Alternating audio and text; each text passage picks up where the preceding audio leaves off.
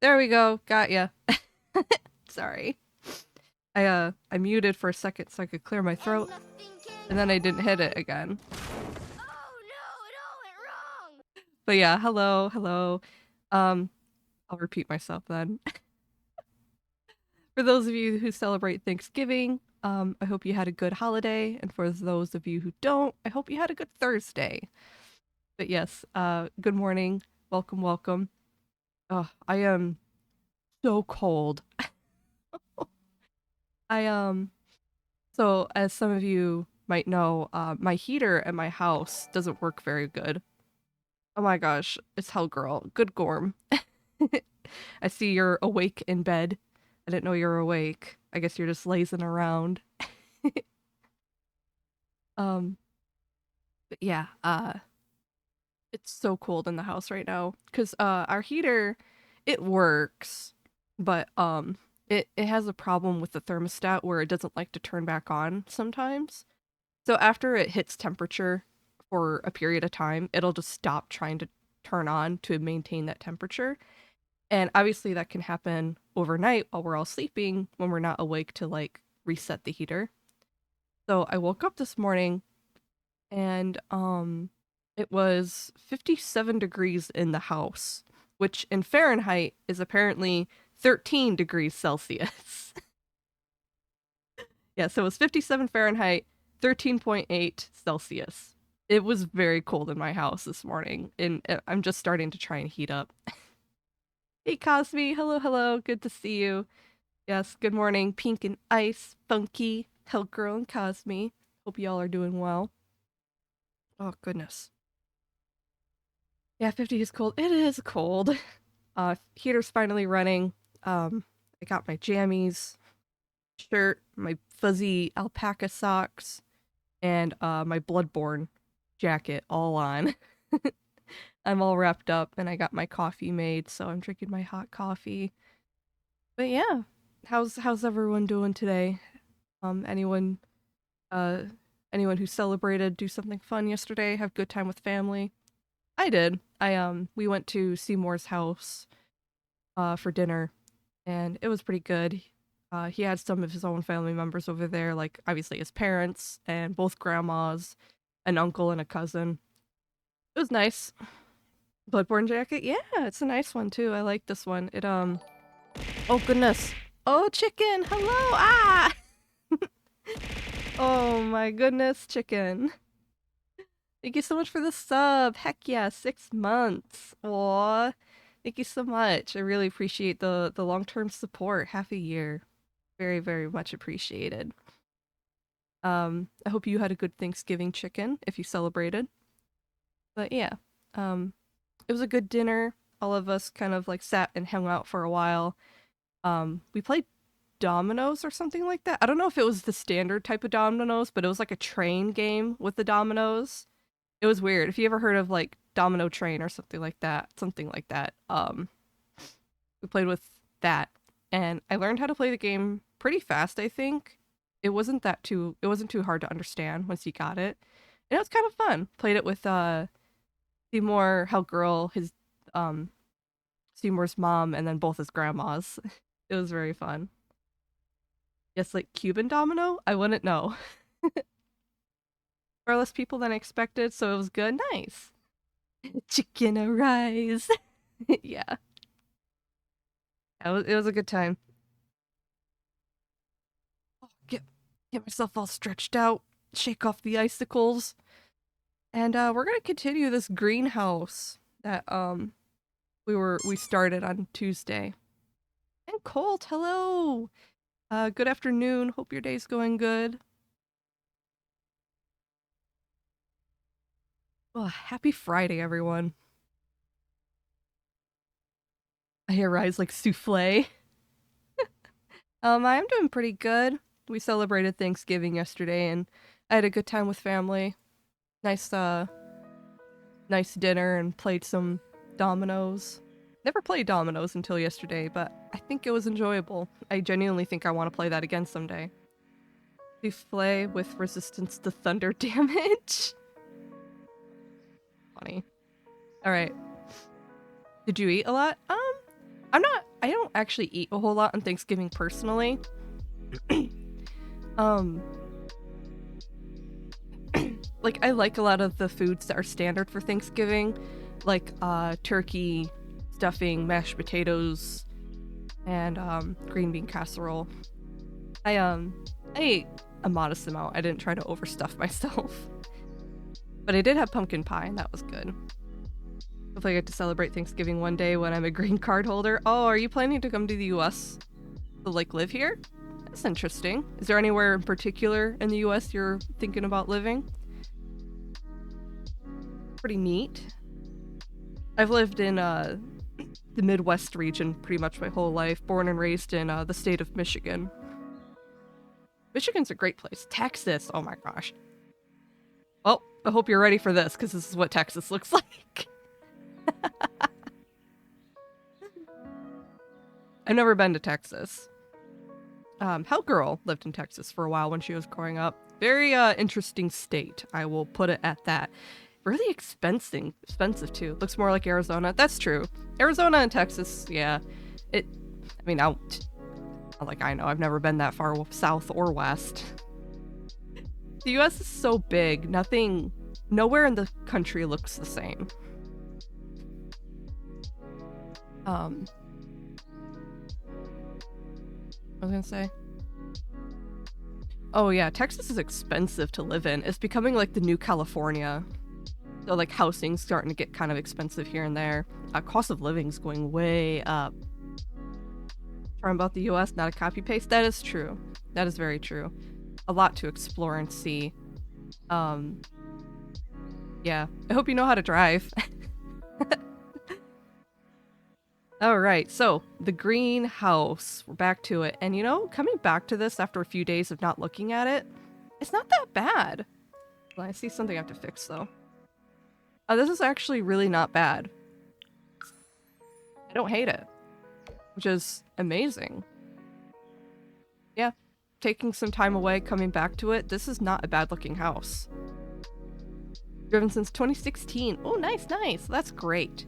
Off to a good start then. Alright. Unfortunately, coming back here, I have seen that all my terrain paint has been deleted, which is a glitch that sometimes happens when you reload a lot. So I'm gonna have to redo all the terrain paint, unfortunately. But I think that's okay, because I'm thinking that I might end up actually building a barn for this house. Because I thought it'd be kind of funny to have, like... I like to playtest all my builds, so I might make a silly gimmick family for this. Probably not like a whole big family, because I don't want to, like, take forever and create a sim. But I might make a green gimmick house family to live in here. And I remembered that this game has green sheep. And what's a better way to really bring out the build besides having green sheep? I think we might do that. But yeah, the inside's very green. Oh my goodness. It's not that bad, all things considered, though. Yeah. I think I've gone past vomit-inducing and into... Man, these people had an idea and they committed to it. I committed to the idea. I think this is okay. We can work off this. We can keep playing this. So I'm gonna start with building the barn out back. Garlic, hello. Good to see ya. Hope your day's going well. Heck yeah. If you celebrate Thanksgiving, I hope you had a good holiday. If not, happy Friday. Friday's always worth celebrating. Well, okay, maybe not always. Some people work Friday. It's so hard. Another place I'm looking is Washington, not DC. Yeah, Alaska, Montana, and Wyoming. Oh my gosh, those are all very low density areas. Washington also has a pretty high cost of living.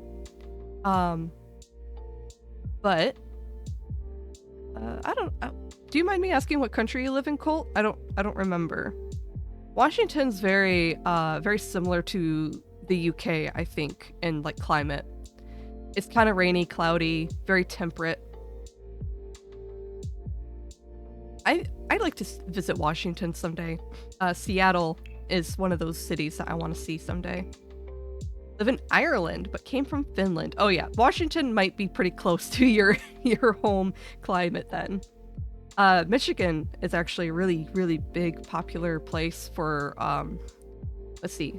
For example, there is a city in Michigan called Holland, and it's called Holland because it had a huge, hold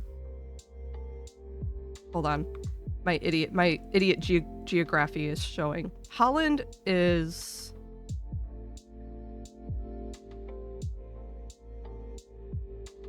Netherlands, yes. I wanted to double check. Yeah, there was a lot of people that immigrated to the US from the Netherlands, and Michigan was a huge place that was a popular destination. So popular, in fact, that there's a city in the state called Holland, and apparently they have like a huge tulip festival and stuff like that, and they have like the classic windmills everywhere too. Very much styled like the Netherlands. It's very, very cool. I love Washington and Montana. The mountains are pretty. Yeah, so Montana might have low density, but it is beautiful. Emma, hello, hello. Thank you so much for the follow. Happy Friday. Hope you're doing well.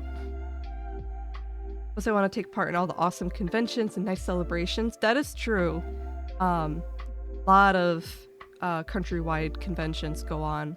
I've been to Chicago for some events, and Chicago is a wonderful city to visit. Very cool. Bat got called away. What's going on? Oh, it's all good. Hey there, Funky. Just kind of chit-chatting about, country stuff. And I'm gonna try and build a big green barn. Not a red barn. I'm gonna be a green barn.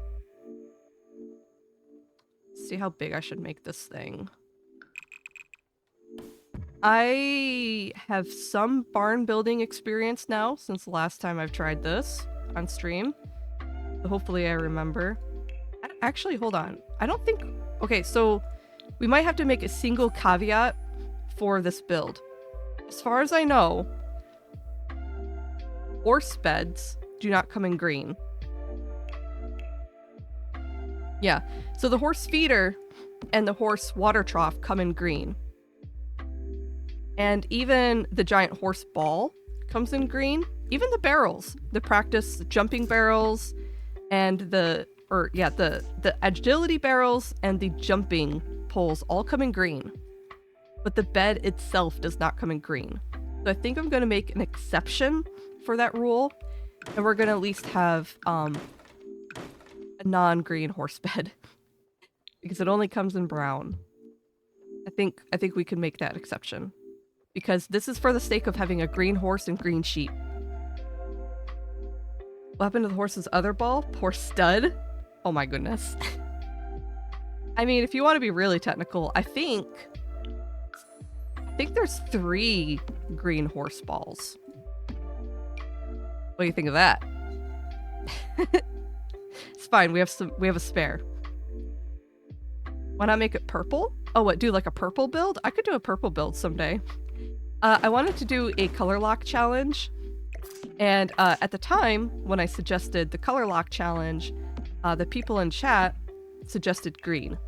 That's why we're doing that. But I mean, heck, if next time I do a color lock challenge, we can do purple. So far for color locks, I have done pink. Yeah, I've only done pink on stream. So, I mean, we got plenty of options.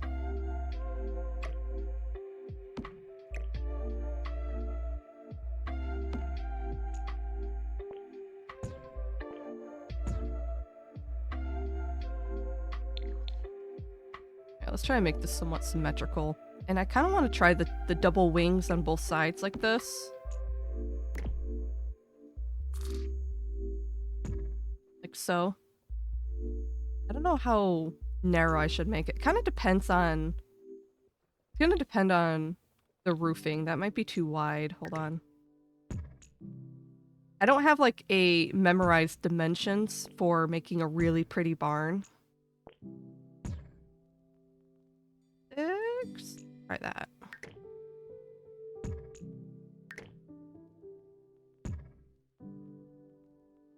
It's kind of weird when the wings are wider than the main, huh?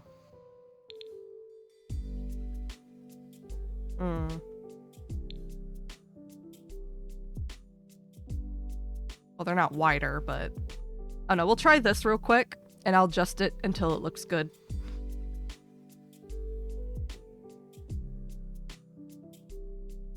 Now add a tube in between. Oh my goodness. Some folks are just greedy. Jaffa Fox, hello, hello. Good morning. Hope your day's going good. Happy Friday. And if you celebrated the holiday, I hope your holiday went well.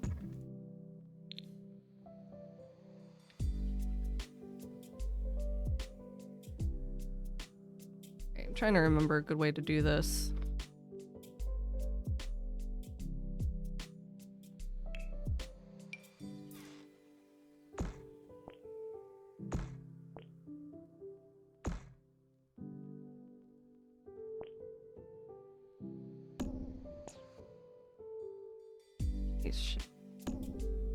There we go.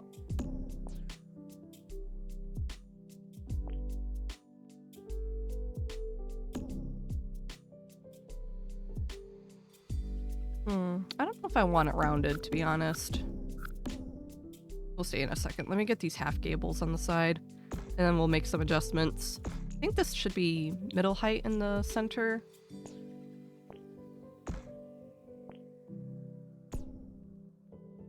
I'm trying to think about what the more modern barn looks like. That does look way too big. I don't like that one bit. I've done this properly like once, and then I haven't really recreated it nicely ever since.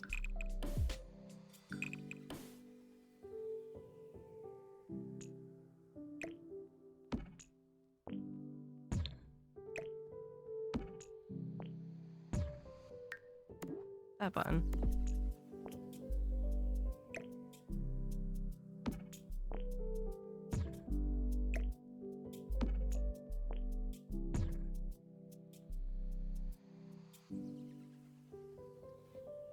Looks a little off. Yeah, we'll figure it out. We'll figure it out. Don't worry. I'll make adjustments and we will fight this until it does look good. I don't really want to settle for half-baked, you know? Yeah, I need barn building practice. That's for sure. I made a whole house that I did a house build where I renovated I built a barn and then I turned it into a house, and that was beautiful. And ever since, I feel like I haven't been able to perfectly replicate that look.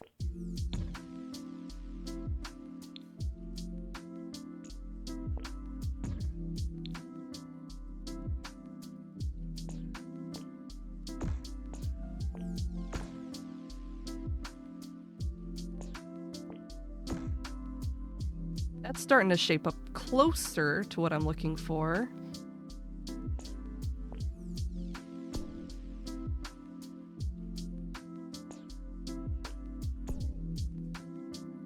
Just a bit closer. If I start putting windows and doors on it, maybe it'll start to look good. I can't make the wings any smaller because that's the size of the horse bed.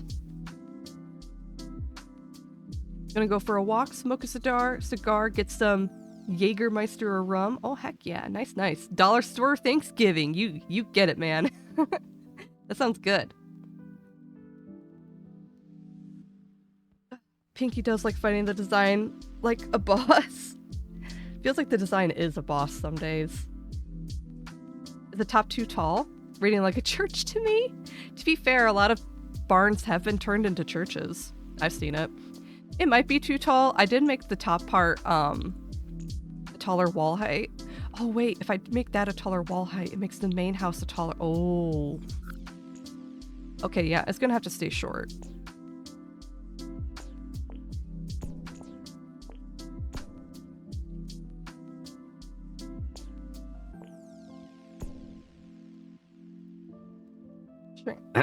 Shrunk it down a little bit. I'm pretty sure the barn doors can come in green, right? Really hinging on that. Oh yeah, they come in green. And it's just big enough to fit the horse door too. So this is like the size the barn has to be if it's all gonna fit.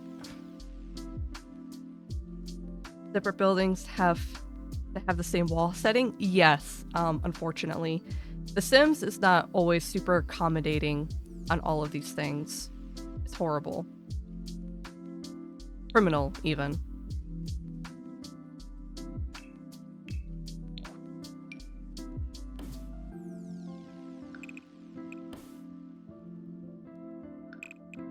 There we go.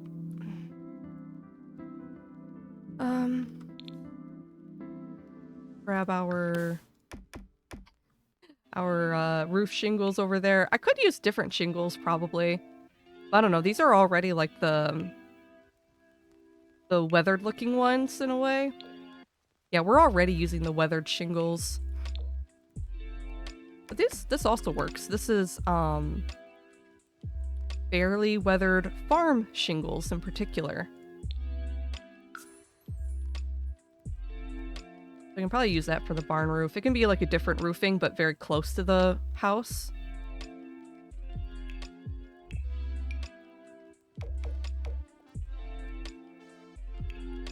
Alright. I'm gonna sort by horse ranch real quick. And thankfully, yeah, we do have plenty of horse ranch options that are in green. Hinging on the doors, as you say? Yes. This whole thing very much hinges on those doors. Ah! Oh, I do have water as well. I have coffee and I have water.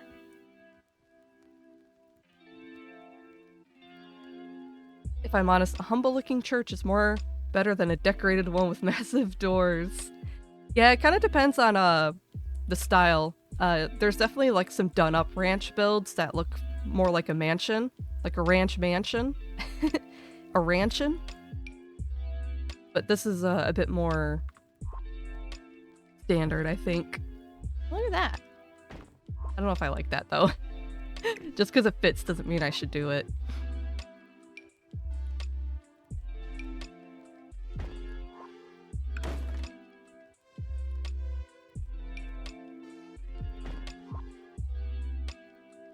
That reminds me, my brother gave me a bunch of stickers yesterday. Oh, that's cute.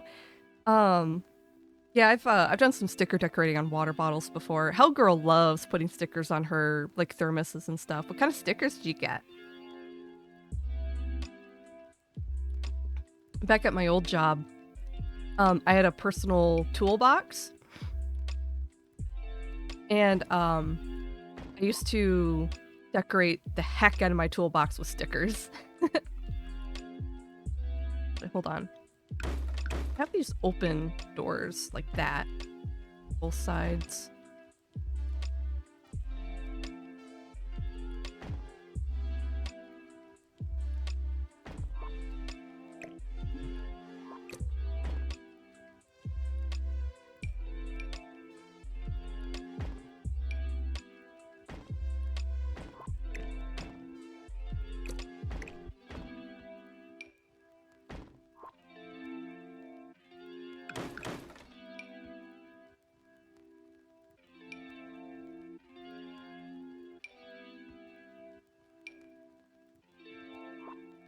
I don't know if I want to put any windows on this back part, actually. Because that looks kind of weird. And when I put these down, it also looked kind of weird. At least I think it looks weird. I guess the back of the barn doesn't really need windows because we can put, like, objects on the back. Whoop. Sorry, I'm trying not... I'm not meaning to be really willy-nilly with the camera today.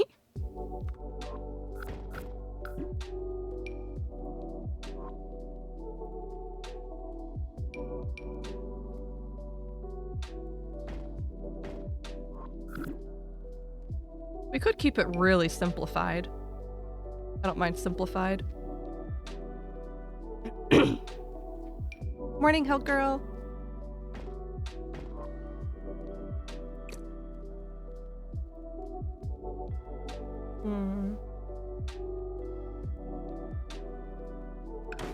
Whoops.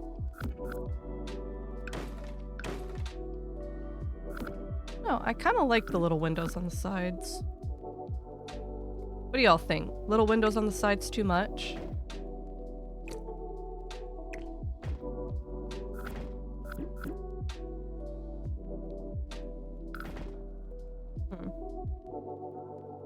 So cute now, we're getting there. Building in The Sims is always like a tough work in progress. It's kind of like art, where things will look really bad for a while and eventually they look good. You just have to keep fighting it until you win. Lines up with the doors nicely. Yeah, it's kind of nice. I think I do like it. Oh, like them? Heck yeah. Thanks. Some local shop stickers. One of them is covered in old Cartoon Network characters. Aw, that's sweet. Also, how is the music, by the way? I've been adjusting my lo-fi to be a bit louder than I used to play it. I don't know if that's a bad thing or not, but if it's ever too loud, do let me know. I'd be more than happy to turn it down if I ever have to.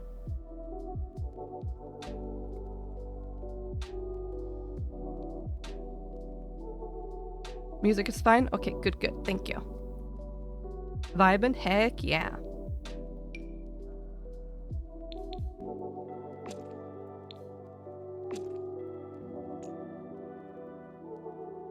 Oh, I wonder if I should build a loft. I don't need to, but I can build a loft. And then we could put like a bunch of hay up there. Actually, is there any hay that comes in the green color besides like... Because there's like decorative hay barrels, right? Hay bales, things like that. There's this thing. It kind of comes in green. Is it listed as green? No, it sure is. Yeah, so we can grab like these little hay bales and you can like size them up and stuff like that. And we can put a bunch of these in the loft.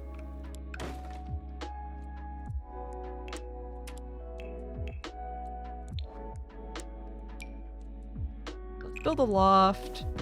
A little smaller than half of the barn. Move the floor there.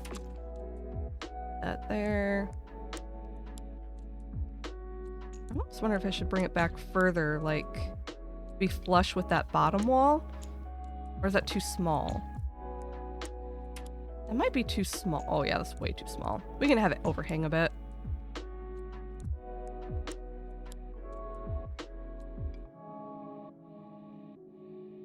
And then put a fencing in the inside.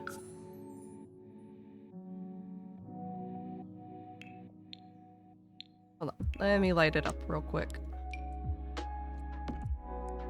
Just so we can see.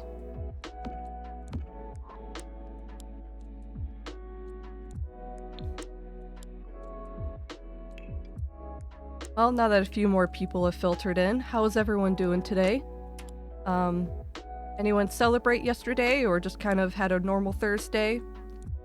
Any plans for the weekend? Not sure if I have any particular plans for this weekend so far. I think Hellgirl and Seymour are going to be working on the house, likely.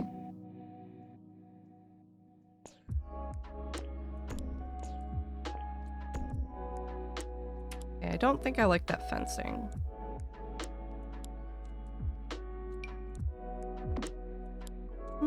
That's not too bad.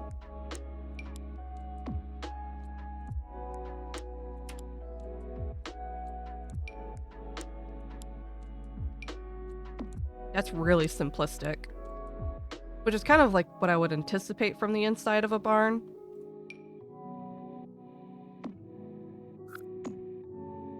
Yeah. Barn loft overhang would be very simple looking like that.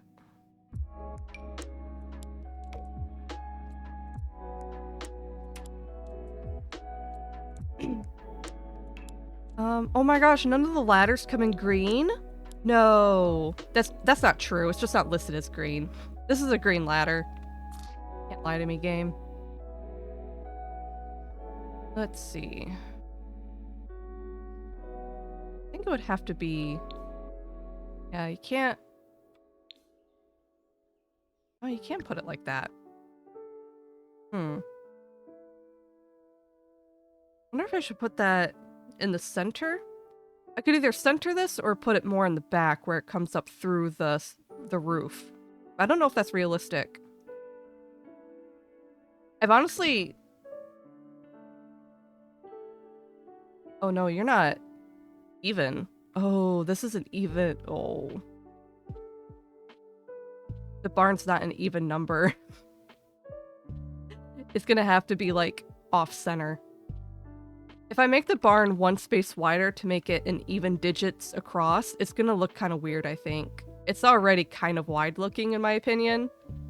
I don't want to make it wider. Oh, that sucks.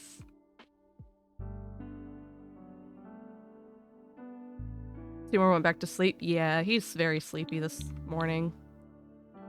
It might have to be off-center, but maybe we can live with that. Maybe it's okay like that where it's at. I mean, so I've never seen like an actual ladder go up into a barn loft before. My only experience of seeing people get up into the loft of a barn has always been either through climbing random assortment of objects to get up there or like climbing a rope.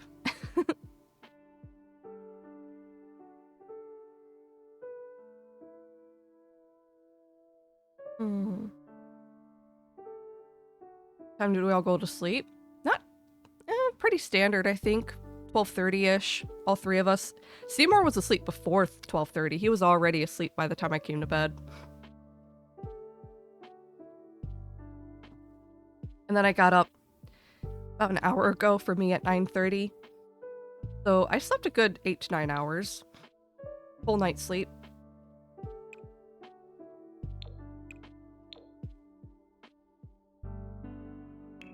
He's just very tired. He's actually been getting a few weekends off in a row lately, but that doesn't really change the fact that he works so much, you know? Ooh. So, this is a really, really good flooring, but this is also the flooring we have all over in the main house, so I kind of want to use a different one. We have this flooring, but it doesn't match the walls very good. Like, it's very rustic. It's very good for a barn. So maybe we should change our inside walls? Oh gosh, that's way too dark. Like, yeah, it works, but I don't like it. It looks kind of sad and dingy. Like you catch a disease.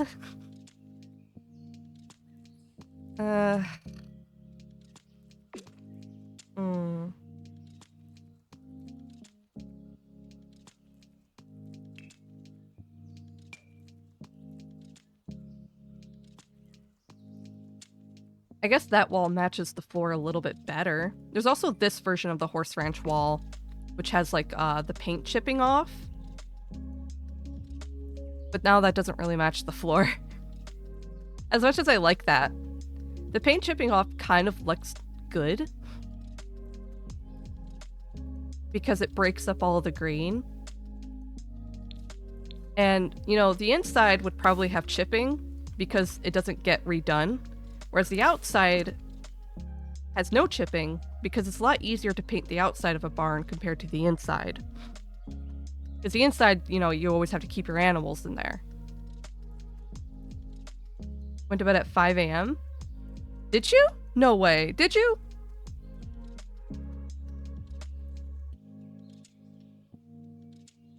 She went back to her room. What are you doing up to 5 a.m.? Did you not sleep?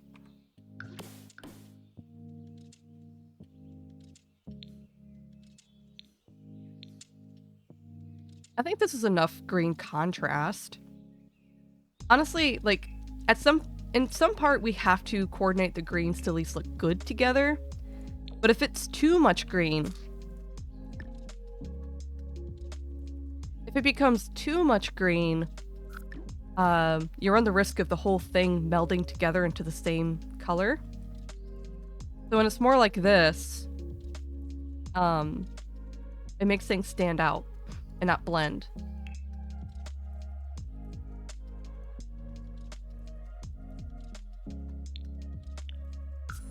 Alright, let's get some columns on the outside of this barn too, so it doesn't look as drab. Even though, not that that really helps because it's the same frickin' shade. It does look better though with it.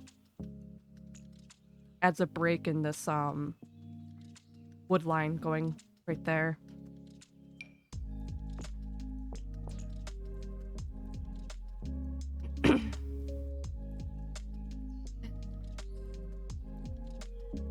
Need to have accents and stuff, exactly. Like white trim. And thankfully we had white trim on this, but I am stuck to whatever is green. Thanks for lurking, Garlic.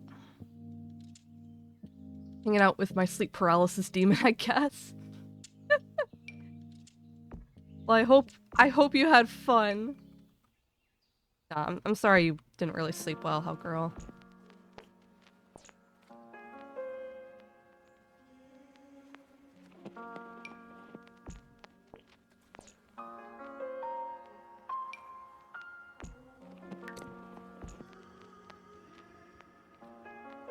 Let's see. We ended up with trim on the outside, even though I didn't really plan for that. Well, I think if I do it like this. I don't think we really need trimming. Not for this style. But there. The columns kind of add a bit of a break.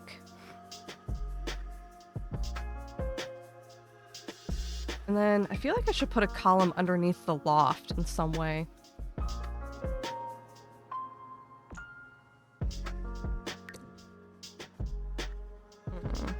I can't put it on the ends because it intersects with the horse bed.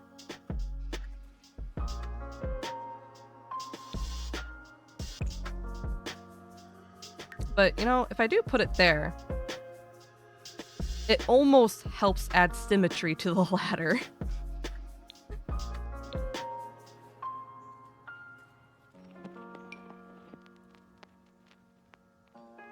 Yeah, I wish I could put columns on both ends, but that gets in the way of the horse bed. And even if I could turn move objects on and place it here, but I'm worried if I do that, the horses won't be able to interact with the bed. Like, it'll cause problems.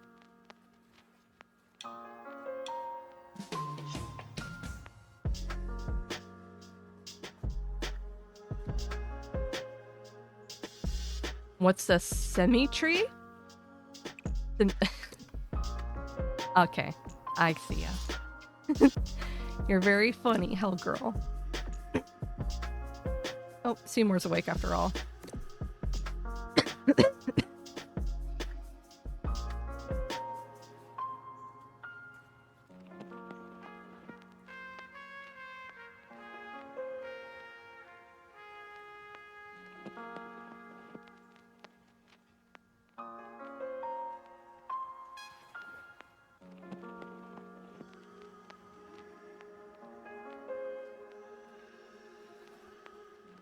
Sorry about that.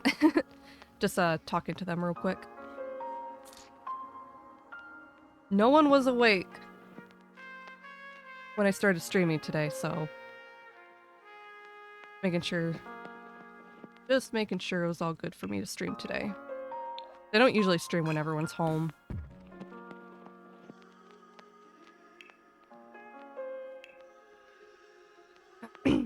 Now, for some criminal reason, the Horse Ranch spandrels do not come in green, and I don't know why.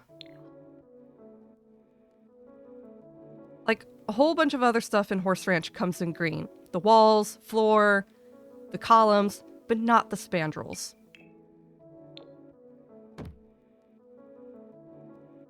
I'm almost wondering if I should just use it anyway. I think inside the house I was using the cottage living? No. I think I was using like something way different on the inside of the house.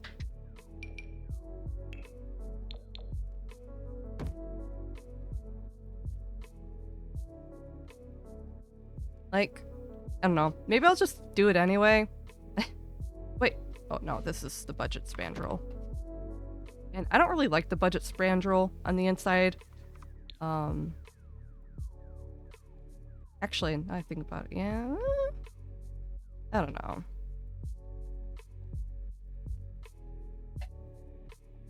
No, it actually doesn't look that bad. I think the budget spandrels will be okay.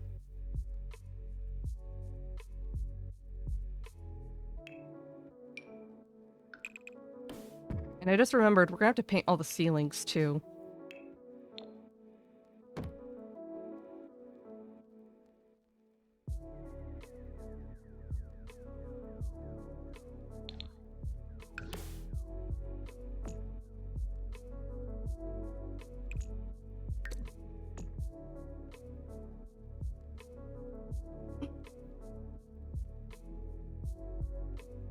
Hmm.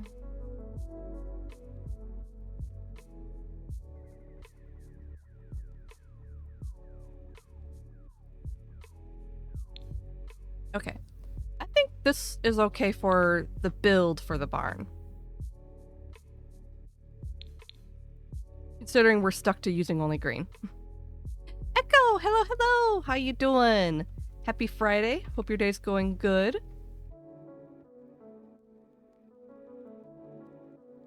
I'm still working on the green build. It's going, I think. Making progress, getting places.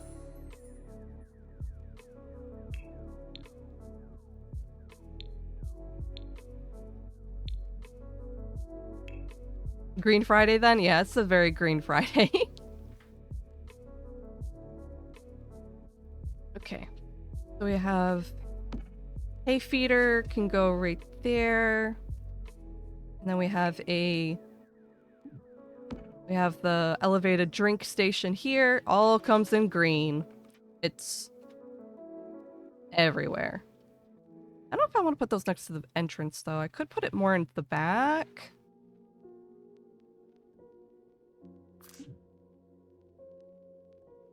I don't know if it looks good right there in particular.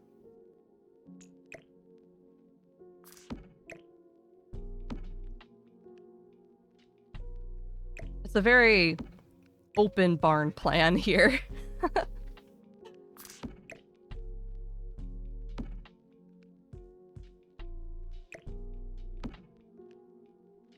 Because all I plan to kind of personally make a family for this house is just like one horse and like 4 green sheep.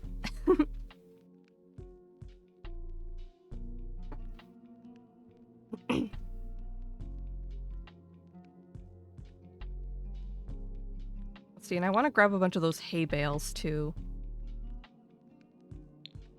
Let me sort by cottage living and horse ranch real quick for decorations. Doing well. Happy Black Friday. Oh yeah, it is Black Friday, isn't it? I always forget about that because I don't really... Well, I don't go out to do Black Friday shopping. If I do any discounted shopping, it's usually online.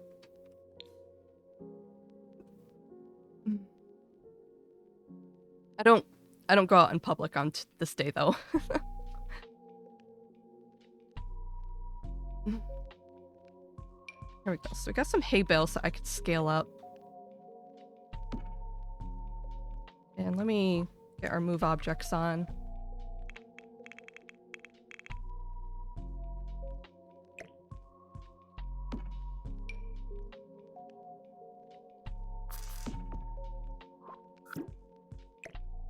So we can put a bunch of hay bales up here.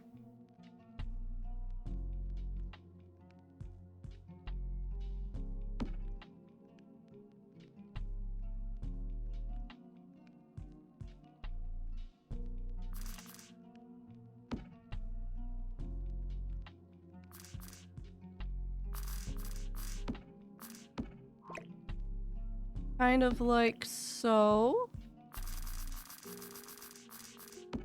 There we go. Now it just all looks like it's just been chucked up here. It's for storage.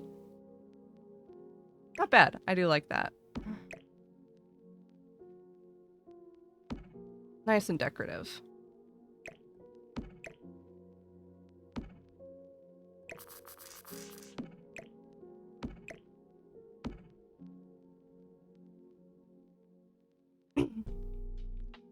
Tim already started off with a bad day. He didn't get any marshmallow in his cereal.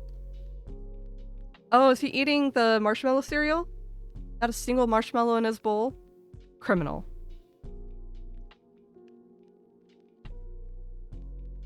Marshmallow-less cereal. It's supposed to have marshmallows in it. I guess we got shorted. I got a loft bed up here would be kind of funny in a way. Almost like a ranch hand lives up in here. It's kind of funny. I'm almost tempted to kind of... No, let's not do that. That can be for a build for another day. Not the green build. Right, we got some decorative items that can go on the back here, like the shovel and the pitch. And then this shelving. All the hats. And the reins.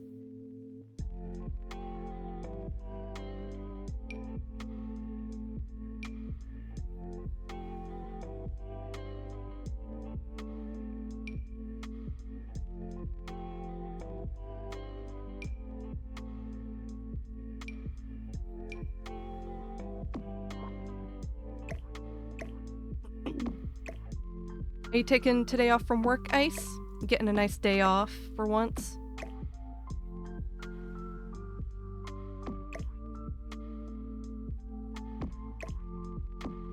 That's not too bad. Kind of works like so.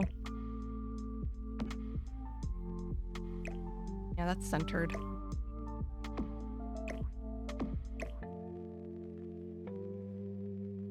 Yes, nice. Good to see. Good to have you here, too. I'm sorry it's so early in the morning for you.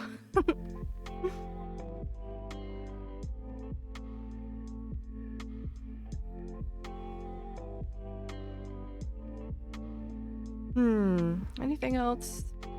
Like a little curio chest or cabinet thing that can go up in here, but I don't know. More of a... I don't know.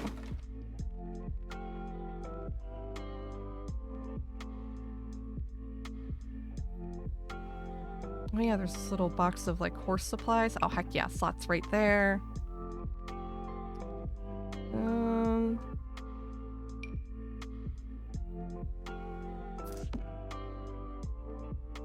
An old damaged horse barrel can go back in there.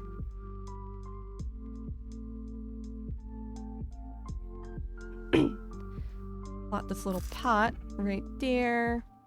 Just trying to come up with all kinds of stuff we can place around.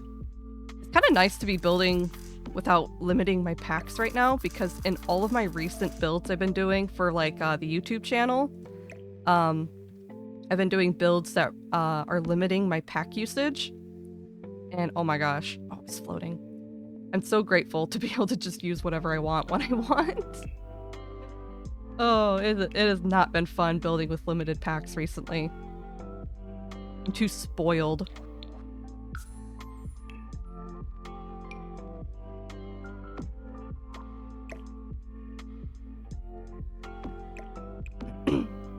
I did a build recently, so I have two speed builds that I've recorded that I need to edit and do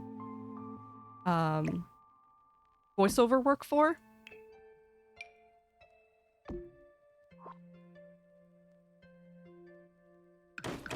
And one of them is a duplex build I did. I rebuilt the duplex in Willow Creek to be a real duplex. Not a fake looking one from the outside. If you don't know what I'm talking about, there's a house in Willow Creek next to the pancakes that's really ugly. It's supposed to be called a double shotgun camelback house. And those houses are typically reserved for like what you call it, duplex housing. And I rebuilt it to be a real duplex recently, and I did it in base game, so it's a full base game build. But yeah, building with only base game is sometimes not fun. Ugh. But I did it. I made the whole duplex in only base game, so I did that. And then soon afterward, speaking of, right now on the Sim Store for PC users, so for PC and Mac, whether you're on Steam or if you're, for Steam and EA, My First Pet stuff right now is free, I believe. So if you go to Steam or the EA store, you can quote unquote buy My First Pet stuff. Like, you still have to go to the checkout thing, but it should come out as completely free.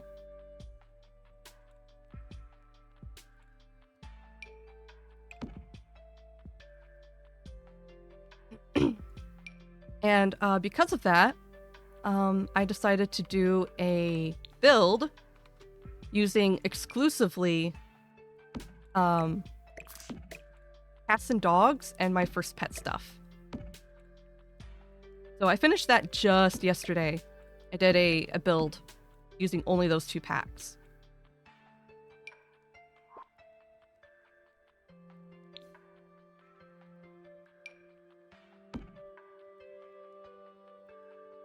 And I think it turned out pretty good. It turned out very cute, very thematic. The base game with 1 free expansion. It's not an expansion. Stuff pack is like the little $10 packs. The thing about My First Pet stuff that was so controversial when it first released is because, here, I could show you a bit of the pack. So My First Pet stuff, it comes with some pretty good clothing options. I definitely like the clothes that come in the stuff pack. But the reason why this pack was so infamous when it first came out is because a lot of the objects in it only work if you have cats and dogs already. So it was kind of like a DLC for a DLC. So it came out with like these pet beds and stuff, but very clearly you can't use these pet beds unless you have cats and dogs expansion. You know, things like that. And the thing is that these are really, really cute. They have like this Dalmatian. They have this pink cat with a rainbow on it.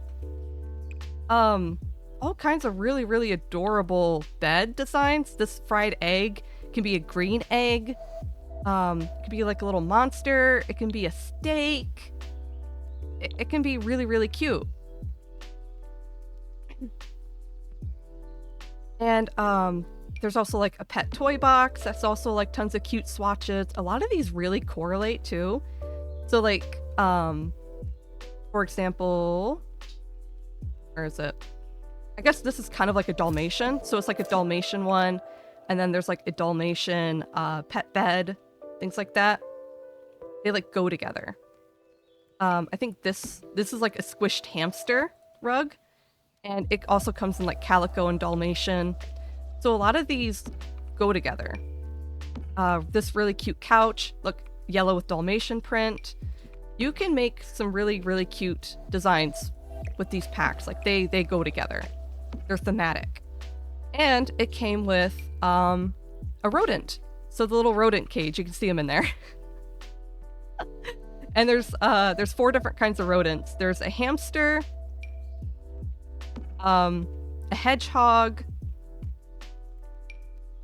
a rat, and this little creature, which is called a boobolus. I don't know if it's a boobolus or a bubbleless, but it's kind of like Sims equivalent to Pokemon. They call them void critters. But again, there's like more stuff that only works if you have cats and dogs. So they have like this cat litter box that also comes in like, where was it? Where are you? Calico. They have like calico stuff everywhere. It's adorable. Look at all the calico stuff. They all look good together. But, yeah. So, long story short, DLC was infamous because of, it was DLC for DLC. But now, it is free. So you can go to the EA app or Steam and just get it for free. And I think that this is totally worth just getting. Free stuff is always worth it. I really actually love this pack. I love this little decal design that technically goes together. So you can line these up on like walls and stuff. And you can build like an entire rodent housing unit with this thing. They all chain together and it's so cute. So yeah, I did a speed build with all of the items from this pack and cats and dogs recently. I just finished it yesterday. And I'm gonna try and get that finished and done kind of soonish because it's, you know, topical right now because the pack just went free. And I think the window for it's free, for being free, is temporary. My first pets stuff free. See how long it's going to be free. Stupid articles with so much. Yes, article. Oh my gosh. It's like pulling teeth looking through articles trying to find specific information. Okay, the pack is only free until January 9th. So it's best not to just like hold off and think, oh yeah, I'll do it later. And then you forget. And then you check back and you're like, oh my god, I remember this was free. And it's like past the window. So if you have Sims, and even if you don't have cats and dogs yet, it's always worth just picking it up right now while it's free. Hashtag not sponsored, yeah. But sponsor me. No, I'm not big enough streamer for that, but oh my gosh.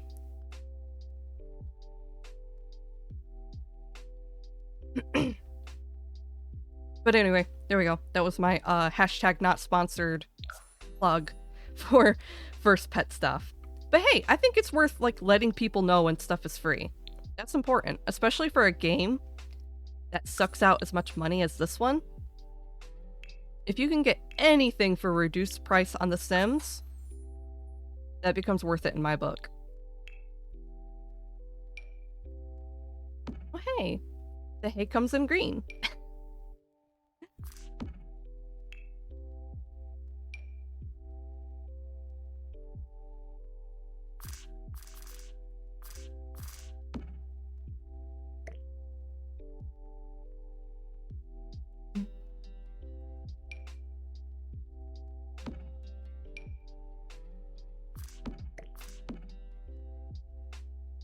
There, we can place like little bits of hay just kind of like strewn around.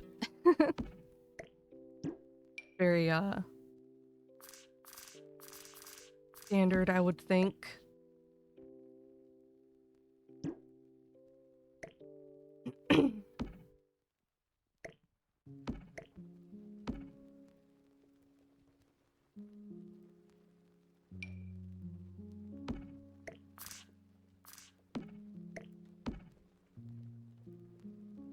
Must be sponsored by EA. They probably pay you in E-bucks and exposure.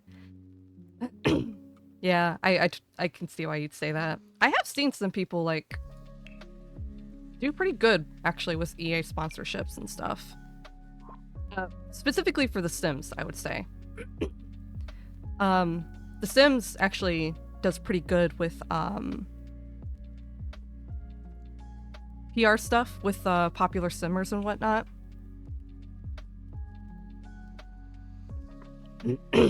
I saw, oh my gosh, I saw The Sims is officially coming out with legitimate merch. So they're actually setting up a real merch store. Oh my gosh, this is so cute. I didn't know about this. A little cow plant, like, height measurer for children. But they're doing, like, they're coming out with official merch for The Sims.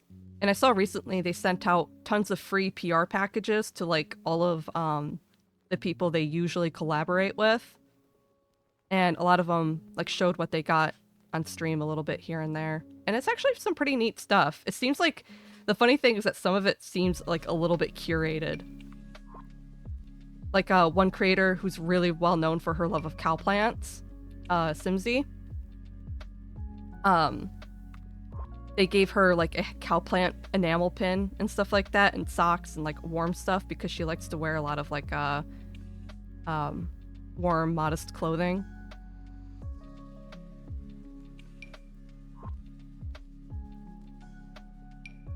Oh, that's cute. Oh, heck yeah. Why would they make merch? T-shirts with green crystals on? Yes, actually, the plum blob. The plum blob is actually pretty iconic at this point. I mean, look at this picture. That's just like a pixelated plum blob. I think they also have like other stuff of this too. It was like an actual plum bob picture, I think. There's all kinds of stuff like that. It's become synonymous with the Sims brand, essentially. Like this is more plum bob stuff. The picture I'm thinking of. I see it all the time. And now that I want to find it, I can't find it. Oh, here, like this too. Plum bob. Plum bob. They have a fan, a ceiling fan. Plum bob. It's a thing. It's the brand. Couldn't think of what else Sims would do. I think they also have some shirts that have like Simlish on it. That's like well-known Simlish, like Sul Sul, which is like their word for hello or something like that. So it's like pastel green t-shirts that say Sul Sul or something like that. But yeah, I like the pins. They had a lot of cute pins and stickers. They had a sticker of the Sims Grim Reaper, like writing on his digital tablet. Because when the Grim Reaper reaps the Sims, he pulls out a digital tablet and he like scrolls through it while he's doing his job. So it's like him holding his tablet. There was like a pin of the cow plant, which is pretty famous part of The Sims now these days. There's surprisingly some stuff. But like, I get why you would think, I mean, what would Sims merch even look like? Even I thought that for a long time too.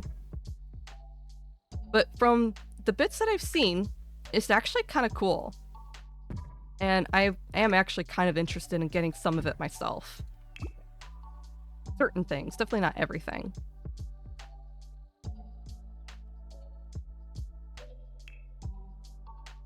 But I'm definitely down for some cow plant merch. If they come out with the plushie of the freezer bunny, I'm sold. Oh yeah, the llama corn. They're also pretty well known for the llama corn, which is just a llama, but with a unicorn horn and wings.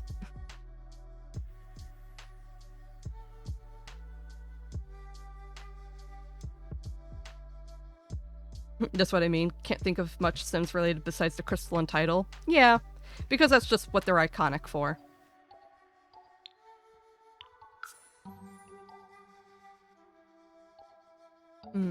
Let's see. 4-hour surrounding fence. We don't exactly have the horse ranch fencing, I don't think. Yeah, it doesn't come in green. And I think it'd be too cheaty if I used that. Even though I like it. We do have the cottage living one. I guess that works. It's not terrible.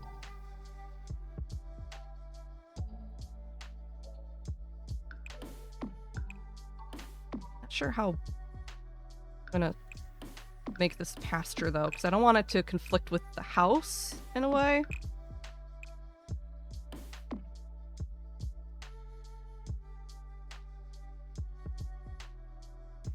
I could scoot the house over, I guess, huh? Make room for a proper pasture.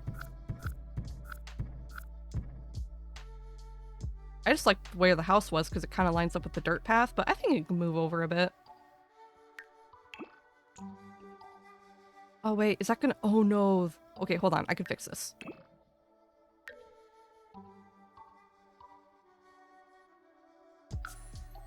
Do it like that. I'll move over one more square.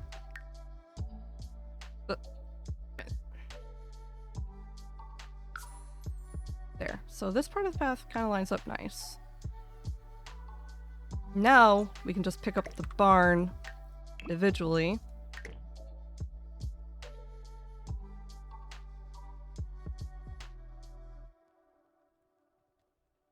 Ooch.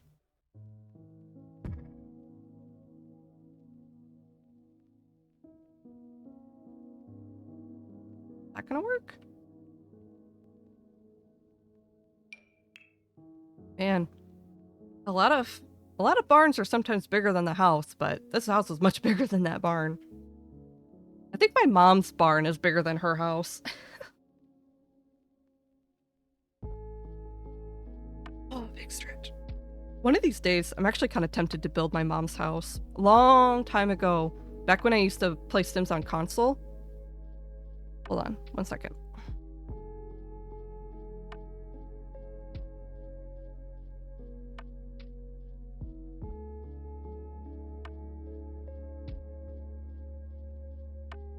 Alright, sorry about that. My camera was starting to fall. Back when I used to play Sims on console, Sims 3 on console, because, you know, I was a wee little lass, and when you don't have a lot of money, or your parents don't give you a lot of money for video games, you gotta work with what you got. So the console was obviously cheaper for child me. I played Sims 3 on console, and I made my mom's house. But nowadays, I'm almost wondering if I could do it a lot better.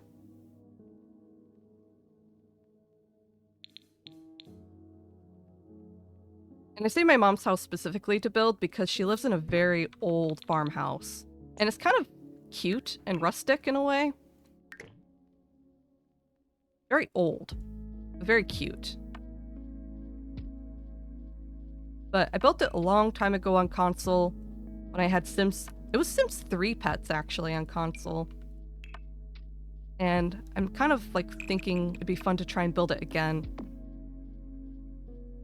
Whether I do it in the current updated version of her house right now or more in the old style of how it looked when I was a child. But I think that'd be kind of like a fun little stream. Like, here, check out my old childhood home.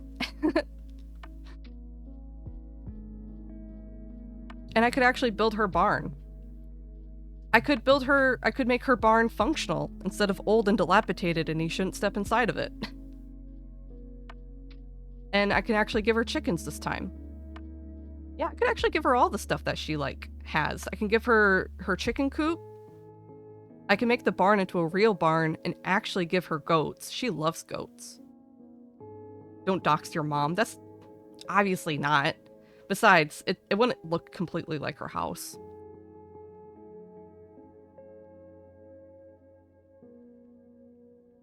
She lives in the middle of heckin' nowhere. Zero reception, crap internet.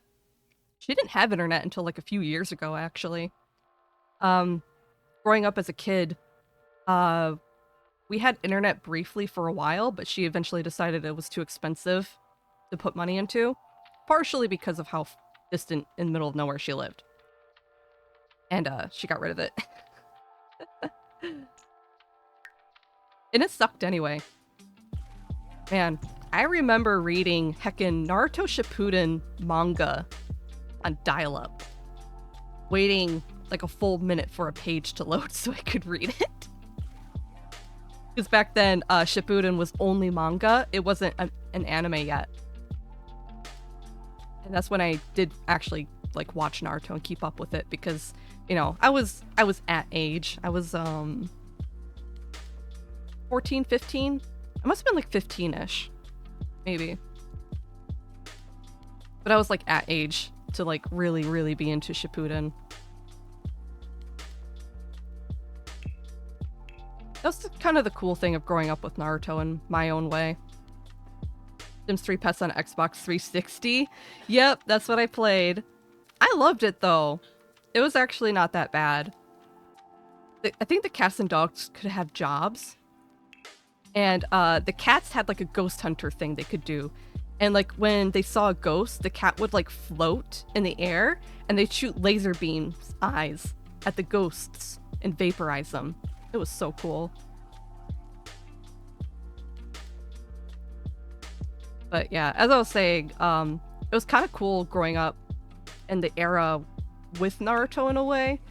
So you know how some people say that they grew up with Harry Potter? I kind of grew up with Naruto. I started watching it when I was, 12-ish? It was before the anime dub came out. Before the English dub came out. Back in my day, I watched Naruto before the English dub. But yeah, the dub wasn't even out yet. So I was watching like on YouTube part 1 of 3, Naruto episode 100 or something like that.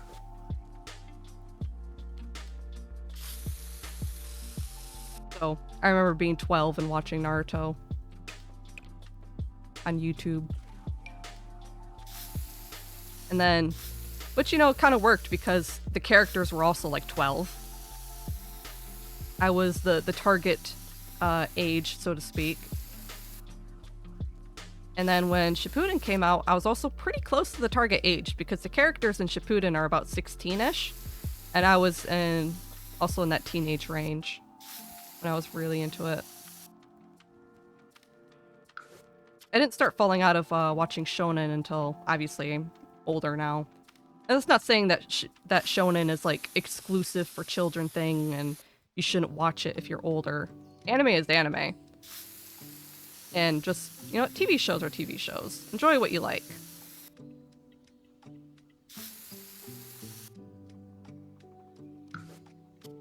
I can't remember the last shonen I've watched, though, now I think about it. Besides, no, it was Hero Aka. I don't keep up with it. I'm terrible at keeping up with shows. I don't watch anything. I'm bad at that. But I really liked I always called it Hero Academia. It's supposed to be My Hero Academy, but I just call it Hero Aka. I watched a lot of Hero Aka. And then, yeah. I was reading the manga for a while. Making me feel old. I'm sorry. I'm sorry, Echo. We're all kind of dating ourselves with this conversation. Hold on, come on. Can you spin? Actually, no, don't spin. But, thinking real quick. I remember when Hero Aka first came out, it was, the Japanese sub was just starting to come out.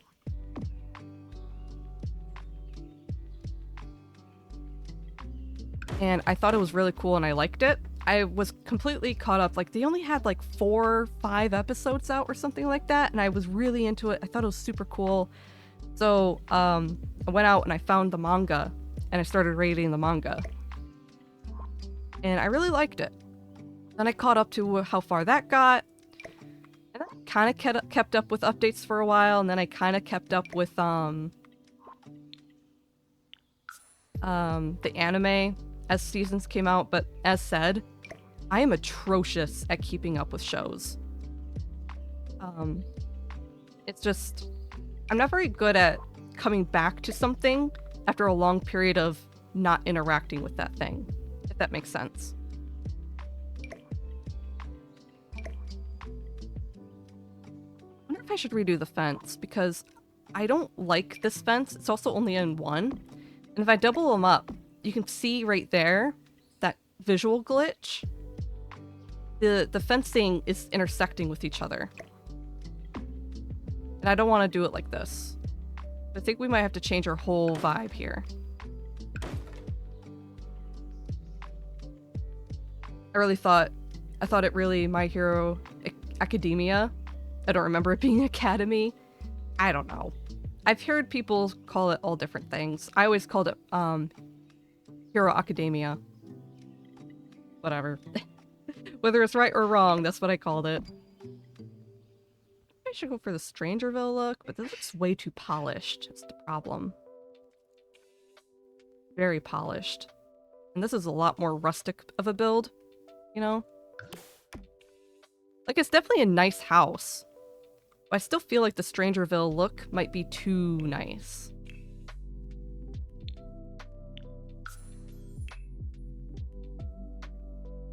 But ever since Hero Aka, I can't really recall any shonen I've watched.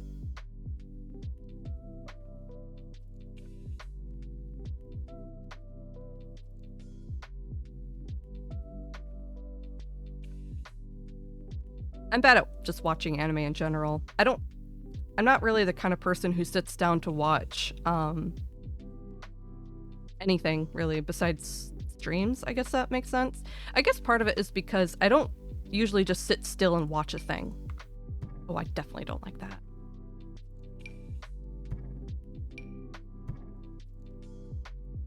Tiger Bunny shonen? Is Tiger and Bunny a shonen? I thought it... No, you're right. It is a shonen. It's not a seinen. It's not mature enough to be a seinen, I don't think. What?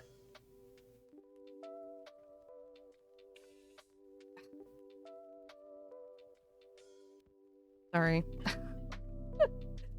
I'm not used to streaming when everyone's home.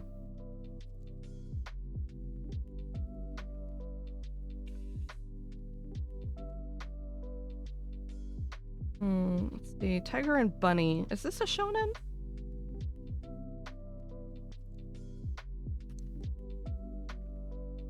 Huh. It was not published in... Wait, Weekly Jump. Oh, it was in Weekly Young Jump. Oh, a Japanese seinen manga publisher. So it is seinen.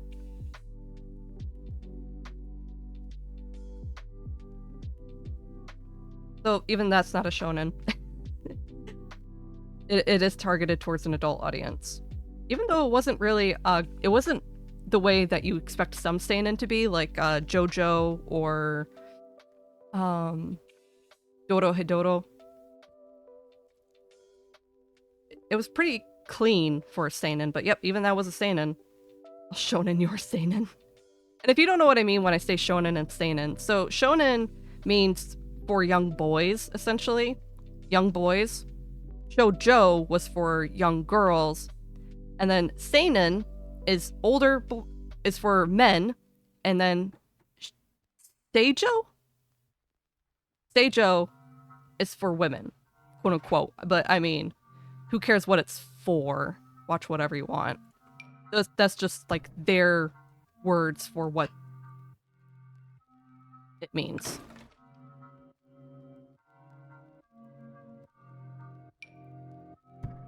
I don't know what to do with this fence. I don't like anything. You said before anime is anime. Exactly. I'm just defining like what the words mean. So they all have like a target audience, so to speak. So those words mostly just mean this is the target audience, but you know what? Do you?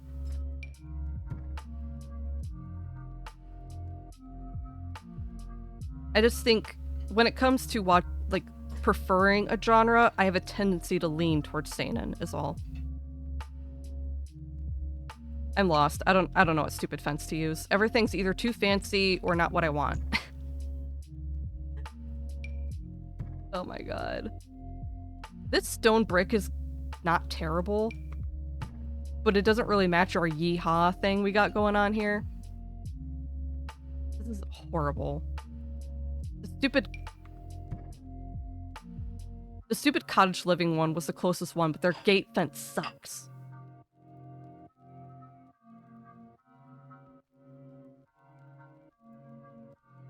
But if any of y'all are looking for some really good shows, I do have personal recommendations. I don't talk about anime a whole lot when I stream, do I? But I do like some animes. And I highly recommend, obviously I was talking about Tiger and Bunny. Tiger and Bunny is kind of like in the theme of Hero Aka. So it's a world with superheroes in it and stuff like that. Kind of X-Men-y in a way. So it has like superheroes and whatnot. And they're called the Next. And it's a lot more like, it's a lot closer to X-Men than Hero Aka is, because the people with superpowers, the Next, are a minority. It's not very common. Just like it is in X-Men. It's not very common. And the main character is a man. What's his name? See, this is why I'm bad. I'm not selling this very good, am I? It starts with a K. Hell, girl, help me out. What's Tiger's real name?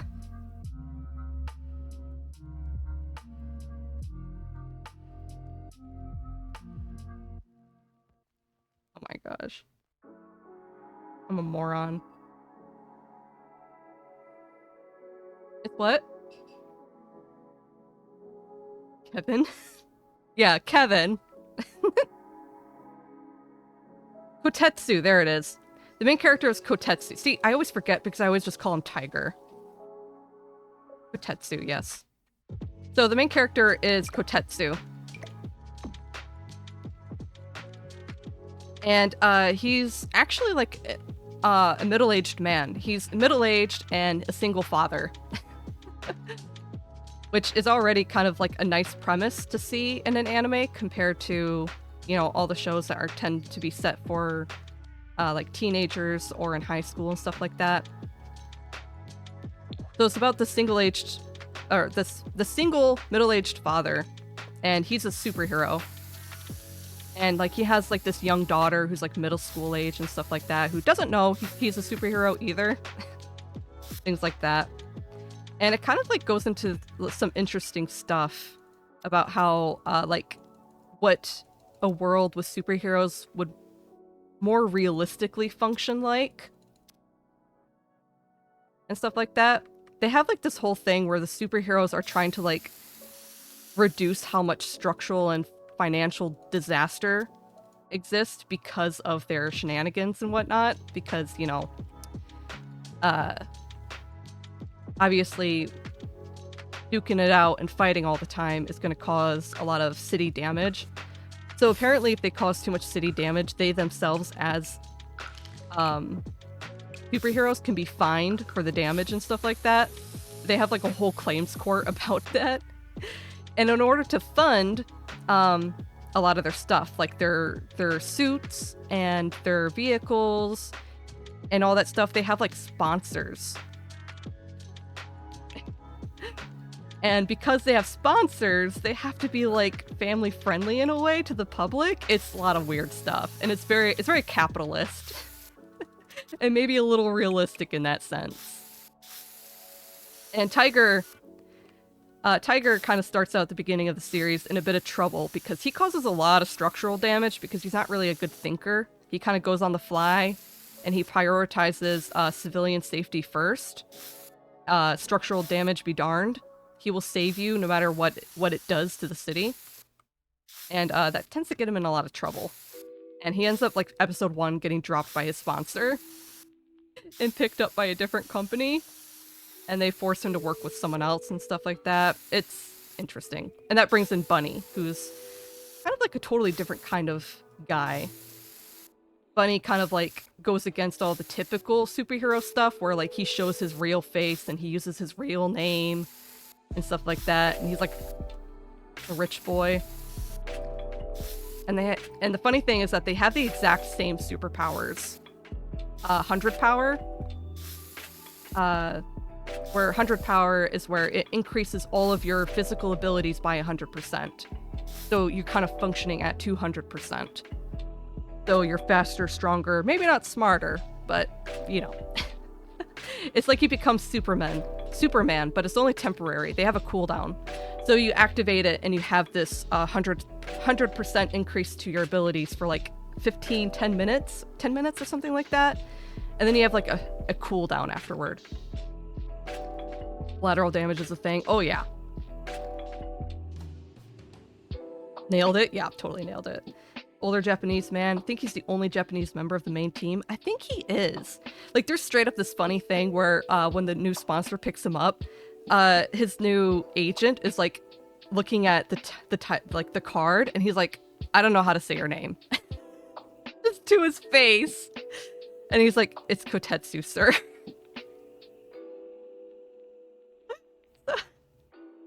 It's very much set in an American city. He's a Japanese man in an American city.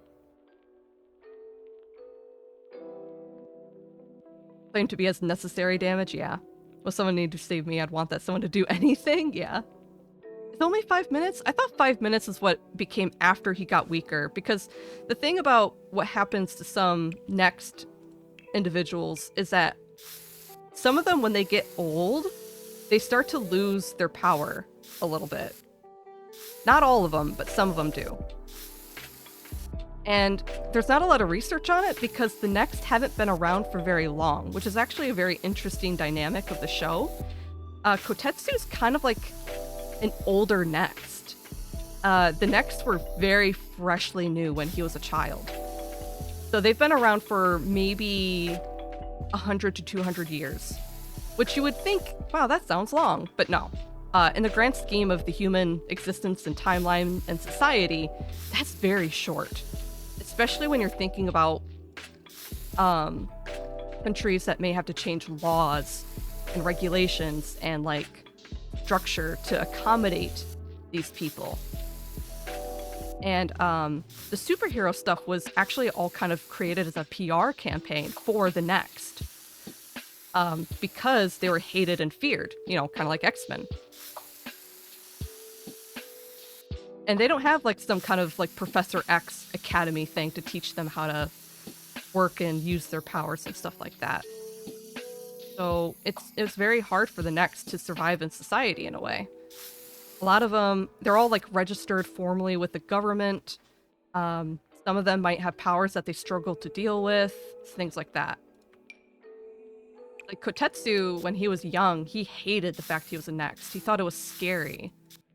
And it's not until he met a superhero that saved his life that he kind of like got inspiration to use his power for something to inspire and help other people. To like teach other people like, hey man, I know it's hard, but it's okay.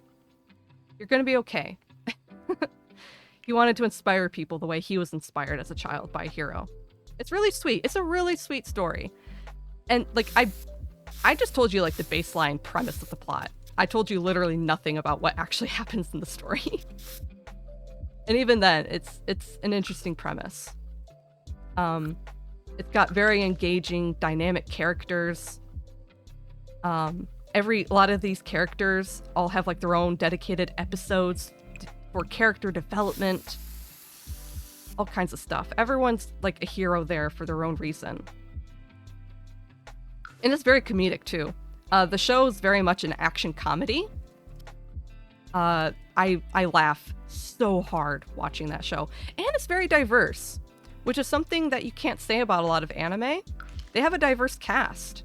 They have people of all different types of ethnicities, sexualities, identities, which is awesome. One of my favorite heroes is a non-binary character. And they use like fire powers and stuff like that. And they're like, I don't know, they're really cool. So things like that. And then obviously my favorite character is one of the villains. Yuri Petrov is my poor little meow meow. I love that man. He looks sick and tired, dead on his feet. He's gorgeous and beautiful. And now I'm just gushing.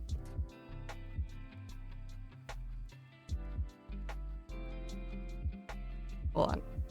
I got it. Hold on. Here you go. This is my boy. This is my man. My first anime crush in literal years is Yuri Petrov. I think he's like in his late 40s. He's in his 40s, I think. That's what they say in his profile. But yeah, I gotta love my tragic characters. And he's gorgeous. He looks tired. He spends most of the series looking absolutely miserable and sad. But yeah, so, first anime crush in literal years. And it's a 40-year-old lawyer. Wow, amazing, right? Oh, not a lawyer, he's a judge. He started as a prosecutor, now he's a judge. But anyway, that's a bit of my anime recommendation rant for ya. So you like older men? I don't think I have like a specific preference besides tired and sad. At least when it comes to men, maybe. My tastes in men and women are different.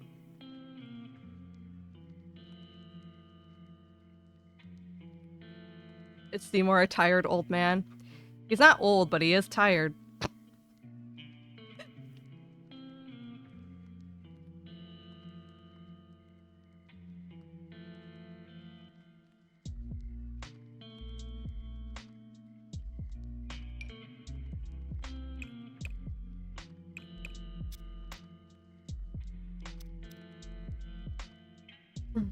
Seymour's actually younger by us. A little bit. He's like a little bit younger.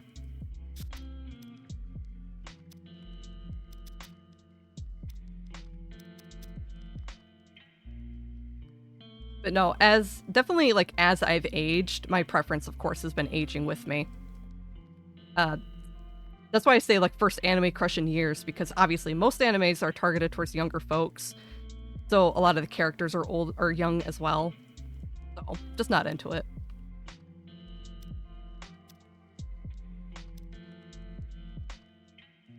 And that kind of circles back to how it was kind of fun growing up with Naruto, because one of my very first anime crushes in my life was Gaara. I had a crush on Gaara as a kid back when I was 12, and obviously the character was 12. Even when he was like evil, I had a crush on Gaara as a kid. And then when Shippuden came out, he became a good guy in the Kazekage, and I'm like, oh my god, he's having like a redemption arc. And I still had a crush on Gaara as a teenager, and when his character was a teenager. And now, obviously in Boruto, he's a full-grown adult. And I still like him. I still love my Gaara. That never changed. Cradle Snatch? Don't... Oh, come on. Seymour's already made that joke. Cradle Robber? He's called us that before. We're not even that much older than him.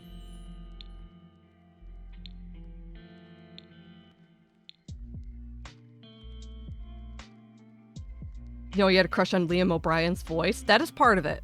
Okay, so obviously, not specifically, because I had a crush on Gaara back when I watched the original Japanese version.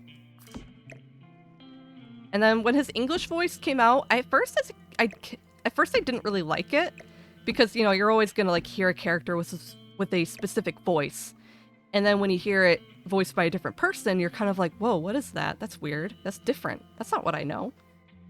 But like nowadays, I hear Liam O'Brien's voice, and I'm like, oh my god, I love this man's voice. Some of you probably know Liam O'Brien from Critical Role. But he plays a lot of characters I really like. He played Gaara, obviously, and he's Yuri Petrov's voice. That's a big part of it. Yuri Petrov, the guy I just showed you on screen with the long white hair, Liam O'Brien is the voice actor. Because of course, you know. Yeah, he's done a lot. Oh yeah, he was Vincent in Ergo Proxy. I kind of had a crush on Vincent too. See?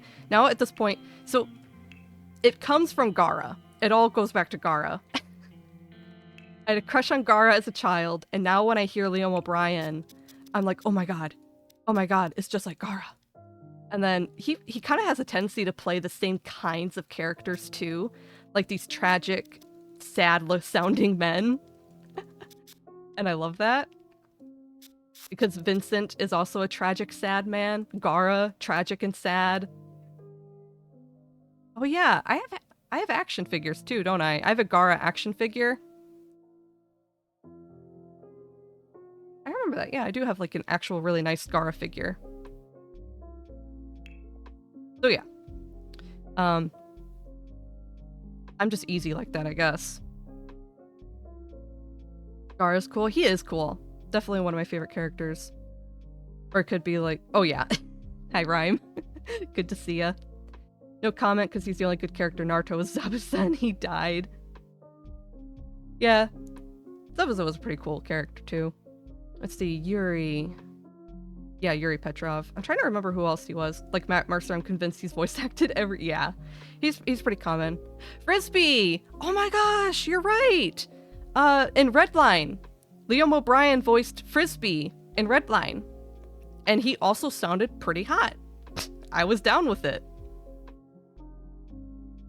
I remember that whole time I recognized his voice immediately, and I'm like, oh, dang, he sounds smooth. He played that role very good. Very sexy. Ads incoming? Yeah, we got ads coming. I have ads kind of like turned back on. Apologies. I can never agree with what I want to do with ads. Do we ever, do we ever know what to do about ads?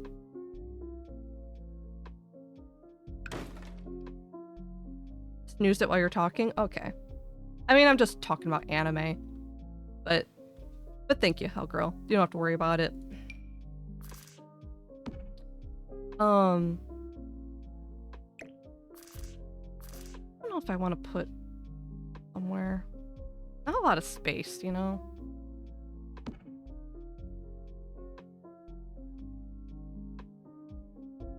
I mean, we don't need this much prairie grass, to be honest.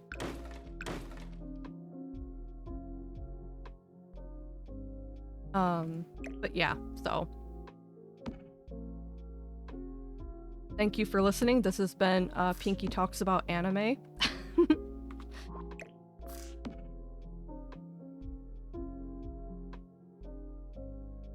I could keep talking about anime. Depends on how much you guys want to listen to that. I don't have anything else on my mind right now. I'm just, oh my god. I'm just fighting this stupid terrain paint.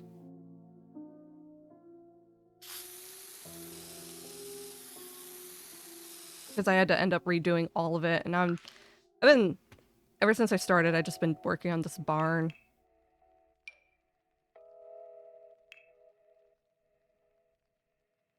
Figured out there really is merch out for Tiger and Bunny. Oh, yeah. Yeah, I would like a Yuri Petrov figure. That'd be so cool.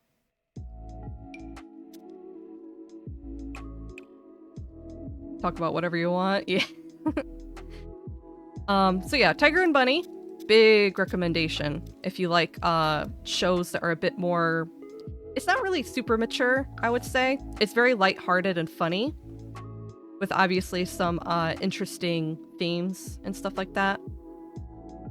But if we go into darker content, so to speak, I think one of the more dark humor shows I've watched recently that I really liked was Super Crooks. Super Crooks... Oh, by the way, I just want to iterate that a lot of the shows I watch tend to be kind of shorter. I don't watch a lot of like super big long series shows. Part of, what I've all talked about, how I don't have a good attention span for keeping up with TV shows. So most of the things I recommend aren't going to be like giant series that you have to like commit to watching. So Tiger and Bunny is only 2 seasons. And Super Crooks is also only 1 season that I'm talking about right now. It should have been 2 seasons, I think. Like they had a really good arc. The first arc was really, really good. And then they kind of like followed it up with a second arc. It should have been 24 episodes, honestly. I miss shows that had 24 episodes for a full season instead of 12.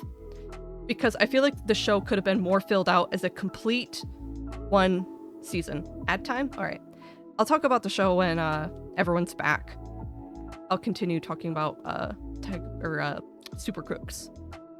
But yeah, I have a tendency to watch shows that are much shorter, so I can actually keep up with them. Because thinking back on it, there's some shows that I still haven't like caught up to watch in a while. Like, what is it? Beastars? I need to catch up on Beastars.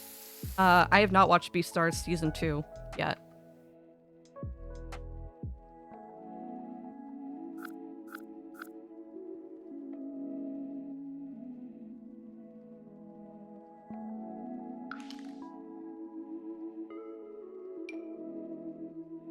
And I really should, because Seymour loved Beastars season 1, and then he went and read the whole manga. It sounds really cool. I do need to catch up on it. Full posable SH figures? Who's SH? Do I get Tiger Bunny and Lunatic? I don't want to spend too much, and we don't have a lot of space for stuff. But so if you want something for yourself, I won't tell you no, because that's for you. But if you're asking for anything for me, I would probably want just Lunatic for myself. I like Lunatic.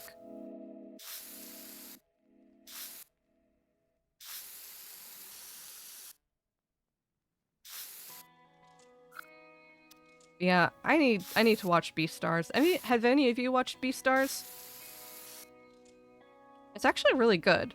You don't have to you don't have to be a furry to like Beastars. I know a lot of people are immediately turned off because they're like, "Oh my god, it's the furry anime."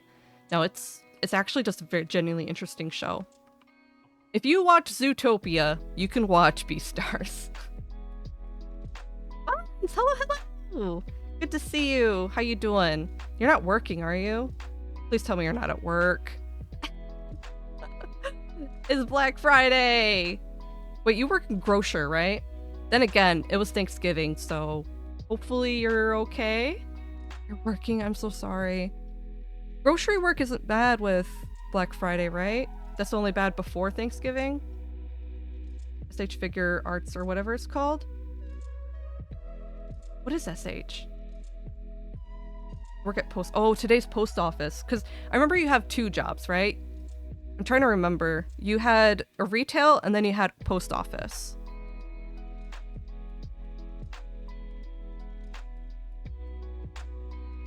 You're at the post office today?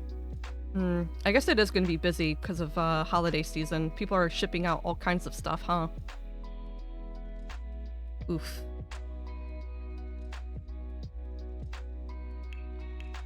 Yeah, I feel ya. I actually should think about shipping a Christmas present to my sister.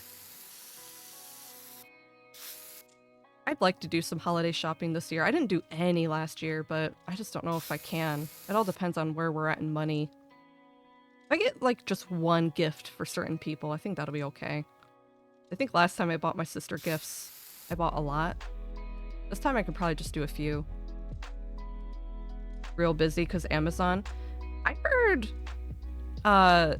in Europe, which country was it? One of the European countries is calling for a full strike of all Union Amazon locations for the Christmas season, I think. I don't remember which country it was, though. Was it Spain? I don't think it was Spain. Neighbor, hello, hello! Good to see you! Happy Friday. Hope your day's going well.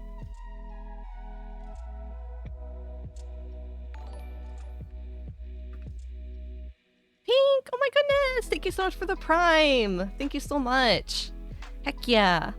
15 months! Oh my gosh! I've been streaming for 15 months. That's amazing. Yeah, thank you so much. Super duper appreciate it. The Amazon faces Black Friday strikes. Oh, US as well. Mostly in Europe, though, I think. Amazon workers are striking and protesting across 30 countries on Black Friday. Wow. A lot of places in the European Union are striking. Been lurking hard. Oh no, that's fine. Lurking is fine. It's a sim stream. This is like prime lurking content, to be honest.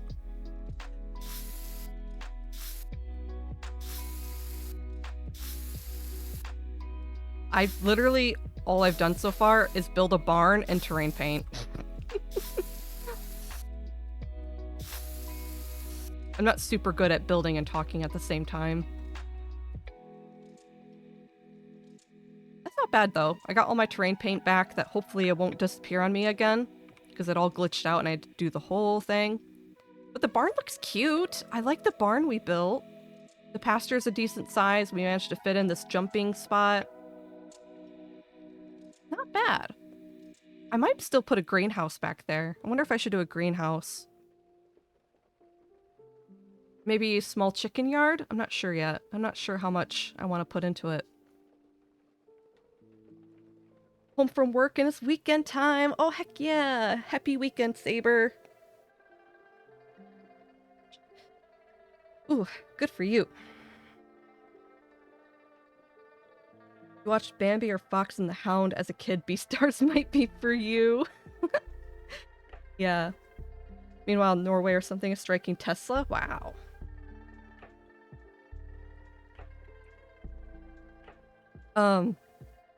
Yeah, as I said, you don't have to be a furry to watch Beastars. It's kind of like, it has a lot of the same premise as Zootopia did, because Zootopia did a lot of, like, they did some talking about, like, what would society be like if predators and prey lived together side by side, but, like, in a humane society with laws and rules, you know? And Beastars kind of took, like, well, they didn't take that idea and run with it, but it is the same idea, but they ran with it. And it goes deep, hard into what society would look like for people like that. Like prey animal people being constantly afraid of being eaten alive or kidnapped and sold on the black market as fresh meat. Whereas predators, you know, are always constantly fighting their urge to kill another person is the thing too. Because they're fully sentient people, you know? That is killing and eating another person. That's scary and sad. So they, and like, you're kind of fighting urges like that. Beastars is so horny. Oh yeah, it's a little horny too. Yeah, I ship, shoot, I remember Louie's name, the deer. What's the wolf's name again? See how bad I am with this? What's the wolf's name? But I ship it. And the bunny. They could be a polycule.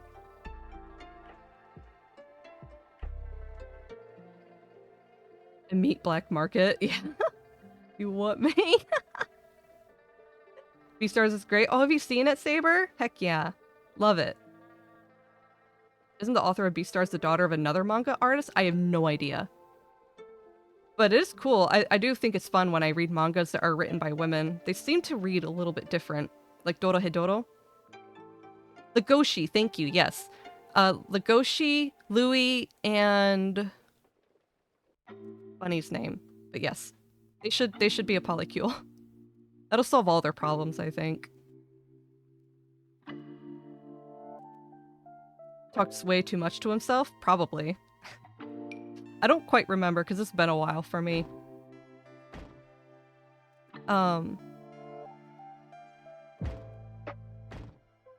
yeah, I really like that show. That's definitely like another seinen that I highly recommend. I don't know if season 2 caught up to the manga. I don't know yet because I haven't watched season 2. Because, yeah, I'm bad at keeping up with stuff. But very cool show.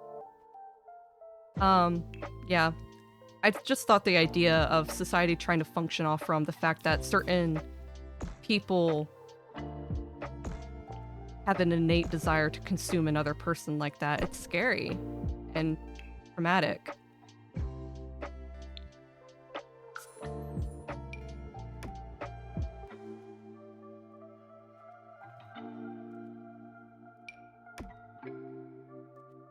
Think you can't solve all of life's problems by polying them? Yes, I can. Watch.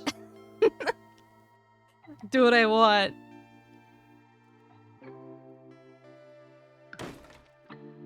I think a lot of life problems can be solved if we just form a polycule and get over it. It doesn't even have to be a romantic polycule. We can do it platonic. Love being platonic with my bros.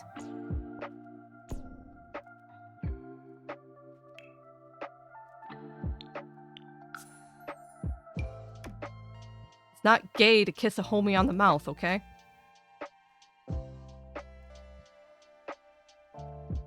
Head-shifting characters before you watch the second season. Yeah, I am saying polycule before I even watched season 2. I know. I know you're the one that actually watched it. How are we feeling about this greenhouse?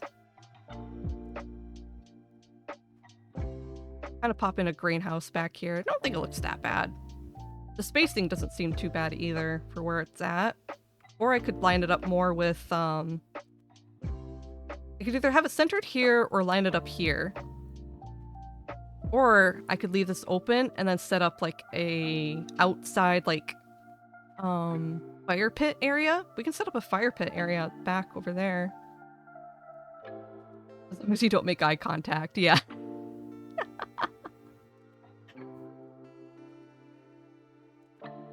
Close to my bro on the lips with my eyes closed, because not gay. There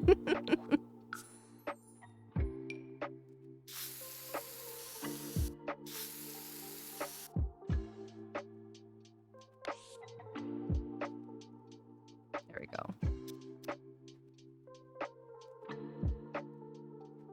With the homies, hell yeah. Probably it would be one book if polyamory was on the table. Exactly. But we're gonna pretend Breaking Dawn didn't happen. We're not talking about how bad things would get if Breaking Dawn still happened in that scenario. I do not support forming a polycule with your boyfriend being with your daughter. That might be a little weird. Might call that one a little weird.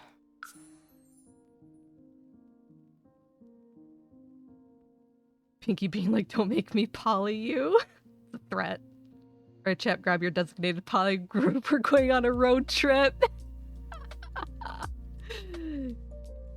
Yep. Get in the car, loser. We're going on a poly road trip. I mean, isn't that the plot of Final Fantasy 15? See? I do it to everyone. Final Fantasy 15, the poly group road trip. Do it to whoever I want. Can't stop me.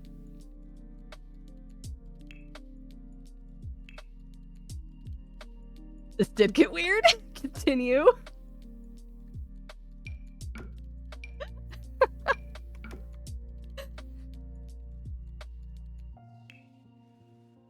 Should we go back to anime? Breakdown if you're still streaming. Yeah, of course. Thank you for stopping by, Bonds. It was good to see you. I hope work goes well for you. 15, my dad died. Oh well, road trip? Yeah.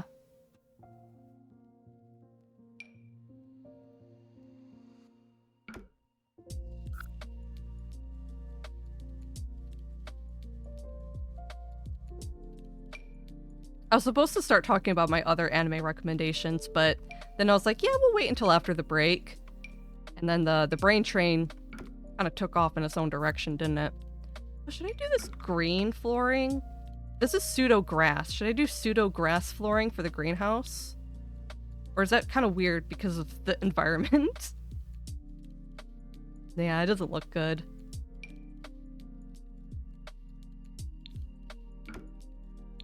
That matches a bit more, actually. That matches. We ended up kind of going with like this pastel washed out green color for the build, I think. Which is turning out okay. It's very rustic because we ended up turning this into a farm.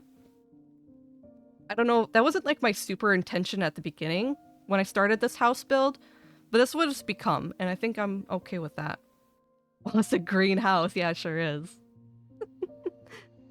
Amazing anime Ergo Proxy. Oh yeah, I loved Ergo Proxy. That's another one season banger that I highly recommend. It's a bit old and it might be hard to find, but you can probably find it for free somewhere. I have the DVD set. But yeah, that's back in the good old days when anime was voiced, or not voiced, 24 episodes for a single season.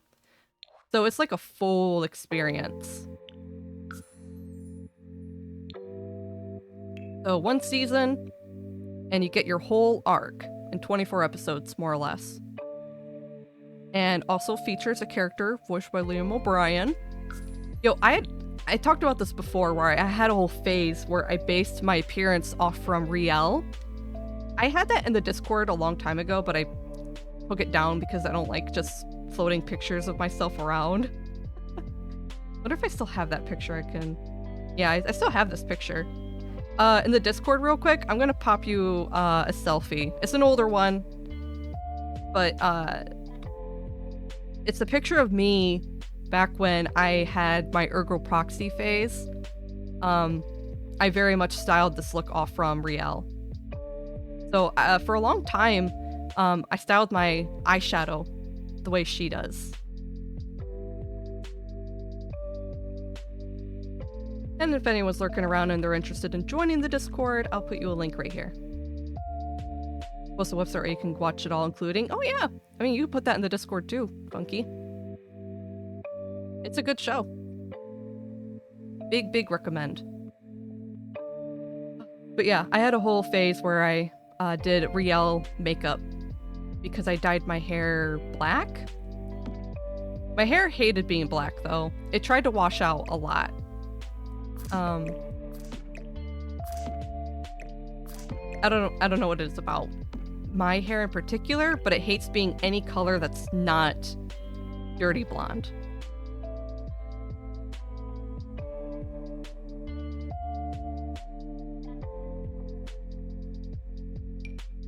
Kinds of like stuff we could put in this greenhouse. Unfortunately, because the greenhouse is green, everything blends in really bad. So I feel like I should change the flooring so that the furniture stands out and it doesn't blend so harshly in with the background. Because it's like very much near impossible to see what I'm looking at.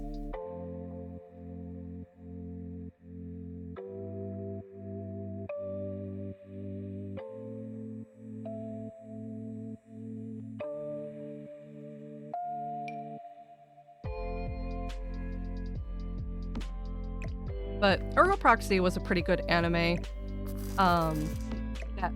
It's very sci-fi, which is pretty cool. If you like sci-fi dystopian, it's pretty neat. The main character is a very cool character. I like Riel. She's gorgeous. She's dynamic in her own way. A very real female character, I would say. In like the way she acts and all that stuff. She's very cynical to life sometimes in her own way.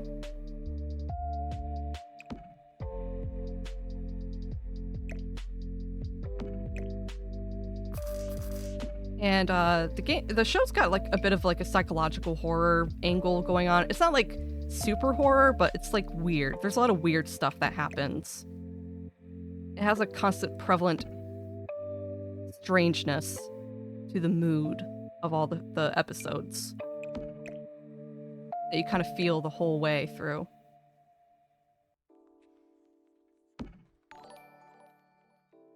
Shen! Oh my gosh, it's Shen! Didn't you just subscribe last time? What the heck? I could have swore you subscribed like last time you popped into my stream. What was that? Drop in a heckin' lurk while you eat breakfast? Oh, heck yeah! Well, thank you so much for the sub. Hope your breakfast is going good. And I hope you had a good Thanksgiving. If you celebrated or not. I hope you had a good Thursday no matter what.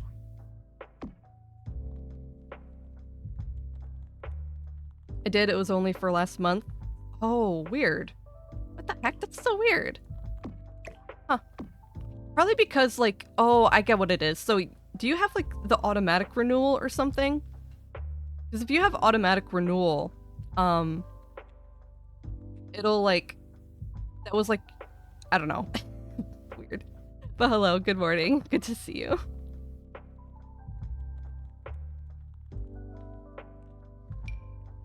But yeah, Ergo Proxy is, sci-fi dystopian, if that's, like, your jam. It was very cool.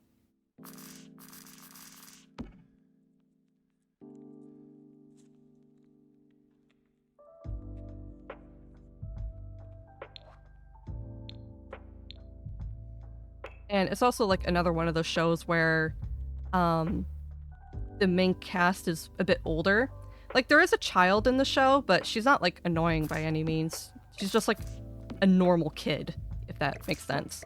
You know how some animes will kind of do up like the the kid characters to act certain ways. And she just acts like a completely normal child. As expected. Nothing, like, weird. And she's not annoying, either. Just a kid.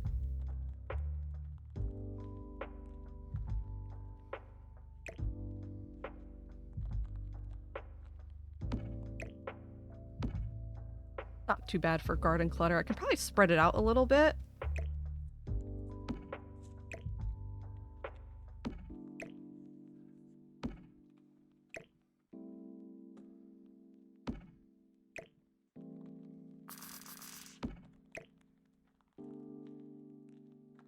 There we go.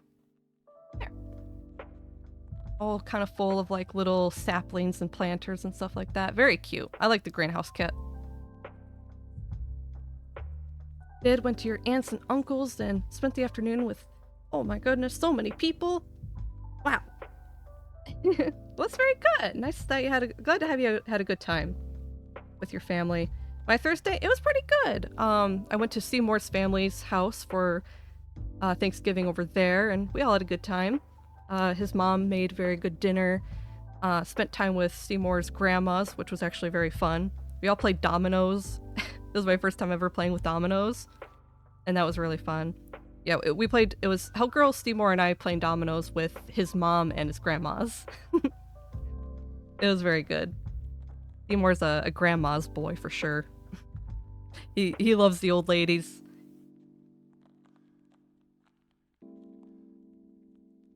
Seymour's like a grandma magnet. All the old ladies love him. And I don't want to hear a single joke about that, including Hellgirl and I. But like, that's how it was at work. Because Seymour and I worked together for a while. And yeah, all the old ladies at work love to baby him. Like, bring him food and stuff like that. Very much though. Oh, you're so sweet. You remind me of my son. Or I wish my son was as nice as you. You're such a kind boy.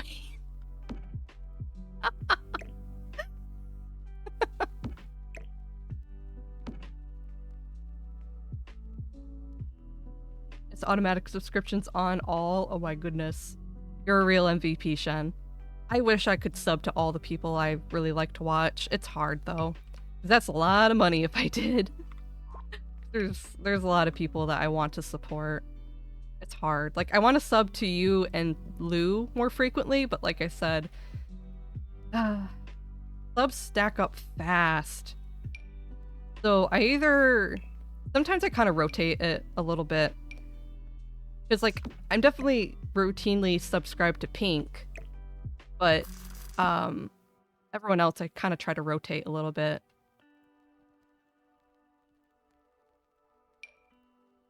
Be a member of the community when and where I can. Show my support and love. Obviously, lurking is already, like, a lot of support and love for a lot of streamers. That includes me. Like, y'all don't have to sub to me. That's fine. Just being here. Don't even have to chat. Just kind of lurking and being here to listen to me rant means a lot to me.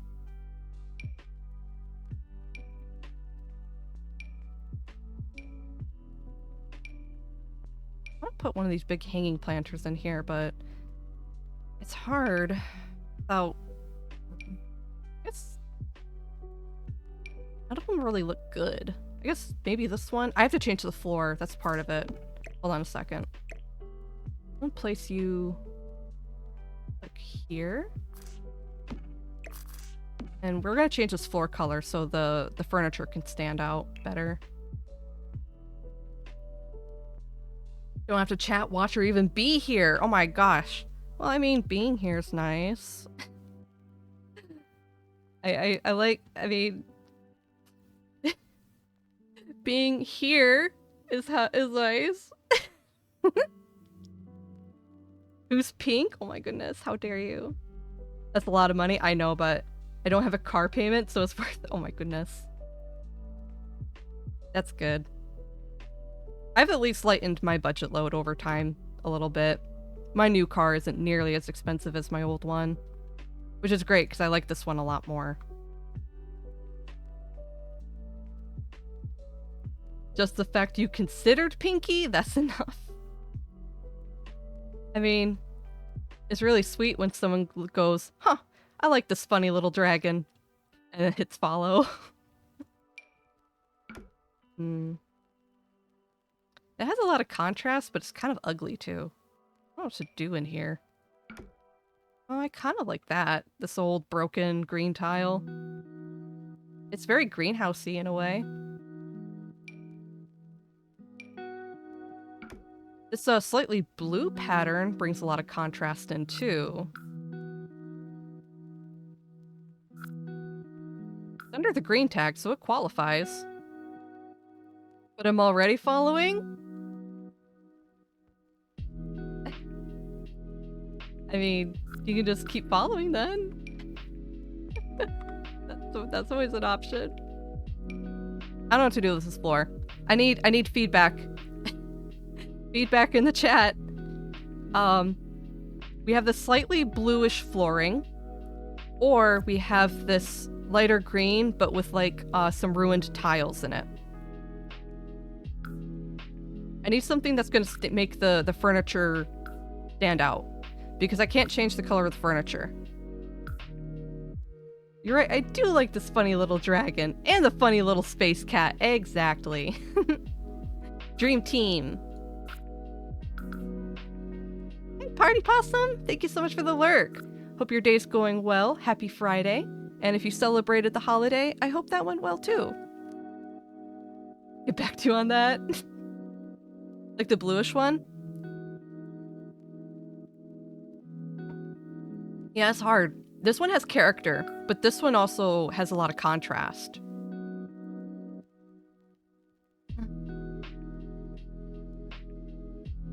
What do you think, Hellgirl? I need feedback on my floor. Blue? You can just speak to me, you know? Blue? I just look at her and she does a thumbs up and it's like, you can use your words. It's fine. You can speak. My mic doesn't actually pick up all that much. My sound settings, as far as I know, are pretty okay when it comes to background noise. I don't usually have background noise when I stream.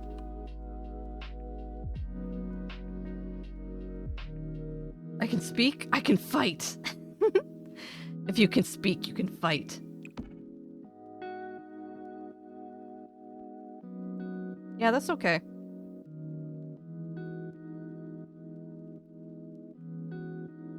I love that new little community GIF they added. Or not GIF, emote. The new community emote with the pop cat. It's so cute.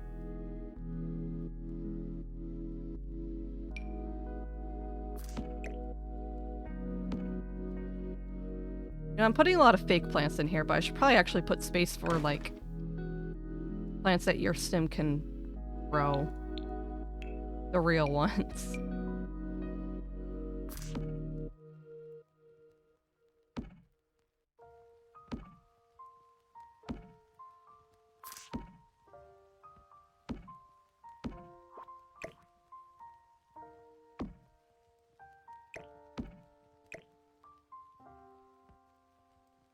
There, like that. I could put a second flower arranging station, I guess. I have one in the back porch, but I feel like I could make another one.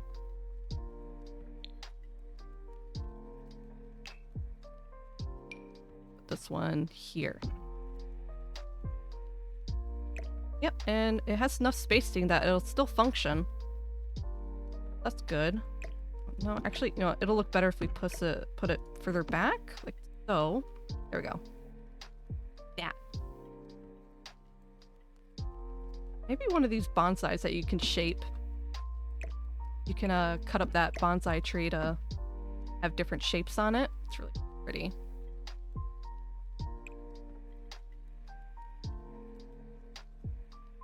And I guess the topiary already counts as green, so I can change the pot to whatever color I want.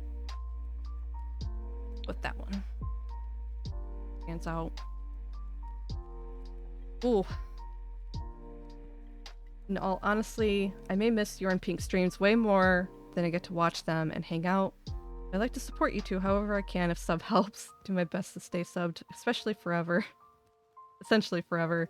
Do the same for Lou and Veggie and the real life brothers. Pretty bad at keeping up with people. Yeah, of course. I totally get that, Shen. Thank you so much for the kind words. I super duper appreciate it. And I'm really glad that I'm always able to catch your streams too. Gonna lurk for a bit? Yes, of course. Thank you so much for lurking. Yeah, I understand that my my stream time is a little hard for some people because I stream in the mornings. But you know.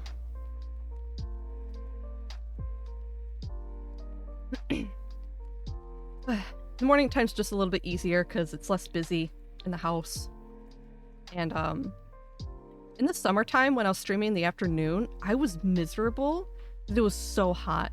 Because, like, sure, I had, like, air conditioning, but it didn't matter because when you have two streaming computers running together at the or you have two computers running at the same time, and then you're directly next to, like, the picture window, where this is, like, the least temperature controlled spot in the entire house.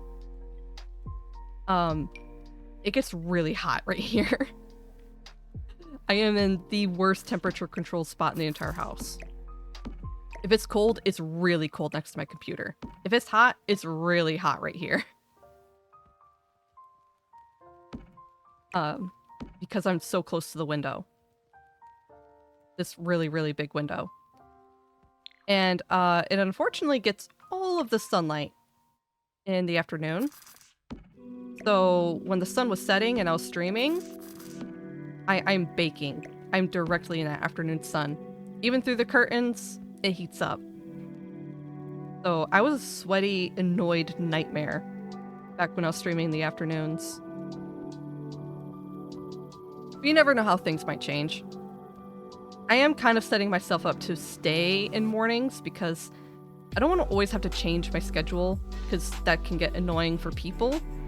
Especially if I like start to curate an audience that is available in the mornings and then I suddenly change again. That's not really fair. I already feel bad that I switched to mornings to begin with because of, you know, originally being an afternoon streamer.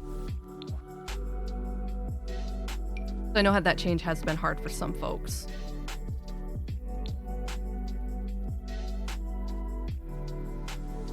New room will have AC and heat vent under the desk? Yeah. When we go to the new house, my computer's gonna be set up in a bedroom. So I won't be in the kitchen anymore. And I'll have a bit more regulation with my temperature. Hopefully it will be nice. Hoping that'll help.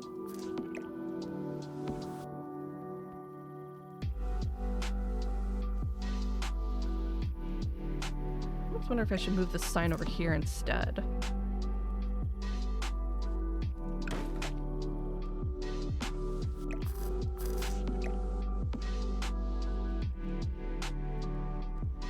Cute.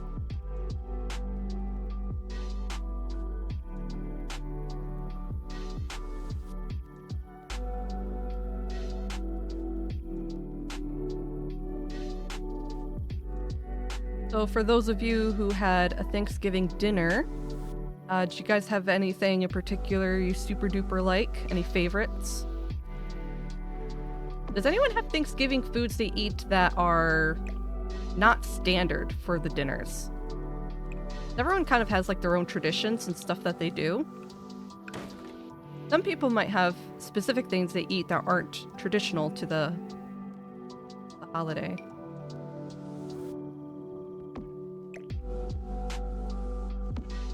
I don't think I eat anything that's considered abnormal for Thanksgiving in particular.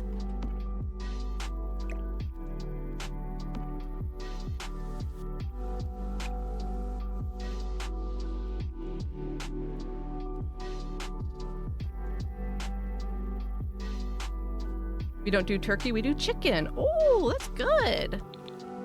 Is there a specific reason for that, or is it just like cheaper, tastes better? I think I do prefer chicken to turkey. Like, I don't dislike turkey, but I'm definitely a chicken type of person. I mostly eat poultry and fish. I don't always eat. I don't really be. I don't. I do. Okay. Slow down my words. I eat beef, but I don't prefer beef. I much prefer poultry and fish. And I don't really eat pork at all. The only pork I eat is usually bacon. And even then, a lot of times if I do eat bacon, it's like, I've even had turkey bacon before, and I do like that too.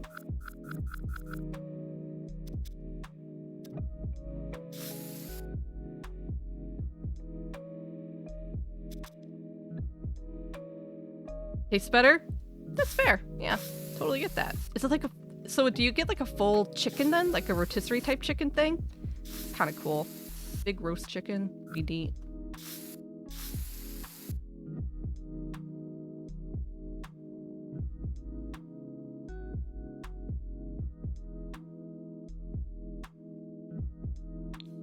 Fresh turkey's really popular where I'm at because there's just so many turkey here. They're a very, very common sight. They're most of the time, like at my old job, there's a flock of turkey that tend to frequent the area. So it was very normal to just walk out in the parking lot and there's a whole flock of turkey just kind of walking around the whole company grounds. They were really common around the tool room entrance too, because the tool room had an entrance that went directly to outside. And I think some of the workers there fed the turkeys. So they hung out outside that door quite a lot. Whole chicken, then roast it with seasonings. Ooh, that does sound good. I like the sound of that. Okay, cool. I guess that's the greenhouse. It's a greenhouse. It's very small, very cozy. It's just kind of like an extension off from like this little section I had here with the enclosed patio. And then I kind of want to put like a little fire pit like activity thing out here because we already have a grill. We have a grill, a seating, and an outdoor eating spot for outside. But I feel like horseshoes would be totally here. Because horseshoes, I mean, it's a ranch. Would you have a ranch without horseshoes? I wonder if they'll... No, they won't. I briefly wondered if they would bring volleyball back into Sims, but they won't. It's too complicated to, Too complicated to... Words. Animate. Volleyball was in Sims 1. That's where I mostly remember it. It was in like Sims Vacation or something. Sims Vacation was pretty neat.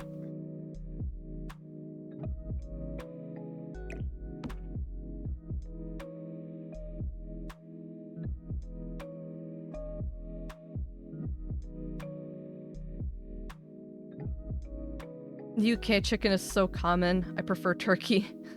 Not much of the way of turkey products here. Oh, that's right, because turkey are native to the Americas. Right? Yes. Right? Ugh. So uncultured.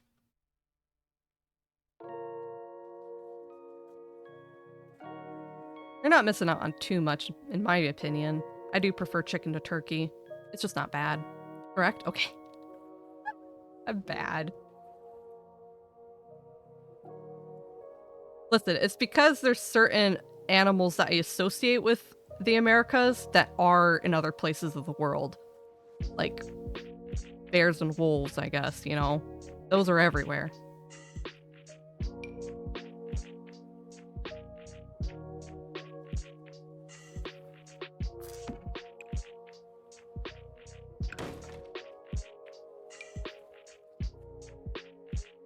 I don't know where I'll put that yet. Alright, so for outdoor activities, I'm trying to find some stuff. I don't know about the bee box. I don't really like the bee box. I don't think the bird feeder would be here. Swing sets, I don't like those. We have this swing set, but it is way too overdone. This does not match the area.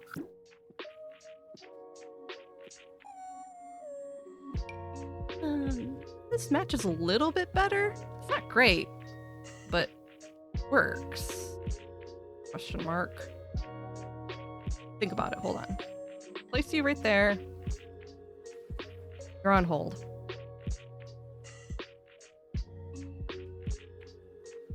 Oh, yeah, they... I might have to cheat a little bit again and give them horseshoes. They don't have, like, any good outdoor activity stuff. We have a cooler. That's cool. And, like, they have, like, the kiddie pool, but, again, I don't think the kiddie pool really matches this build. I don't really want to do it.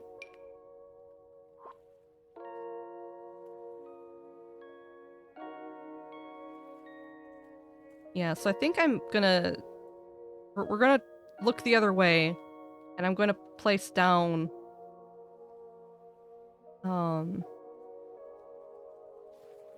a game of horseshoes.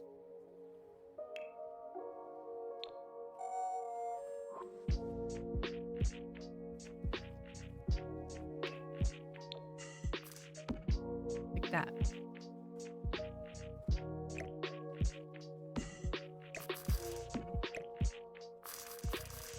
I kind of wanted to give them a fire pit too, right, didn't I? Ugh, right. It just doesn't seem right without the fire pit, you know? I don't know what to do about this kid swing. Maybe the kid swing can be out front like this, instead of the backyard.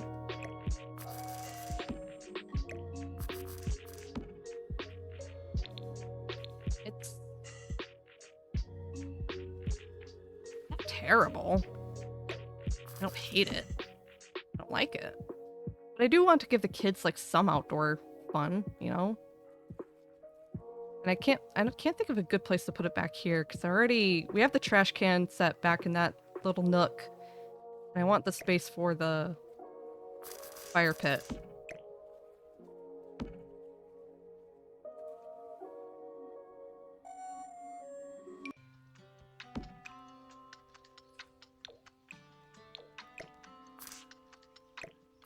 This house is already so green, I can justify giving them like a non-green fire pit. So long as I give them like green chairs surrounding it. Like this little froggy! We have a froggy chair.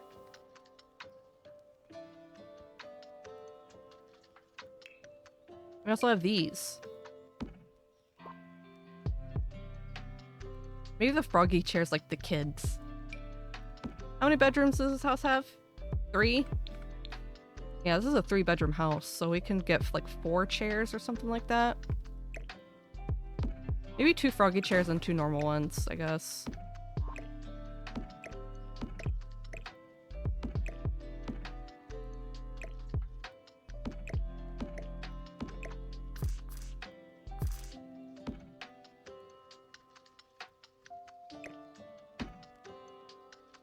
Oh, for placement, I'll put the fire pit about here-ish.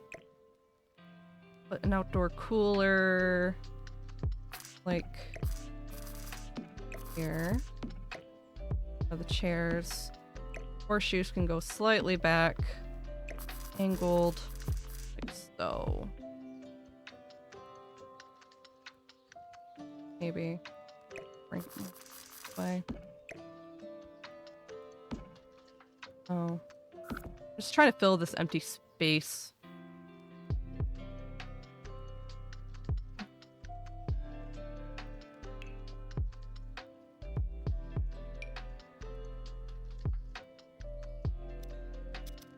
Get our terrain paint down just to make it look nice and natural.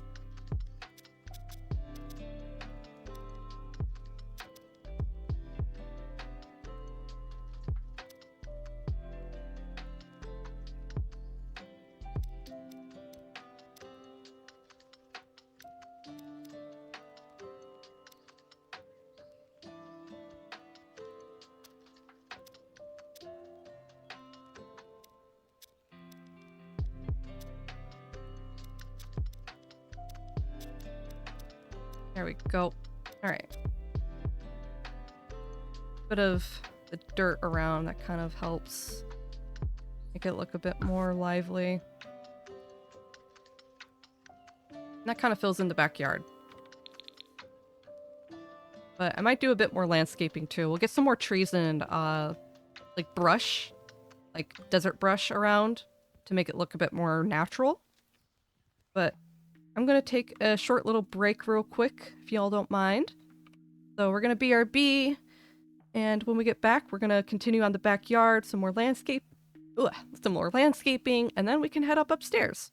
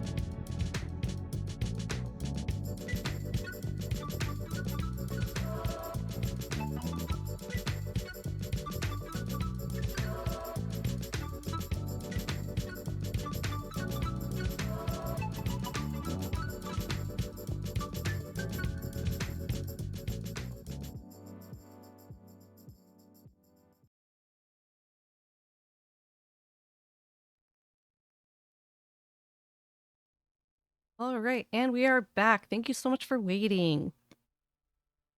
Got up, stretched a little bit, took a little bio break, got a refresher on my water.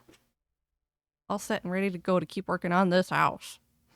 My goodness, this is taking forever. I don't know if I'm genuinely just a slow builder or if I just put a lot of thought into what I'm doing. It's hard to know. Am I just meticulous or am I just slow? I can't tell. It could also be it's a lot of indecision too, actually, because I'm not always good at like knowing what to put down before I put it down.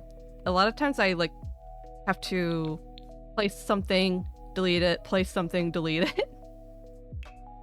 I'm not very good at pre-imagining if something's gonna look good. Hey there, Cole. Oh my goodness. Hello. Good to see you too. Let's see. Yeah, we'll get some deserty brush out and about in here. Back with the pizza? Oh, heck yeah. Nice. What kind of pizza you got? What's y'all's favorite types of pizzas to eat? I'm pretty basic. I just like me some pepperoni, sausage, and mushrooms. I like mushrooms on my pizza.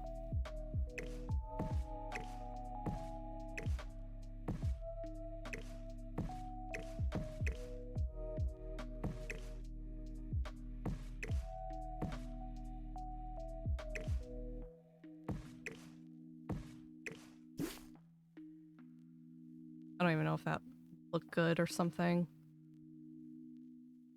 I color it maybe, but it does look empty without something here though. Feel the need to put something here. If I extend the green out just a hair. This.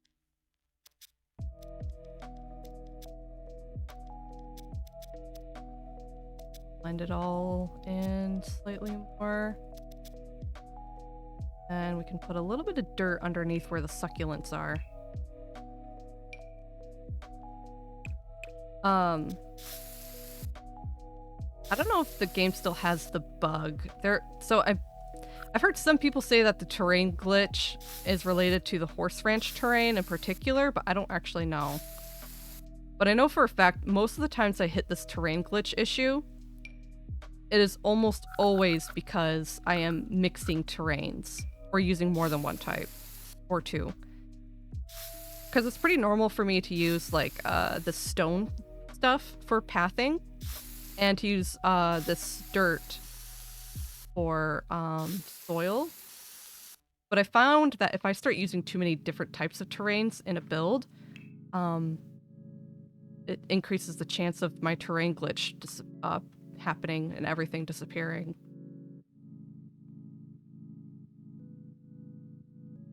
Like marine pizza, but now I have salami, ham, pepperoni, and spicy beef. Whoa.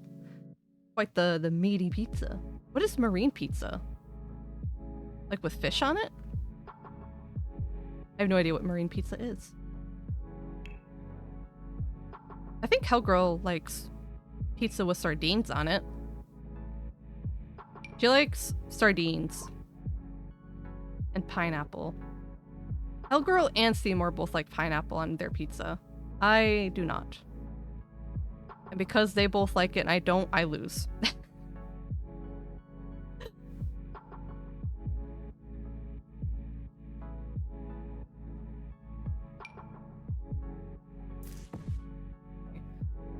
I don't know how many trees I really want to put in this. We have some dead trees, but I know there's some dead trees in the area around the house, but I don't know. I don't know if I really want to put a lot of it on the property itself. I kind of want things to be nicer than that. It's a struggle.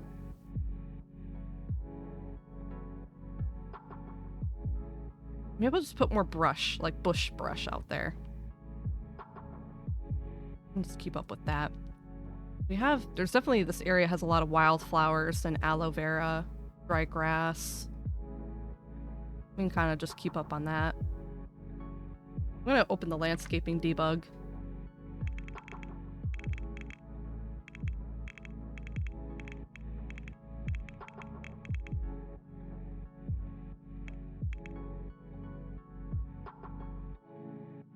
Tuna, shrimps, and clams. Oh my goodness, I've never heard that on pizza before. That's really interesting. I don't think it's something I would eat. Wow. Very unique. To me, at least. Those stick monsters. Yeah, I know. It's what I live with. Yeah, we do have a lot of this, wildflower brush I can probably kind of put out here in the distance. Doesn't look good next to that.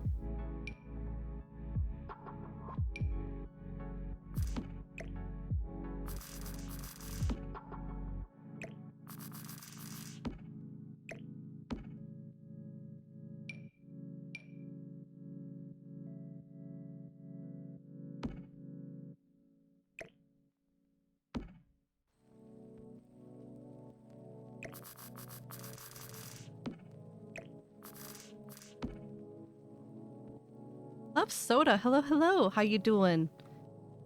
Happy Friday. Hope your day's going well. I'm just trying to build a very green house. And somehow along the way it turned into a horse ranch. Whoops. Turns out horse ranch has a lot of really good green swatches. And I guess that kind of helps for the area because this big sandy desert area makes the green really pop out. Not too bad, actually. Getting somewhere with this. More for me? Heck yeah. I guess if you have a unique taste like that, I mean, you don't really have to fight anyone else for leftovers and stuff, huh?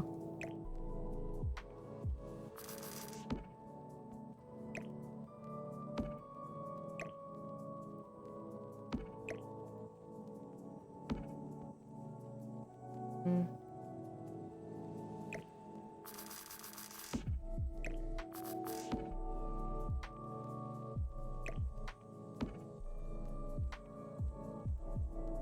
Put some bushes around too. Oh yeah, because definitely don't want to overdo it with the trees around this area. I can get way too busy. Not too careful. Focus on bushes and flowers for this backyard. 2 trees is enough for this area.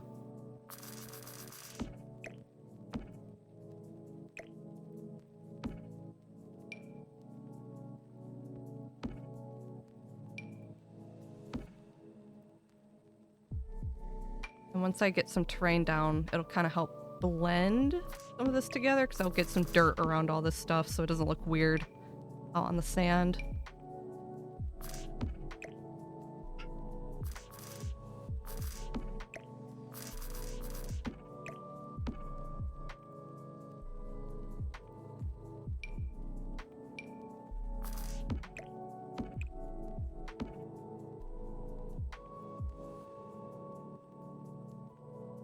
Personally hate mushrooms on anything. Don't mind care if someone likes them. Well, yeah, that's usually how it goes with a lot of, what you call it, food preferences. A lot of times it really is just that, a preference. Yeah. Yeah, a lot of people, for some people, mushrooms is about the texture, and other people it's about the flavor or something. I guess for a lot of people it's texture. But I personally love the texture of mushrooms. I don't know what it is. I feel like they're enjoyable to eat. I like the way they feel when I munch on them. You know? Feel good to munch. I especially really like them in the burgers. I love them in burgers because they absorb all of the burger juice. Hey, it's a well! But it's all like overgrown in ivy. Really cool. Won't work for this build, but well, nice to know about.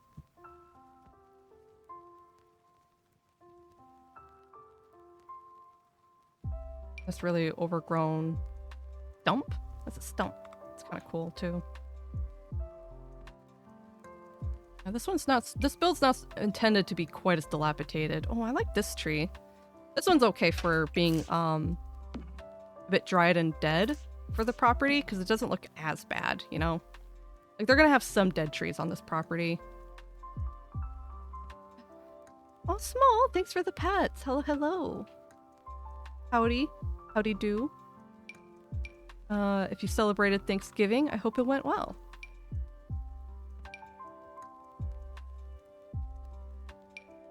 I'm really nervous about adding any more actual trees to the yard.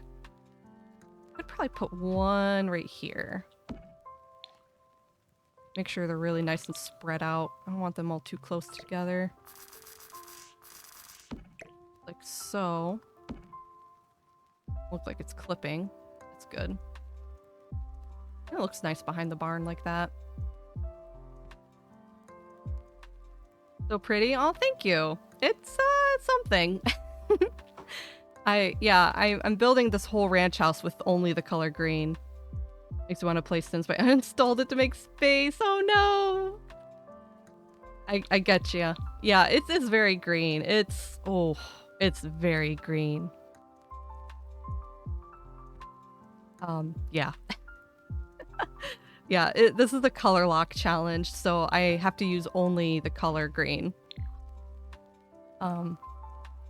Courtesy challenge of pink, and I think Bonds? I'm trying to remember who else was there that told me to do this. The chicken? A few people requested this one, because I asked what color to do. But next time I think we'll do purple. I think purple would be a nice good color lock challenge for next time.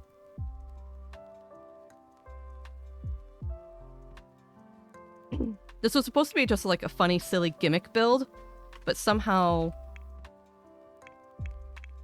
it's taken me a really long time because I ended up caring about what it looks like. I can't help it. This stupid gimmick build house that I'm likely never gonna play in. And yet I feel the urge to make it look very pretty.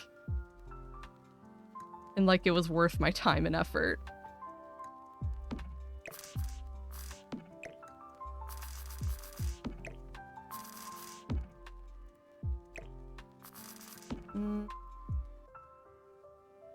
This more the back area.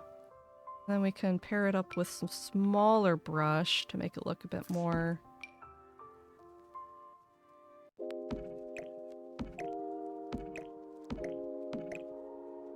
So.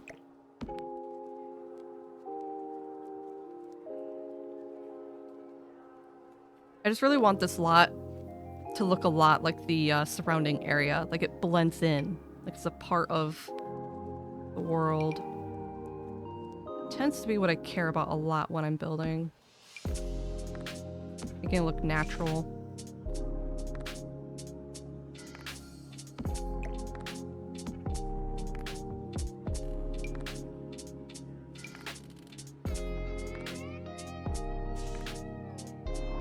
Did you get the hatchback fixed? Nice, cool.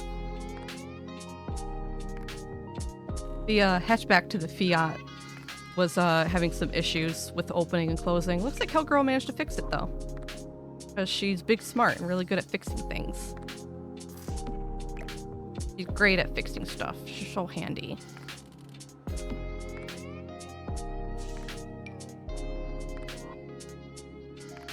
Looks lovely. Well, thank you.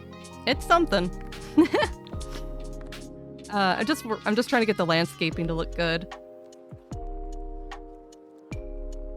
Even my pathetic gimmick build deserves to be beautiful. I am using a little bit of non-greenish stuff for the landscaping, but that's big in part to just making it look pretty. I just wanted this place to look nice.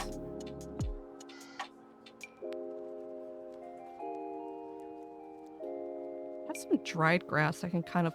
I can put it down like this, here and there, and if I put some terrain under it, it'll look better.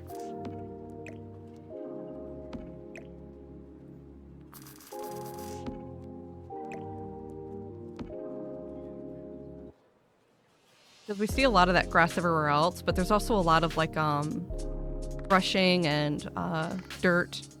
We just gotta do that. Gotta mimic the surrounding area. That's the goal. Oh, I want to put that somewhere too. Hold on. Finding all kinds of goodies in here that I want to put on the lot.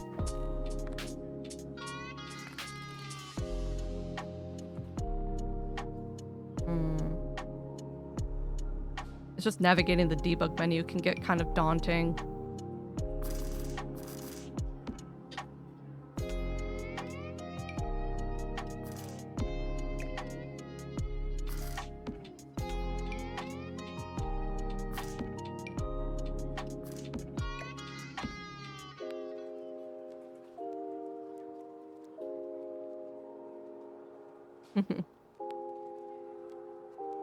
So what's everyone up to right now? Anyone doing anything kind of like fun or maybe relaxing? Maybe just chilling on a Friday?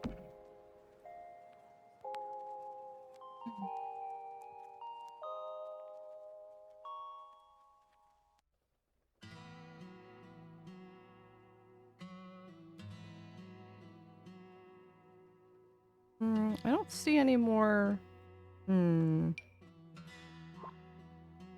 I really need to. Oh, right. I forgot there's a specific grill for this expansion. It doesn't come in green, though. That's why I didn't use it. Oh, there's dormers? I forgot there was dormers. Oh, yeah. Totally forgot there was Horse Ranch dormers. Huh. Wild. I bet I'm not really using that. It does look cool, but I'll try to remember that next time. It's nice when you have like actual dormer items instead of like trying to dangle the roofing to make dormers. I'm not really seeing any other debug items I really want to put in this build though. I was looking at some of the brush that I see out here, like some of these plants. I guess this is kind of like what the flowers are, but without the flowers. Like these. But it's not really right. I wish I could find those objects. Usually if you sort by like an expansion, you can find some of these debug items, but not always. I don't always get lucky with it. And I don't think I'm very lucky with it right now. I don't see those anywhere. Not without the flowers. I mean, the flowers are nice. It's just I've already used them so much. I wanted a bit more variety. You know? These are really dried out and... Yeah, these are super dried out. Kind of nice, though. More dried out version kind of works for the perimeter of the yard as opposed to being directly next to the house.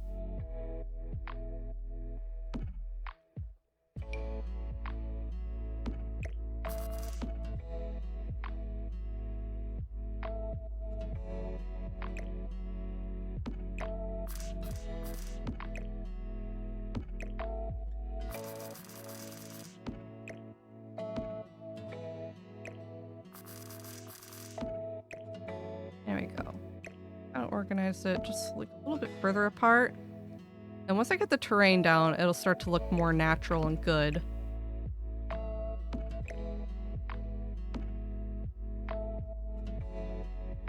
Gonna make pancakes and waffles? Oh yeah! I think I remember Seymour saying that he wanted pancakes and waffles like yesterday.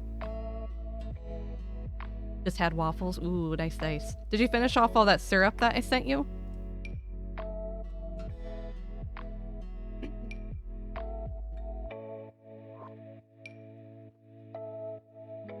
I finally got through. Maple have garbage. I finally got through the rest of my syrup that I bought.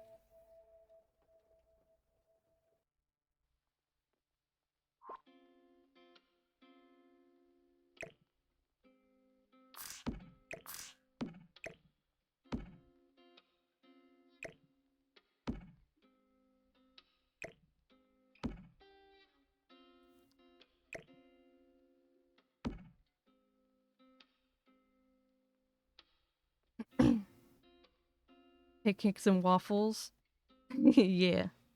Well, I don't... pancakes and waffles or just pancakes, huh, girl? Still have some? Oh, nice. Good.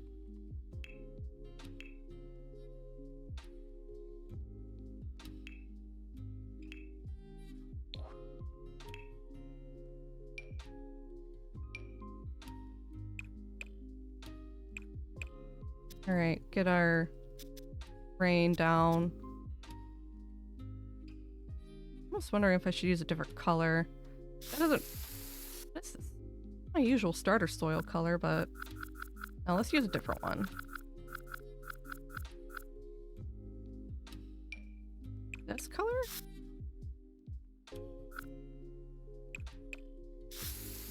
Yeah, that looks a lot like what I'm seeing on the perimeter. Makes sense. This is the horse ranch dirt.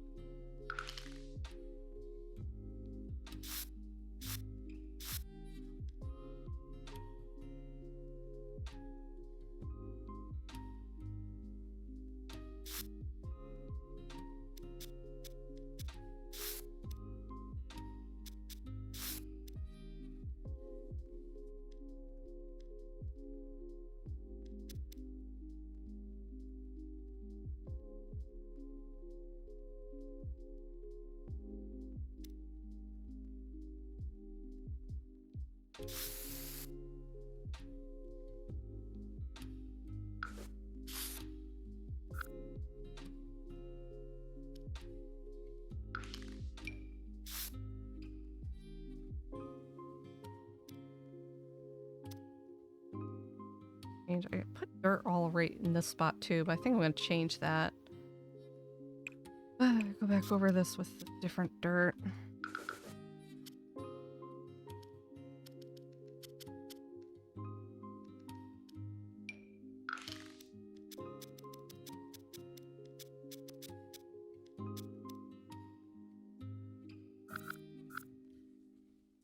Or like so.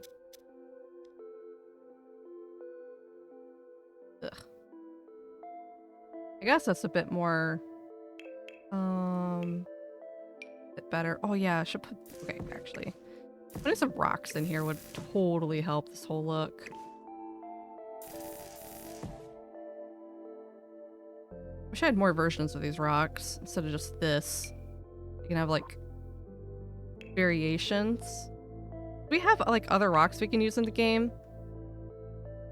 Not really the right color though, you know? How much it matters, so to speak.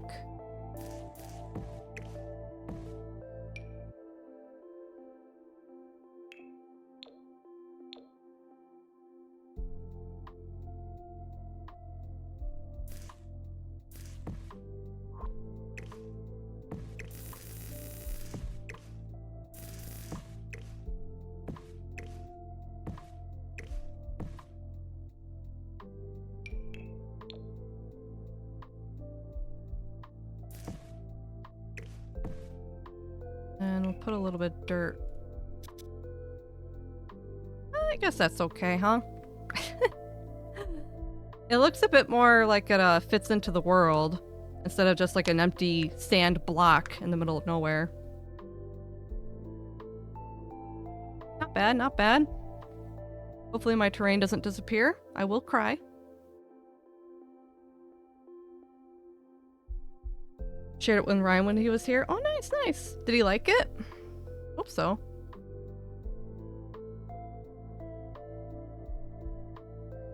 I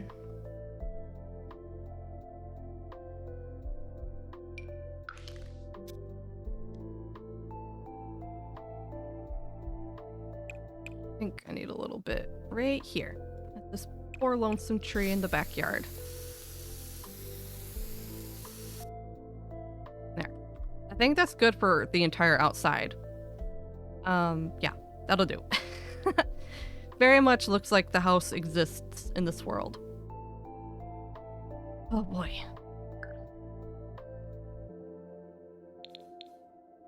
Now for the upstairs. My stupid effort in the stupid gimmick house. Amazing.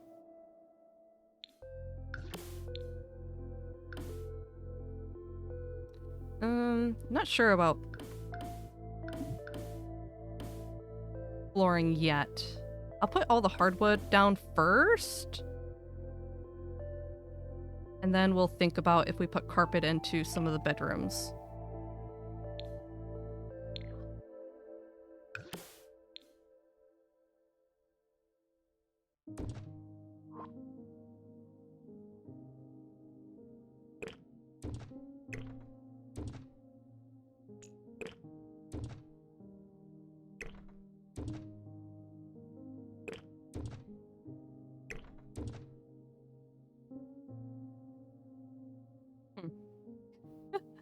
I heard a tiny little mew. And I look over and Maple's just on like a table looking at Hellgirl. I don't know why, but she always mews at Hellgirl.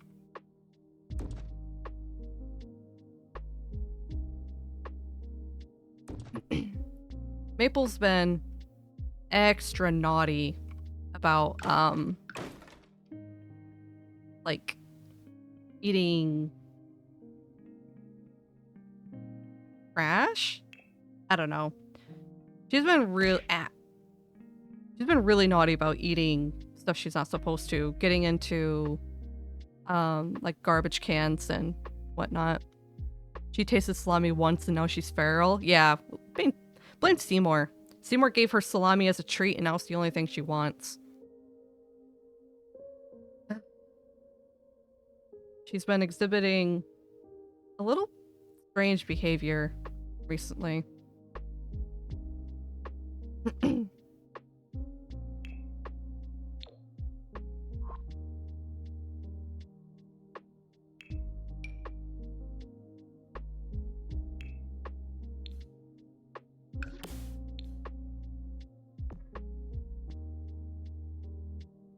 Like earlier we had so a lot of times when our trash gets a little full, we'll like bag it up and we put it near the door for the next time we have to go outside, because we don't have like trash pickup at our place. We have to bring it over to the community dumpsters, and it's a bit of a walk. You can't really walk even to it because it's a little far, definitely far for hauling a bag of trash. So when we need to take out trash, we usually like put it in the back, like the trunk of the car, and then we drive it over and throw it in. So temporarily, sometimes the trash bag is out near the door. And recently, she got into the trash. Like she ripped through the trash bag at the bottom and was trying to pull stuff out. And she's also been really feisty lately about like knocking over the little bins. And she'll like go after the like napkins and stuff. Why are you doing this?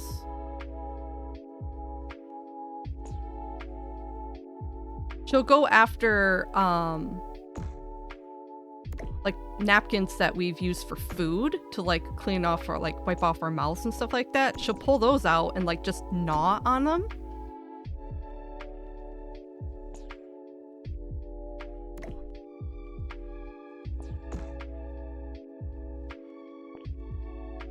I don't know.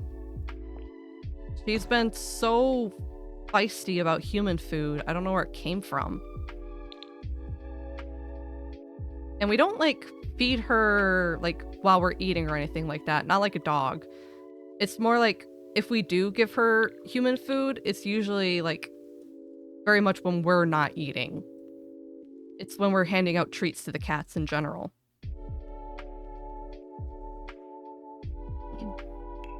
We did change our food recently.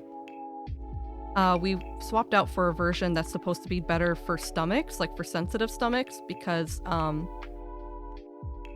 We noticed one of our I've mentioned before that we've had issues with like bloody stool with the cat litter, and we narrowed it down to Maple was the source. So we brought her to the vet to get her checked out, and they couldn't really find anything explicitly wrong with her. And we were like, all right, so like, what's up? Why is this happening? They didn't really have much to say. They said sometimes it's a stress thing, sometimes it's just the way certain cats are, I guess. Their explanation. And they recommended trying out some food, like a different kind of food that's good for like sensitive stomachs and gut health and whatnot. So we swapped out the food for it's the same brand. What do we get? Purina? We could probably get a better brand. It's just really expensive. So we switched to sensitive stomach. And ever since, I don't know. I'm not sure if it's related to the new food or not. I don't really see her eat very much. Like, she's always been a solitary eater. She doesn't like to eat with the other cats. She likes to eat by herself. And she's been like that since we adopted her. But because she likes to kind of eat alone, it's really hard to keep track of her eating habits, you know?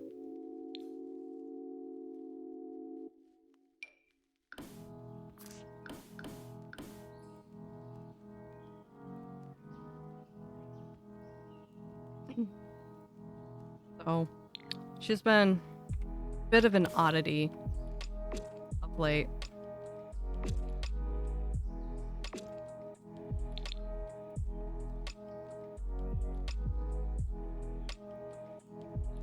I thought matching all of this together was kind of funny at first, but I'm rethinking it. I think I'm going to change it.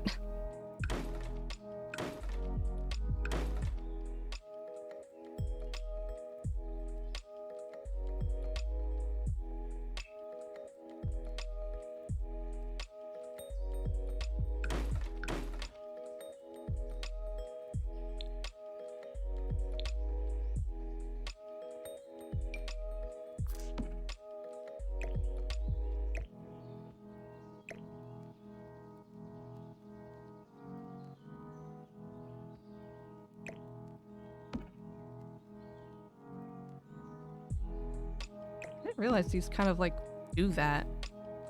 Kind of weird. Huh. Doesn't look like that. So bizarre. I thought these lined up better. Are they? Oh. Oh, okay. That's. Huh. Why are you not doing that when you're against the wall? Wrong.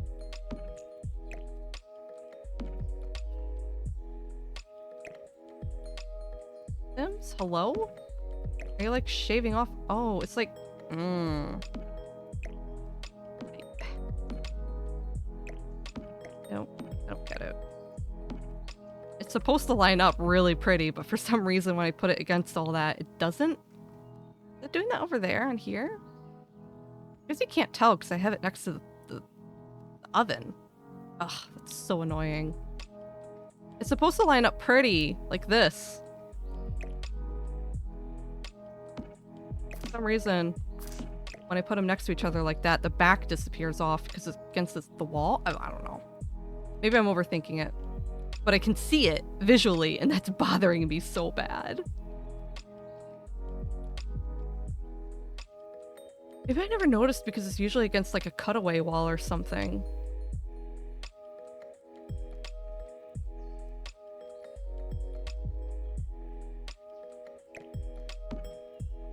Noticed it did that.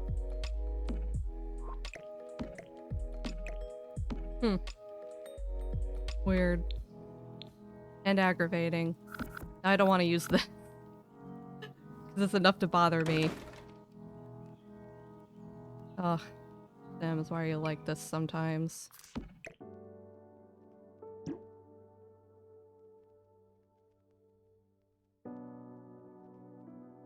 I get all these ideas about how to set up my bathroom and then it's destroyed. by wonky Sims physics.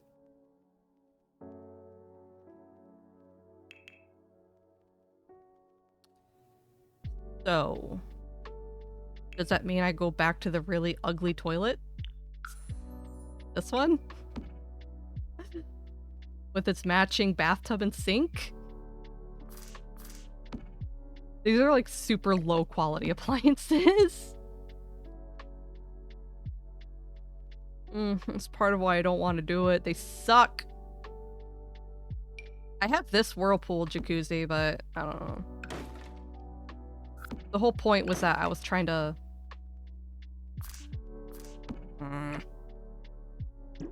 Bummer.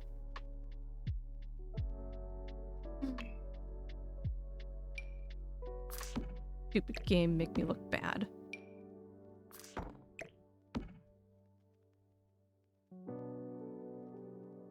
I matched some of these shades of green, but literally nothing ever likes to match. There's no good green bathroom set, which, you know, valid. That's fair. Who would want a green matching set for their bathroom?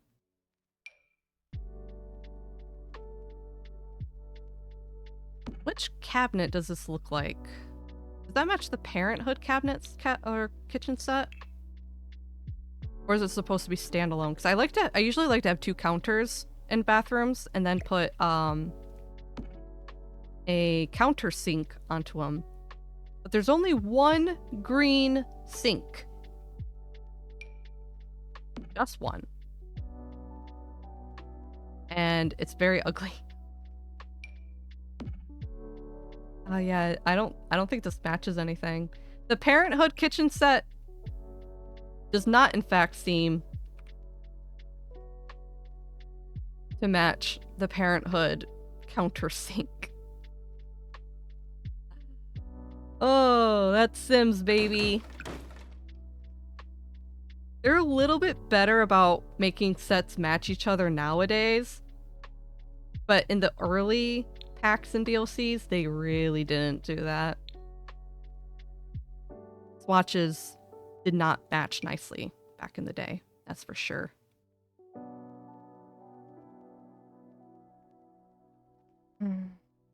Now what to do? I really don't want to use this sink. The sink is ugly. This thing? Ugh.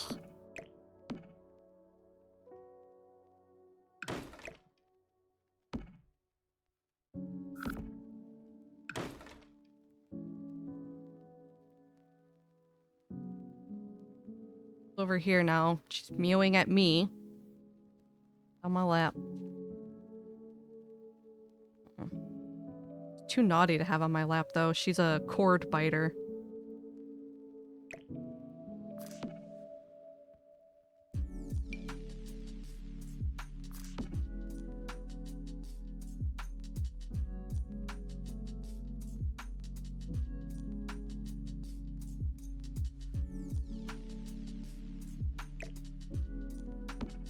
I guess I'm just gonna have to get a little bit creative.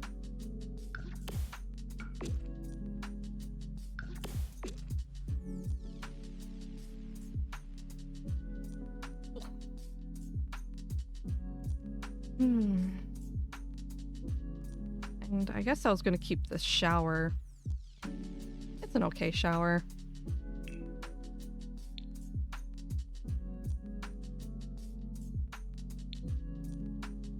And I'll just fill up a little bit of that empty space with some decorations, I suppose. See what we got. Do we have like any bathroom shelves or cabinets I can spot right there? We have the Seasons one, but I don't like the wood on that. Are they gonna match that good? It's still funny, like certain...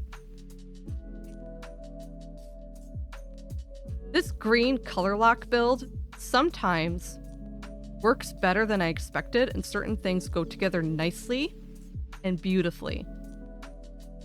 And other things are complete nightmares to match together. I think the pink build was way easier. Pink was easy for starting. This has not been easy. And that's even after I was all like, oh hey, Horse Ranch actually has a lot of green swatches. We can just mostly make a Horse Ranch build. No. Still hitting our difficulties. Still not exactly as easy as you'd anticipate.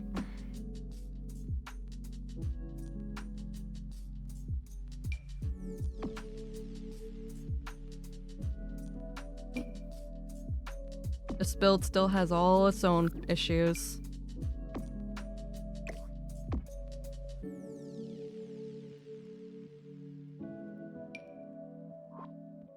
Will you do a blue build?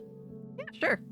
I did a blue build recently because it was supposed to be a YouTube video, but then I accidentally didn't hit record in time. By the time I realized I wasn't recording, I'd already had like the whole structure set up. Ouch. So I just finished it and it didn't become a video. But I had some other ideas for blue. Because blue is actually would be really easy in this game. There's tons and tons of wonderful, beautiful blue swatches in this game. So I could do a blue build again that's not in the same style that I did last time. Because last time I did it in Brindleton Bay style, which made it a very dark navy color. For shame, I know. I was already really proud of what I built. I wasn't in the mood to start over just to record it. So I could just do it again. But yeah, there's not a specific color for cyan. Because if I lock myself to like a certain shade, it'll get really, really awful and difficult. Obviously, I'm mix and matching shades of green in order to make this not all the same homogenized color in a way. Bring contrast and highlights. But if I do blue, instead of Brindleton Bay, I can try to do something else. We'll build it in a different style. I'll probably kind of look around to see what will look best. I don't know when we'll do that because I kind of want to space out the color lock build stuff. I don't want to do it all together all at once. But blue's on the menu. Maybe I'll do a poll next time. Next time I plan to do a color build again. I'll put a poll in the Discord. And y'all can vote if you want me to do what color. I'll put up suggestions. And I'll specify that you're allowed to vote for more than one.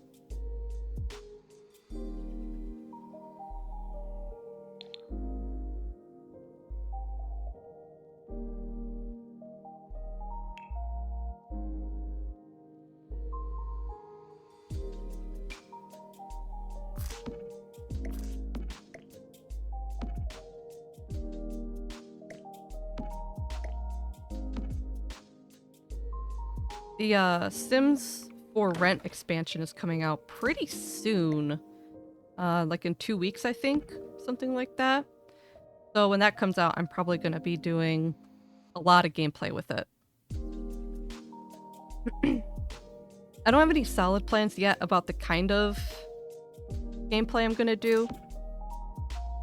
Hard to say. I'm not sure if I'm going to like make a specific family for the build and try to do that. Or if I'm going to do some kind of challenge run. I have no idea yet. I just know that I'm going to stream it.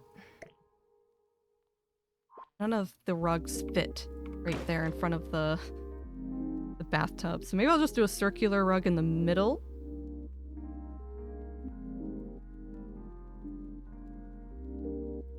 Wow, no, not like that.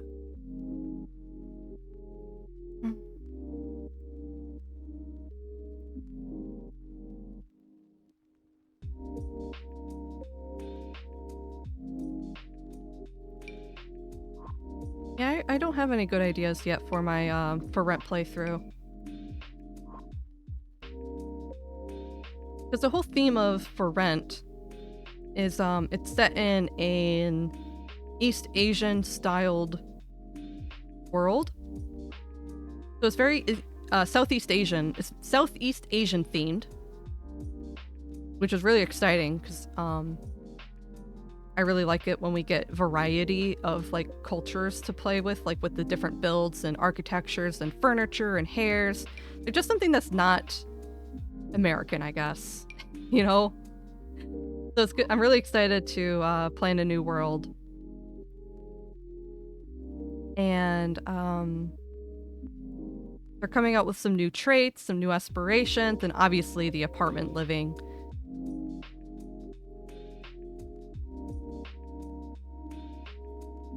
I cannot for the life of me pick a rug. Yeah, see, this is why building takes me so long. Is this right here. This is the part that makes me take so long. Just sitting here staring at stupid rugs. I like this blob.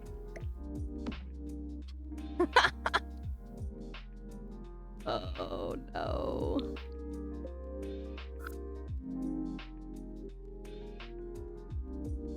No rug, just no, I wanted a rug. It looks better with the rug. Even this little avocado looking thing.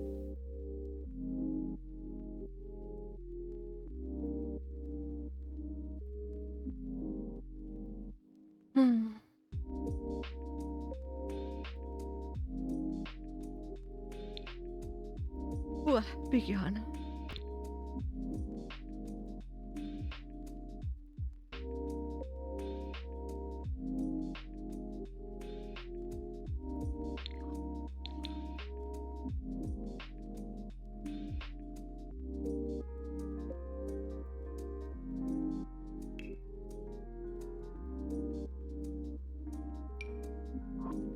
Ugh, I'm suddenly very sleepy-eepy. I think it's because I'm starting to run out of coffee and stuff.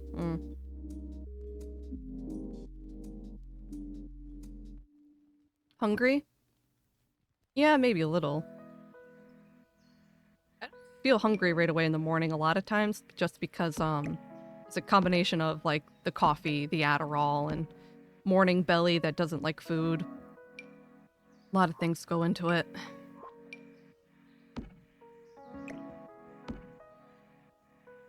But I think I'm starting to feel it a little bit.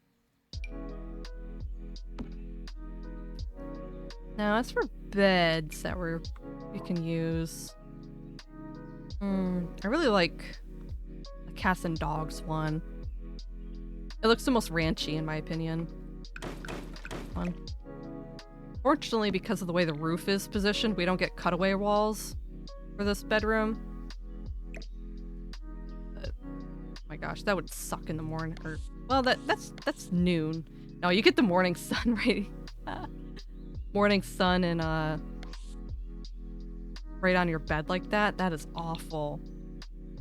I almost want to position it like not against that window. Just because it does sound genuinely terrible.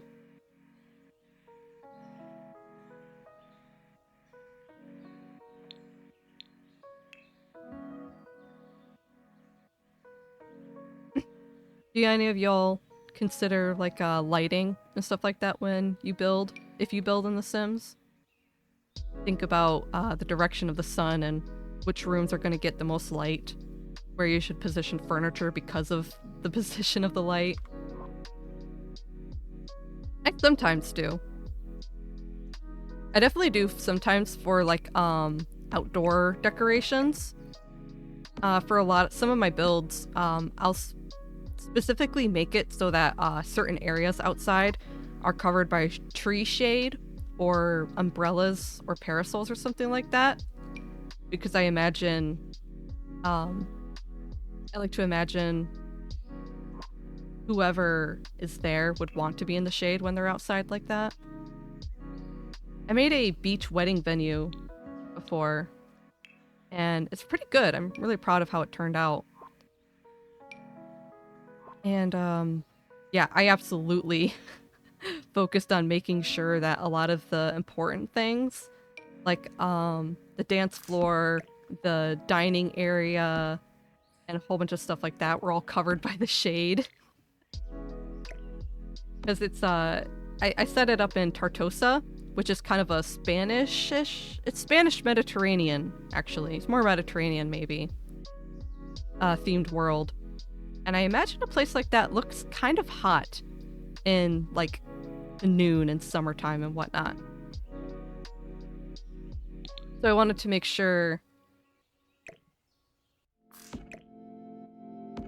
that a lot of the important areas that most of the Sims would be frequenting was covered by the shade.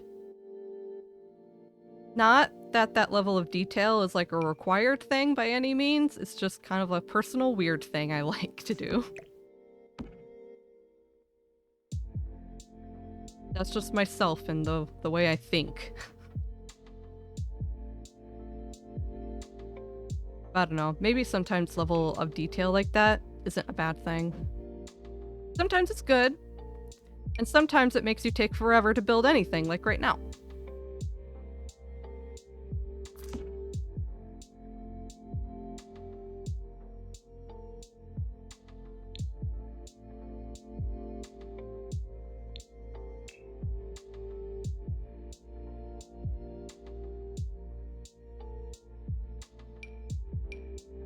Oh yeah, look at that old mirror.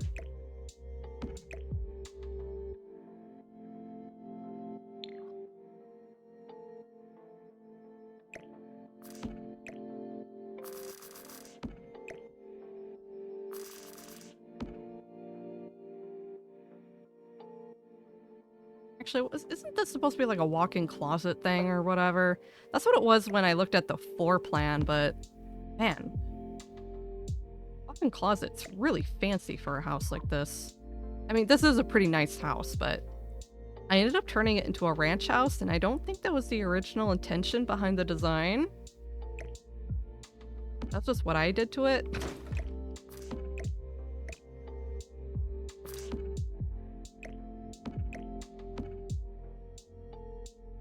Maybe I should position these this way then.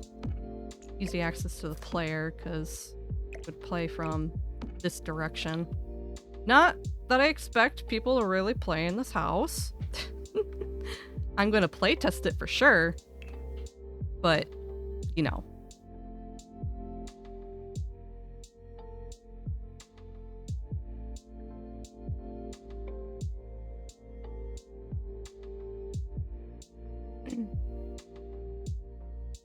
I've kind of wondered sometimes about doing a not so berry challenge. Not so berry is kind of like what you call it. It's about like every generation is based off like a different color or like a flower or a fruit or something like that. And stuff like that. I think doing a color generational thing would be fun. Oh, Hell Girl. This little object right here, this little chicken thing, it's called Centerpiece of Kikiriki Boo Boo. It's Kikiriki! Isn't that so cute? Yeah, that's how you crow in German. Or like a rooster call, yeah. Kikiriki!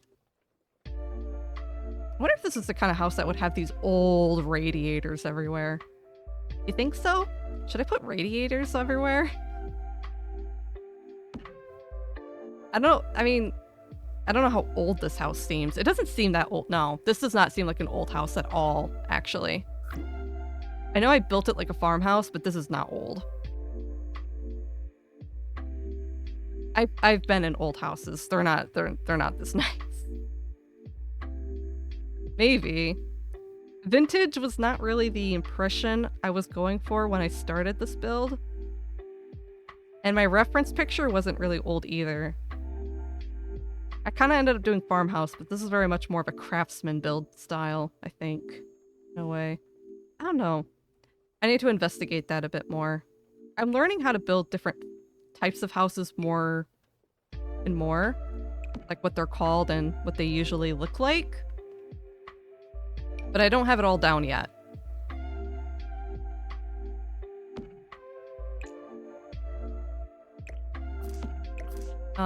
Yesterday when we were driving to Seymour's parents' house, I was kind of like, what do you call it? Sightseeing the houses. I was looking at like all the houses in the area, like intently, like really thinking about them. And like how I would look at a house and think, how would I build that in Sims? Would this look good in Sims? Is this something I would want to build? Things like that. And it kind of makes me feel better about some of the builds I've done in this game in general, because your average house that you just kind of see driving down the road, they're not typically impressive. A lot of houses really are just a box with a roof on it. So I guess if you ever feel bad and feel like you're not very good at building in this game, honestly, really don't sweat it, because your average real life house is just a box with a roof on it. And there's not a whole lot more going on beyond that.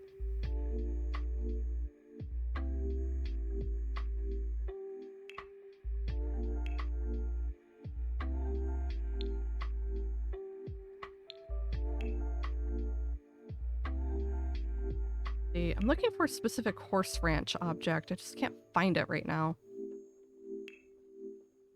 It's like the, hold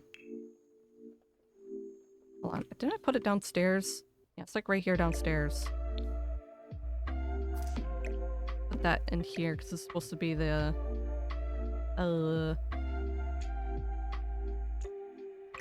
walk-in closet or whatever. Those should be backwards. Casual should go on bottom, nice shoes go on top.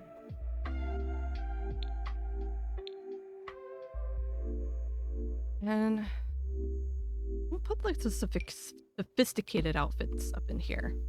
I think I put a lot of the coats and jackets downstairs.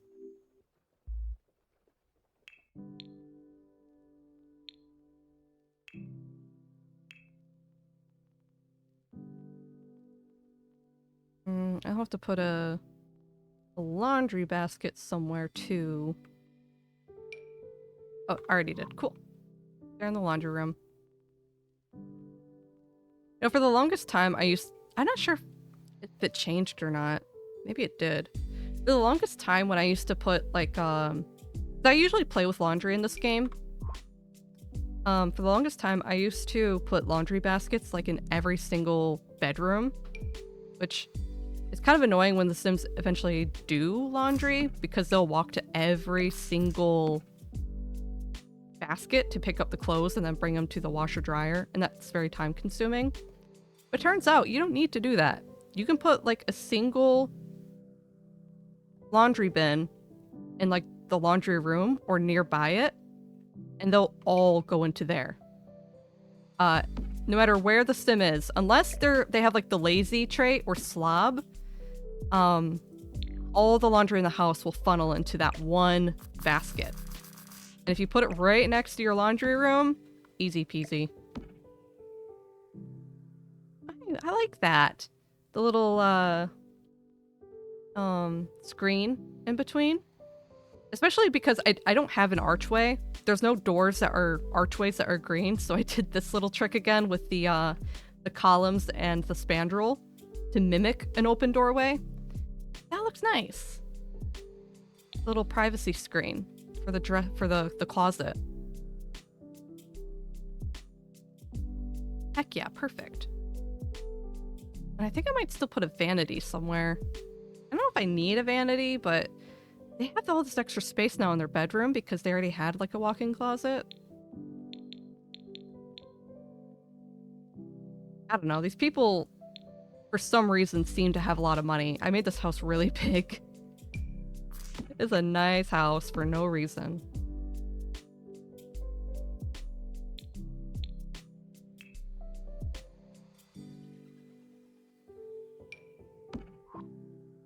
Heck yeah.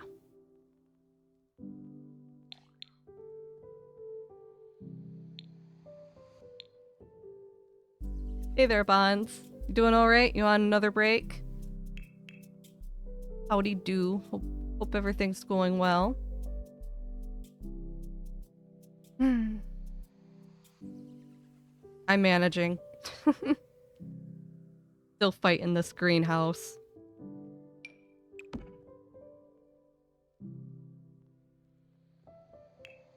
I do as I always do.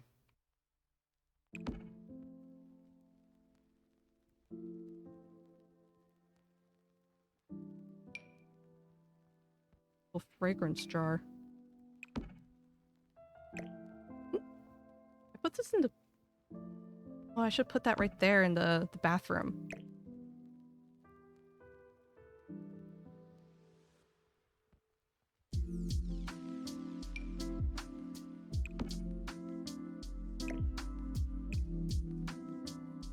Kind of like that. Position it there. There we go. That looks nice.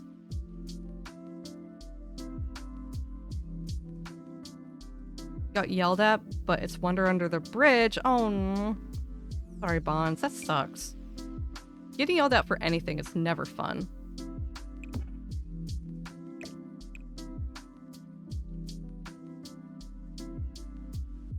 I was never good about getting yelled at work. I always cry. Like, yeah, I would step away and hide in the bathroom to cry, but it still sucks.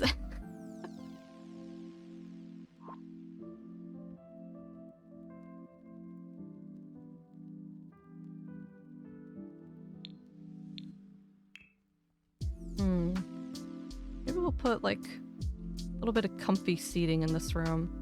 I don't really have enough room for a rocking chair, per se.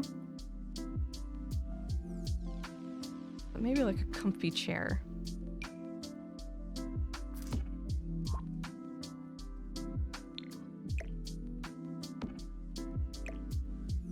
Comfy chair in here, I guess. Maybe like a console table thingy. This.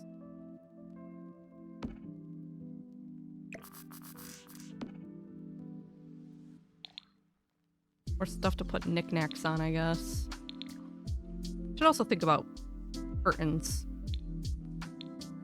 Also, one second, the sun is hitting my face.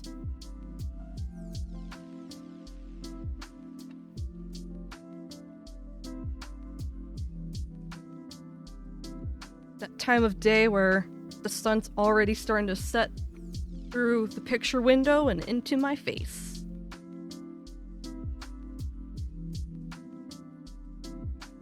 Top left corner of screen, Pinky will remember that. What? What?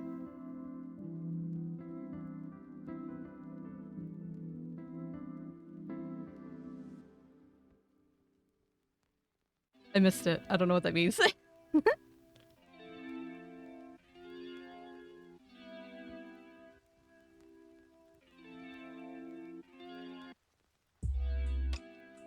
A Walking Dead game reference? Oh.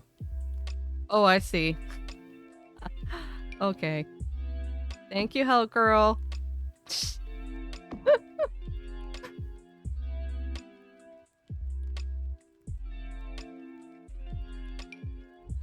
I like these curtains, but I don't have like a version I can put in the center. Now without doing this, and that looks bad. Sucks. Telltale Games do that? Oh. And it was too when you said you'd cry. Yeah, for sure.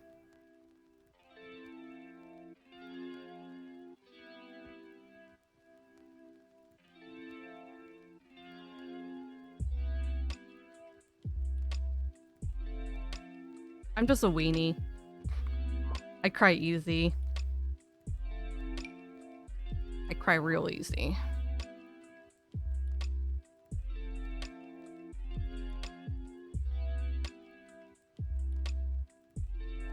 Now I think about it, I'm the kind of person that like cries over anything. I cry when I'm happy, I cry when I'm sad, I cry when I'm angry.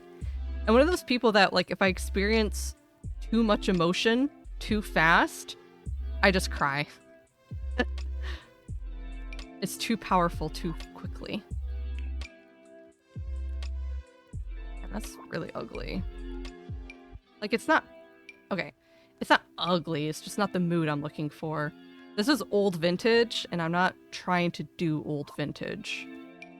That's not the look. But my goodness, do curtains hate every window in this game? Oh my god, you look bad.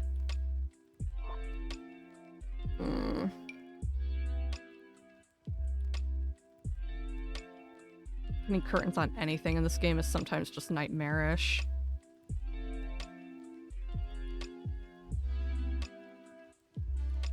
Especially when it's set up like this, you know? Hold on, I might be able to do something with these. What if I... that. And then on the sides, I do...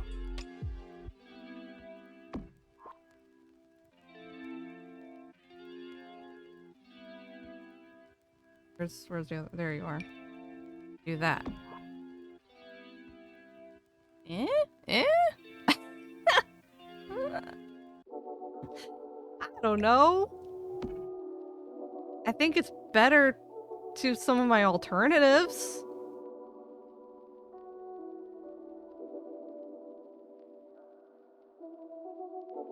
Some days I wanna. I mean, yeah. It's totally fine to cry at work. It's perfectly acceptable to cry while on the clock. Step out into the bathroom, take like 10 minutes to yourself, deep breaths, back out there. Ugh. Too many days. Too many times. As far as curtains go, I only have two options that I actually like. We could either line up completely like this into like a very gentle, very gently along this entire wall in a way.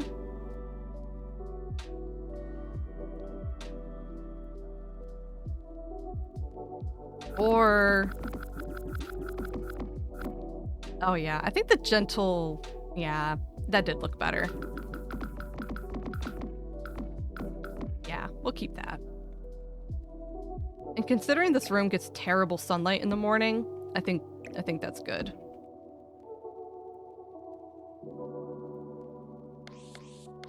This room gets a lot of sunlight, and that looks like it blocks out a lot of the light. That's good. Honestly, the Desert Luxe kit is almost completely worth buying because of this like curtain set right here. This curtain set is incredible. I use it a lot. Yep, it's about ab time. Ad time. I have ads again, I know. Ugh. Disgusting.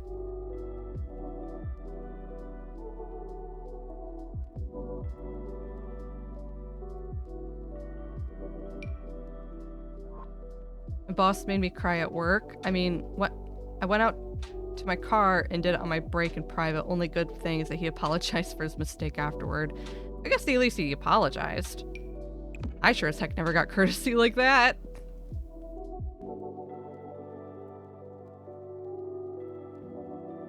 Working in a factory has like its own challenge in a way of like, you're not supposed to show weakness like that when you work in a shop.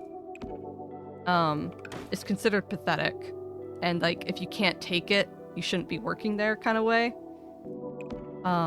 Which honestly was just an excuse to be an unbridled jerk, in my opinion.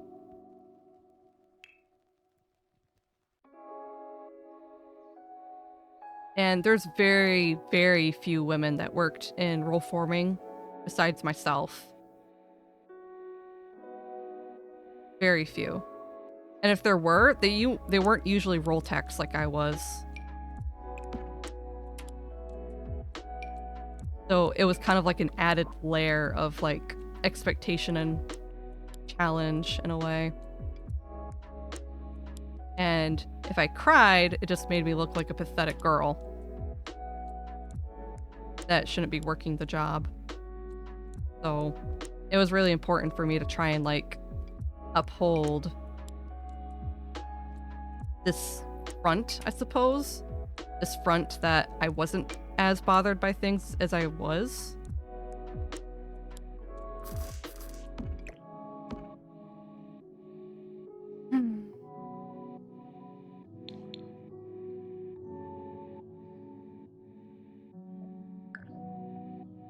Yeah, that stigma was at our warehouse too.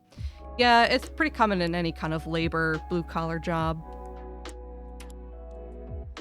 Gotta make that mun hun, but I'm gonna be warning you before it goes off. No one misses anything. Oh, that? Yeah, the ad thing. Manners cost nothing. Being a prick is a choice. Yeah, that's true. Very true. Like, it's not hard to be polite to people. And very much I believe there is a distinction between polite and nice.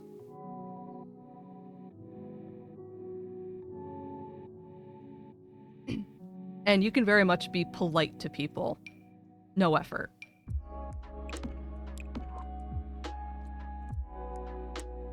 I was always polite with people that I hated. I could not stand them. I could be frustrated and upset just standing next to them. But I always gave the courtesy to, like, use use good language towards them and stuff like that, you know? Professional, you know? I was always professional, even with the people I couldn't stand.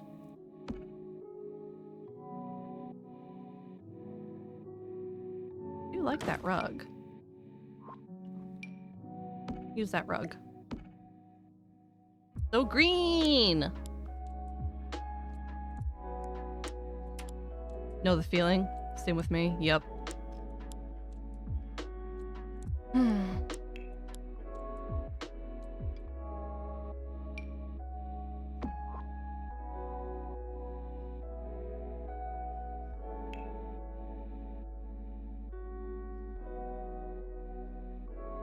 Okay. Bedroom looks really good. I like the master bed. I feel like I could get away with doing like a really busy wallpaper in this room because you don't see a lot of it in the cutaway wall. So it won't be irritating to look at. I'm sure we used... Oh wow, yeah, we used that super leafy one downstairs. I think some of the cottage living one might look okay in here. That. Like I said, we're not really gonna see that a lot. Ooh, wow. It is a lot, though.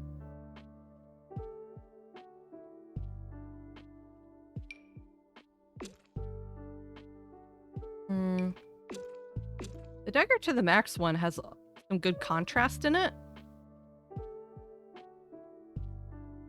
I don't know if the white borders really matches the vibe. I would have went for like a dark brown if I could, but I can't change the border color. Even though I do like that.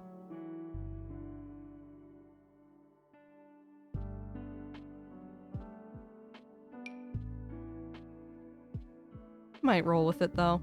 I think it looks a little bit better. And like I said, we're not really going to see it. You can only see this wallpaper like a little bit there in the walk-in closet, and then like very slightly right there and like in these corners.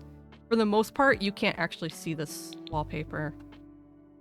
So that's why I kind of want it to be super busy and pretty.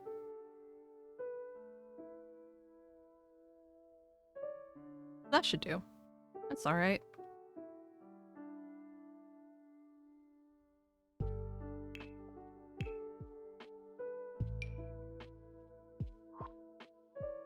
I stopped being polite when some people because they called me fake once. Oh, that's dumb.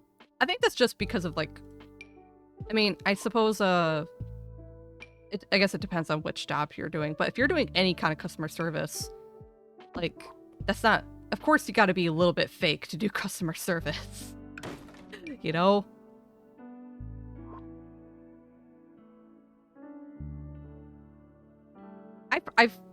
I've actually reminds me of a post I saw before where someone's like, do you ever have like a completely different personality at work compared to home? And I saw like a good number of people say like, yeah, of course, the person I am at work is nothing like the person I am at home. And that goes for me too. My work personality, not like streaming. Streaming's very genuine.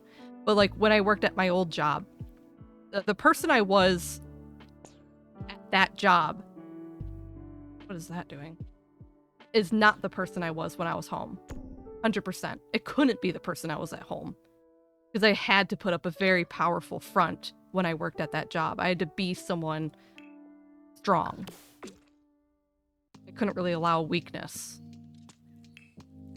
So, but I've heard someone say before that the funny thing is that in the replies of that, some people were like, "It sounds like psychopath behavior."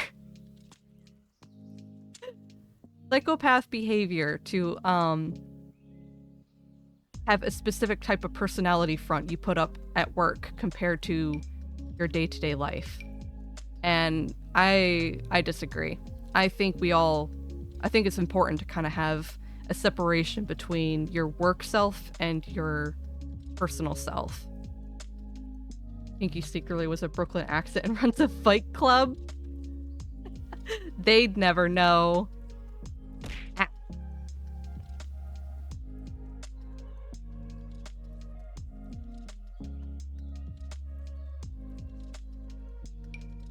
No, in reality, I was just a VTuber at home.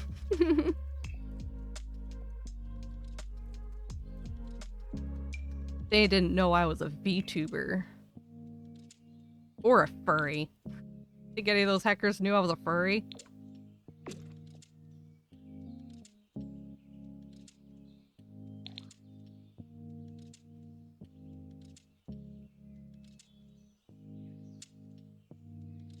But yeah, I wouldn't worry about the politeness being and people calling you fake. I think politeness in general is kind of like it has to be kind of like fake behavior because you're being nice to people even if you don't want to be. And you know, that's kind of an important thing to be sometimes.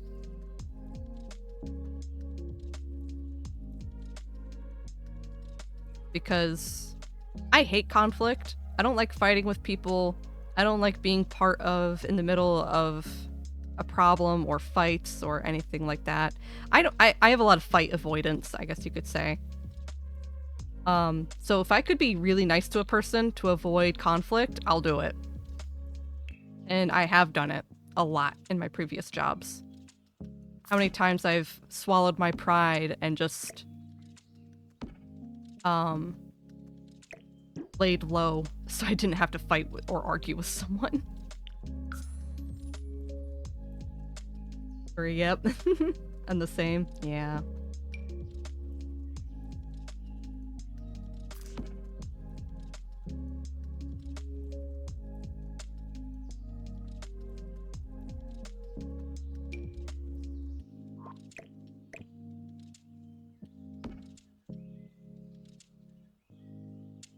Yeah, I don't really know what I want to put in this little tiny nook.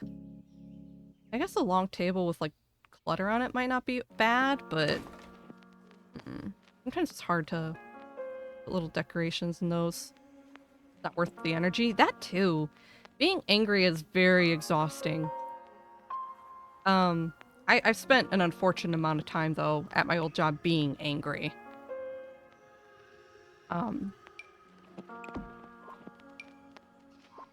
I used to get angry and upset a lot at my old job in some ways. And the politeness front did kind of fall off kind of towards the end. Not really to my coworkers, but more strongly towards my superiors. I was less courteous with my bosses, for sure.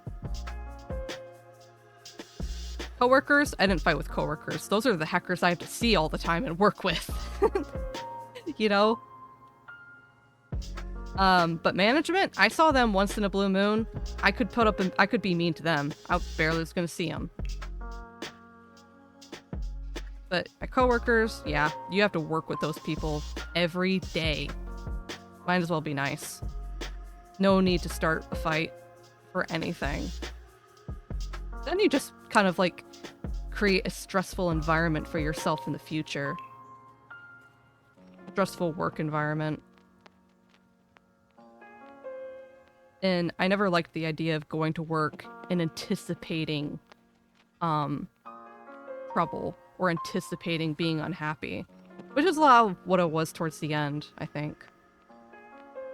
Most of my coworkers see me as some kind and shy, but some hate my guts, and I got tired of being considerate. I'm always tired.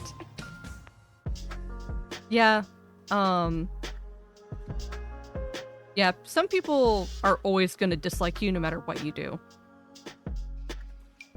It's pretty obvious that you can't please everybody, no matter how nice and considerate you are.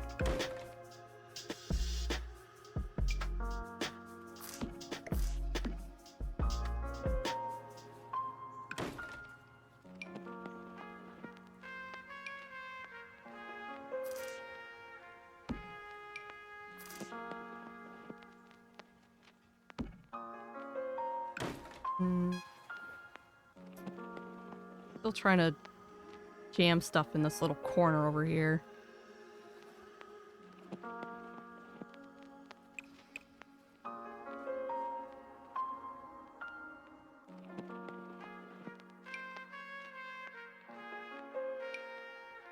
At least in some part, it was a little bit easier for me to get away with being a little unfriendly in a way. Like, and when I say unfriendly, I mean like ignoring people. Like I wouldn't address them really right away, or I wouldn't like talk to them casually, so to speak. I got away with not talking to people frequently or casually at my old job, partially because of being a woman, because it, like, the only reason I figured this out is because Seymour outright told me. He's not really a people person either. He doesn't like a lot of the people at work, but he says that he feels like a pressure to communicate and shoot the shit, so to speak, with a lot of the other guys, because they kind of expect that of him. And that's just how he's being nice, by, you know, having chatty casual conversations and stuff. Whereas me, I was never really engaged in any kind of conversation. It was always like, oh, Pinky? Yeah, she's just shy. She doesn't really talk to people too much, but she's a nice girl. And that's like where it was left at. It was defined as that, and that's where it was left. But Seymour, if he was ever like non-talkative with like people for a day or something like that, people thought something was like wrong, or maybe he wasn't being like a good sport or something, you know? So, like, as much as I talk about my own challenges of being like a woman in a factory setting, men have their own things going on that are difficult for them too. Like this expectation that they should be social and one of the guys with the guys, you know? I know how girls struggled with that a long time ago. Expectation to be one of the guys. And if you're not, you're probably a sissy or something's wrong with you. I don't know. I saw that a lot. At least from like secondhand being told about it. Some folks are just pricks and you can't get along with them. Yeah. And that's where you just default to politeness, in the sense of like, you don't talk to them, you don't really even look at them, maybe just a nod at them. But you just kind of say your generals of passive existence in their presence without aggression. And that was polite for me. I'm being polite by not acknowledging you, because if I acknowledge you, it'll go poorly.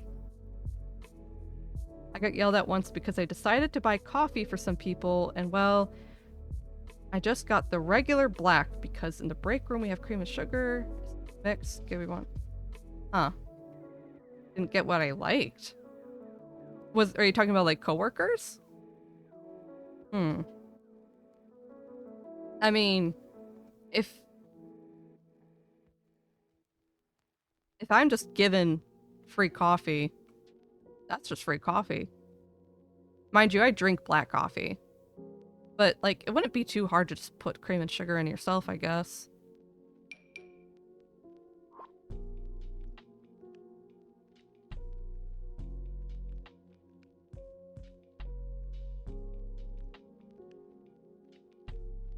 I had a coworker that back when I was really new at my old job, my trainer, he was a big coffee drinker. And when he found out that I loved drinking coffee too, sometimes he was sweet and he would bring me some. And it didn't matter what he got me because I like all coffee. Cream, sugar, black, I like it all. And when he did ask me like what my preference was, I was like, oh, I just drink it black. And he's like, oh, cool, just like me. And once I found that out, sometimes I would bring him coffee too. It was kind of like a thing we just did back and forth once in a while. So if I got myself a black coffee, sometimes I would get some for him too. Yeah, it's kind of hard sometimes when you try to do something generous for a person and they're unappreciative in a way. Man, when people brought me something to drink when I was at work, I would appreciate that in such a powerful way. Especially in a job where you're sweating so much and it's hot as all heck. Like, getting someone a drink, bringing them like water or like a body armor or Gatorade, that's so generous when you're sweating your butt off. I showed her and she still got upset and I took it away. Next time I got coffee, I just gave her an empty cup. Oh, that's so mean. Boss slept in. Oh, goodness. Bond's got thorns. Bond's got claws.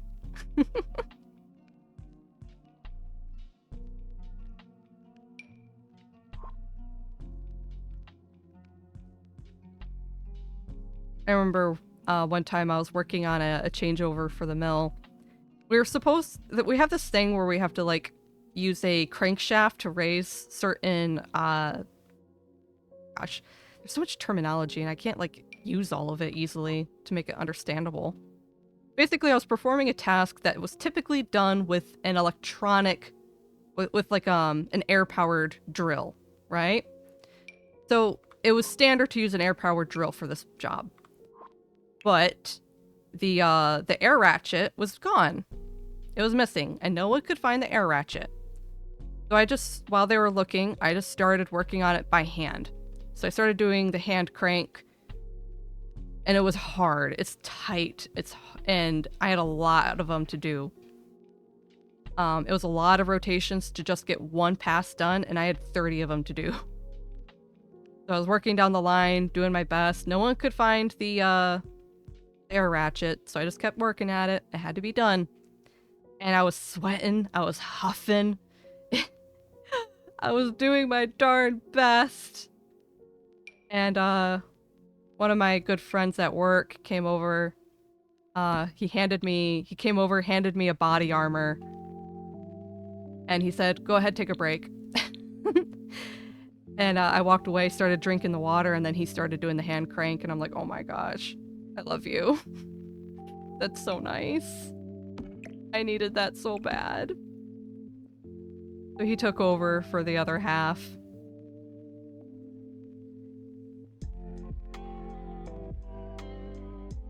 I just think about things like that. So sweet and considerate. Yeah, nice person. He was very good. He was the person who did the majority of my training at that job. I apprenticed under him for about half a year on a single mill. That was back when they trained people right. They're like, okay, you two together, you get along okay? Perfect. Train her. Teach her how to do the mill. And he was a great trainer, too. He taught me everything about that job. And he was good at it. I feel like I became pretty good at it, too, because of that. And he was very serious about teaching me how to do everything. And we got along great.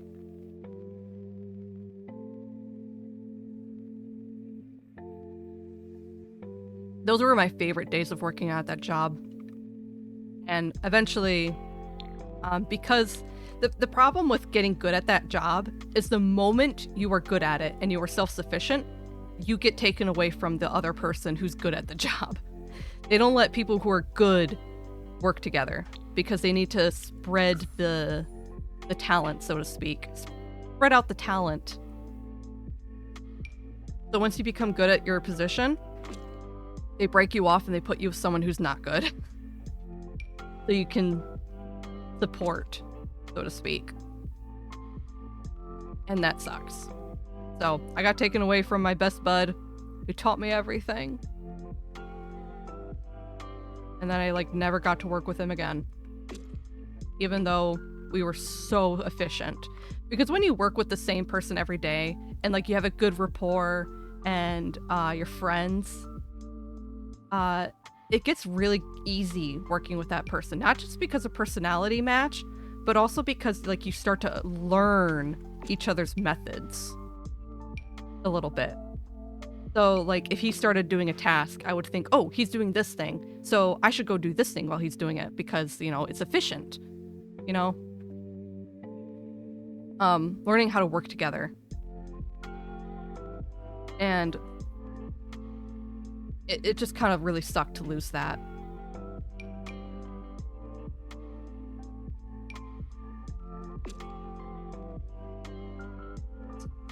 Angry, yeah.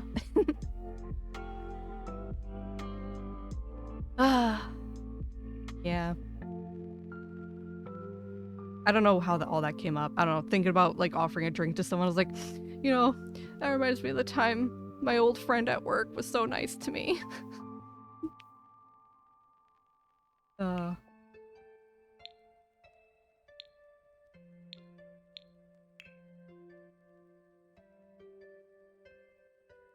Pretty sure he's still working there. He's been there for years. About over 10 years now, I think. He's been working there for over 10 years. My goodness. That, mind you, that company didn't suck when I joined. When I started at that job, it was actually pretty good. Like the pay was on par with like the rest of the area with all the other shops. Management didn't suck super hard yet either. I think what I could be wrong, but personally I think what changed was the original owner passed away. The original owner passed away that like founded and started the company. And his sons took over. So after in the will, parts of the company's stake was distributed to some of the kids, I think. And they are the ones who kind of have been driving it into the ground. Like the current CEO that I've mentioned before that like gave himself $1 million bonus for one quarter and then did it again for a second quarter. Yeah, that guy. Part of the reason why it's not very good to work there anymore, you know?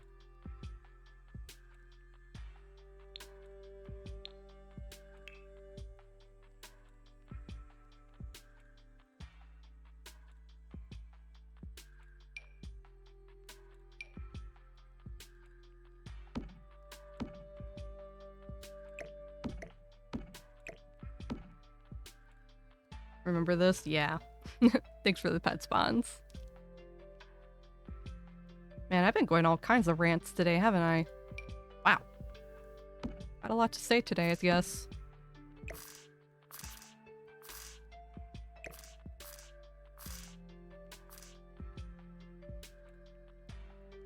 Sounds like this person uses the company as their own piggy bank. Yeah, kind of. Especially since I'm pretty sure it was just handed to them on a platter. I don't think they actually really even run the company. They just mostly own it.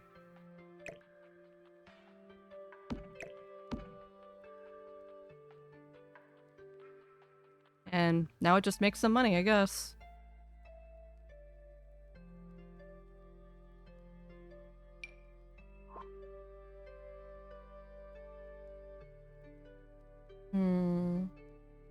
Debating on the kind of styles I want to do these extra bedrooms. I thought about making a kid's room, but I don't know. I was thinking maybe another adult bedroom and maybe a teenager bedroom.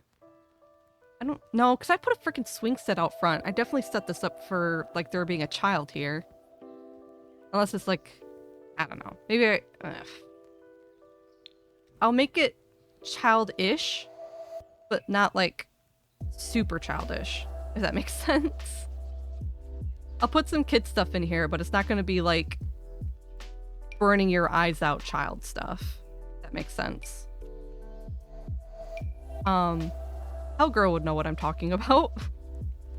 The house I made for my first pet stuff, blindingly full of kid stuff. Like you look in that room and it's like an explosion of bright colors and children's toys.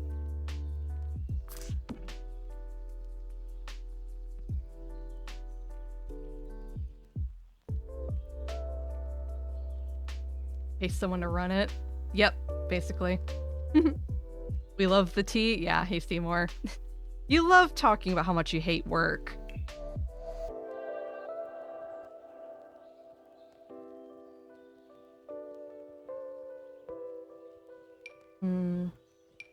Oh, this is nice too. The little creativity table. Really subtle. Not like over exaggerated.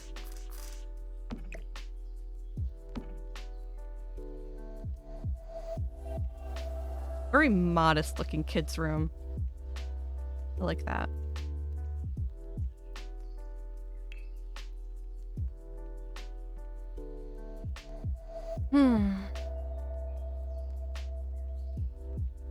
They have a dresser.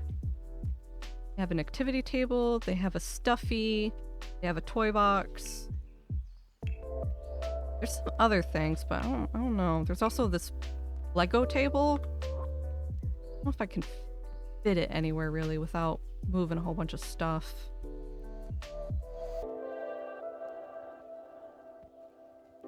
And definitely don't have room for dollhouse. My big gripe about this game and the dollhouses is that the dollhouses are huge. Do dollhouses work when they're scaled down? I've never actually play tested a scaled down dollhouse. I always maybe try and make room for them when they're not like that. Might work. I am gonna play test this build, so I guess we'll find out. We'll see if they can access that toy box if I set it like so. Probably not. There. They don't need the double bed, but the double bed just looks nice. I would have loved to have a double bed as a child. I don't hate my work, but it does make me sad now, especially these past couple months. Yeah.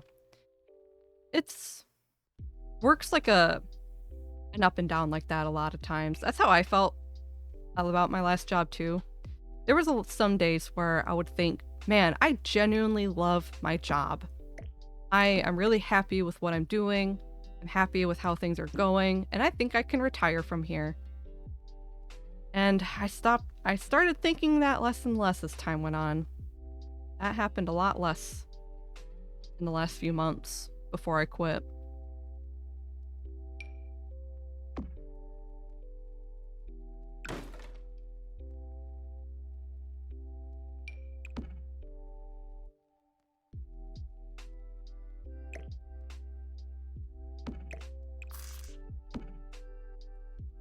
Most of the days that were fun were the days where it was just like me working on the machine and stuff like that, you know? If I was working with someone who I didn't have to like babysit and watch with powerful intensity to make sure they didn't break anything. Things like that. With people who didn't make me upset. Those weren't too bad.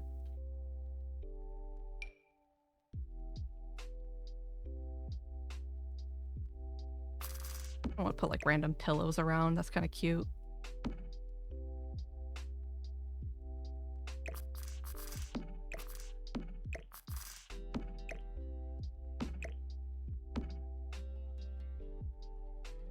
Seven days a week is very unhealthy. Oh yeah. Like,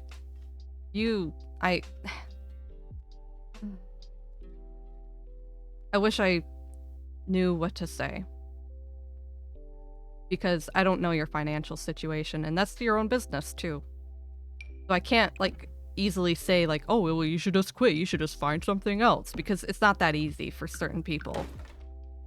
And I'm pretty sure if you had the option, you would choose the healthier option for yourself.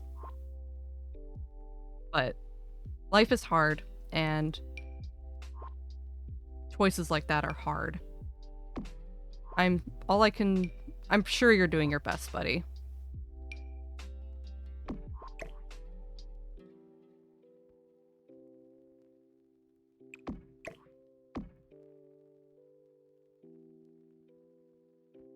Oh, that's cute. Oh, I love the curtains like that. I don't get to use these curtains like this as often as I would like to. That's adorable. One pulled and one down like that. Aw.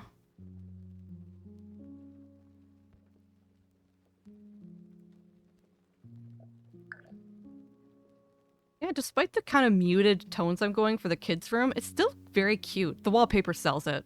This cottage living wallpaper is so adorable. It carries the whole design.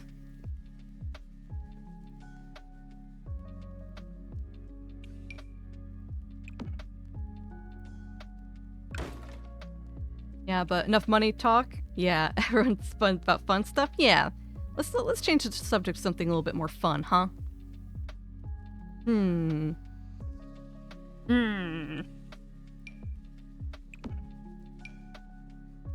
Anyone got any fun plans for the weekend?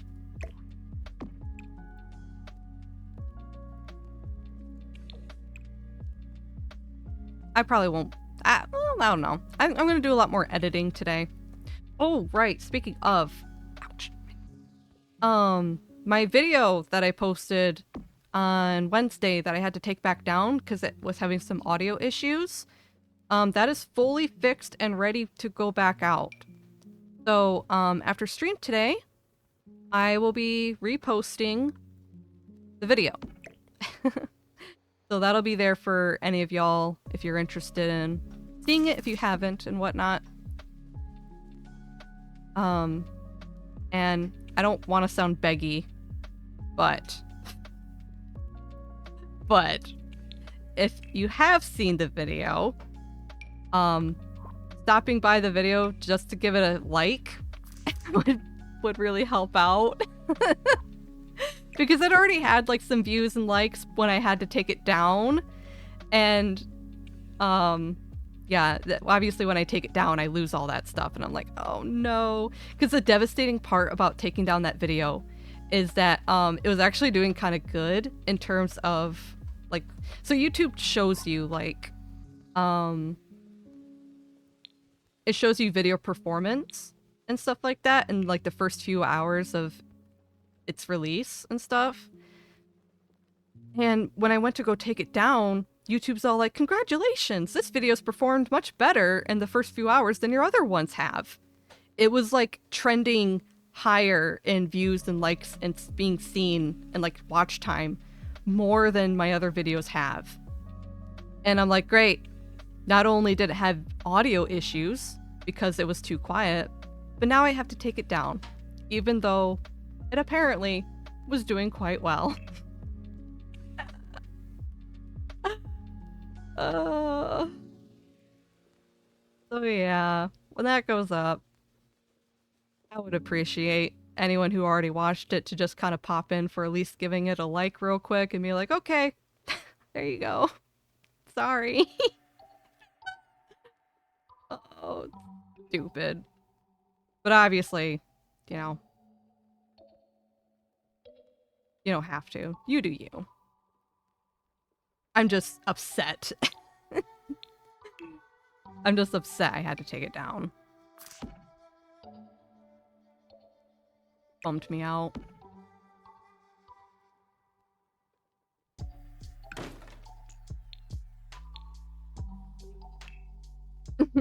You didn't have to? I wanted to. I wanted to because I thought about it in a sense of like, okay, so yeah, like anyone who clicks on that video could be like, oh, this video is kind of quiet, and then just turn it up, right? But then what if they have their video on autoplay, right?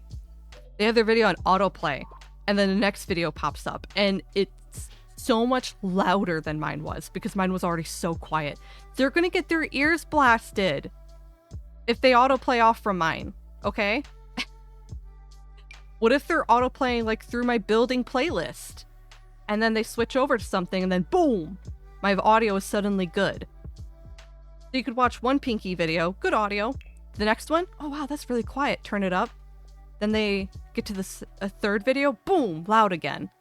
I don't want to do that to people. That's not right.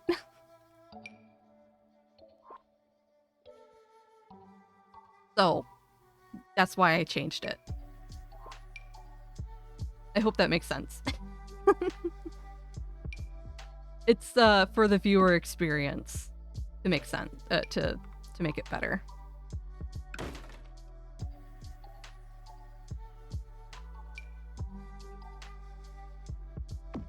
I don't know what to put on the walls here. I don't have a whole lot of green stuff I can do. That looks good.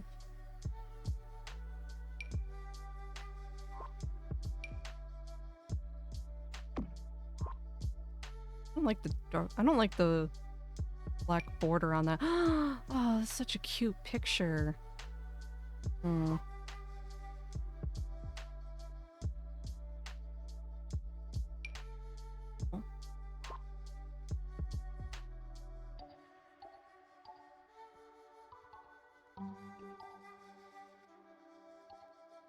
But I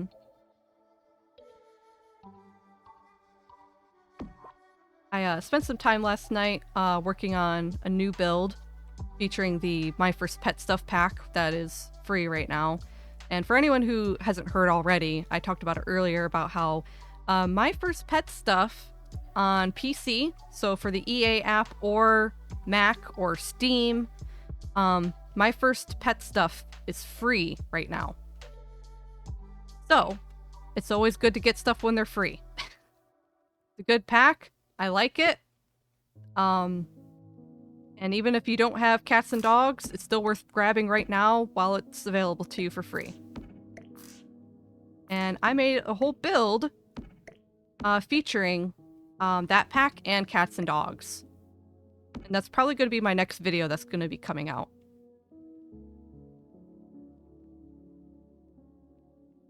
So, I think tonight I'm going to focus on getting that edited. I don't think I'm going to get Saturday video out today, or this week, because, Thanksgiving, yesterday, that's time I would have put into editing, but obviously, it was a holiday for me, so I didn't do really any work. I took the day off. So, yeah. But I think today I'm gonna spend some time editing down videos and working on some stuff, getting them ready for commentary. And then on Monday, I'll have my cut content all set and ready for me to do voiceover work for. So I can voice over my speed builds and get those further down the production line, so to speak. It's almost 3 and I'm not done with this house yet.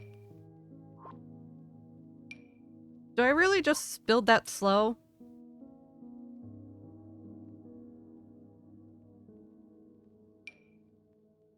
Not that bad of a builder, am I? What the heck? How do people build so fast? I even have like well, okay.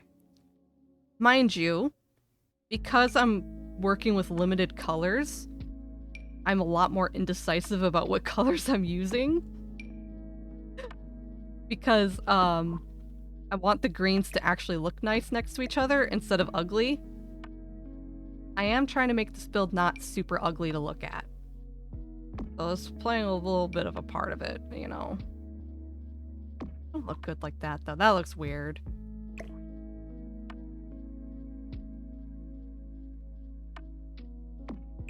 Oh yeah. That's not, oh no. Darn it. I could just put separate, something else over there. Maybe... I guess these. Ugh. Yeah, I think that's what's making this take so long. I put something down and I'm like, nah, that doesn't look good. Because I can't anticipate how the greens are gonna play together until I actually place it down. And then I have to stare at it a little bit and think, does it work? Does it look okay? Can I do this? Awful. Terrible, terrible.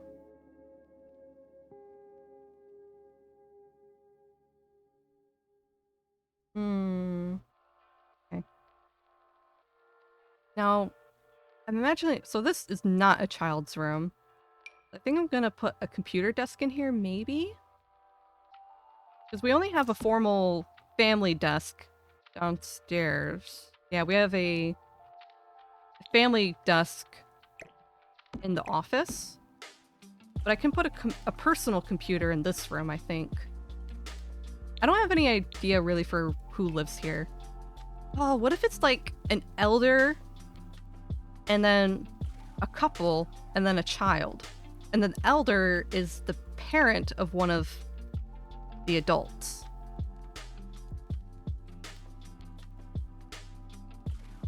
That's very possible. What if this is the elder's room then? I think I think this is gonna be the elder's room.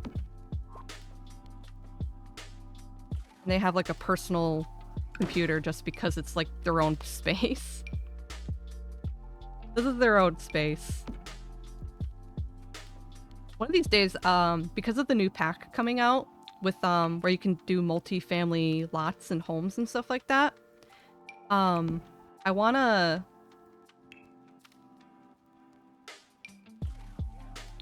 to make what they call is it called a granny patty?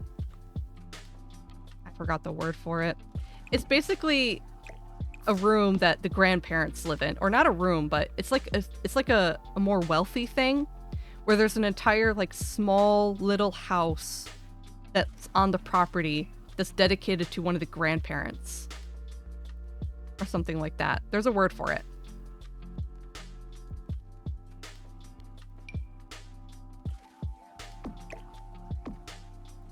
You know how sometimes some wealthy people will have like a tiny house on their property, that house that's like for a relative that's usually visiting? I've seen some examples of people having something like that, but it's actually for a grandparent who just lives there indefinitely instead of by themselves. Like a mother-in-law apartment? Yeah, I've heard a word for like it played off the word for in-law before as well. Yeah, like a guest house. For grandma. Or grandpa. But yeah, that got popularized pretty recently for grandparents, I think. Because I think that's... like, if you have the money, that might be a nicer alternative as opposed to an assisted living center. Especially if the person is still, like... because, like, there's different variabilities in... whether or not an elderly person, how much help an elderly person needs. Some people just get like home health nurses to visit them every day or every other day. Some people just need light assisted living. So for individuals like that in particular, this guest housing situation is probably a lot easier for them than living full time in like an assisted living center. Which is different than a nursing home. Nursing homes are more full-time care, usually for people who are not fully self-sustaining.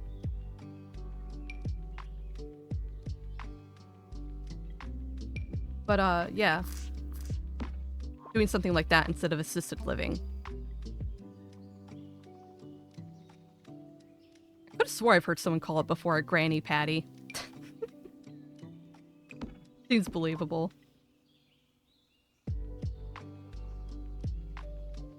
But I think it'd be cool to build a house that kind of has something like that with the multi-family lots, and then having the elder house being its own unit, so to speak. And the cool thing is that with the multi-house stuff, they don't have to pay rent. You can set rent to 0. So you could have the main family in the main house um, being the quote unquote landlords, and then the elder house is belongs to the couple, but the elder doesn't pay any money. They don't pay rent, which is a really cool situation. I do want to do that for a family at some point.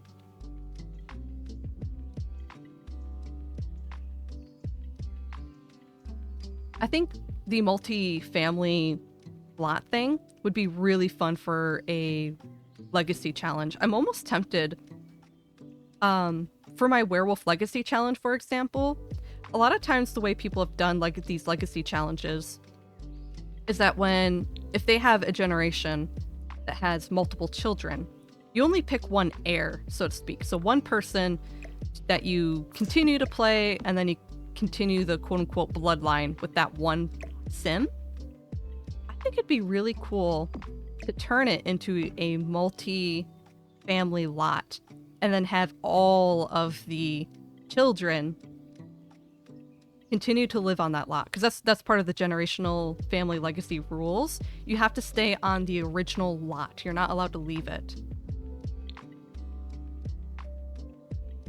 So instead of having the siblings that aren't the heir move out, you just build like another house for them, or like an apartment or a condo or something.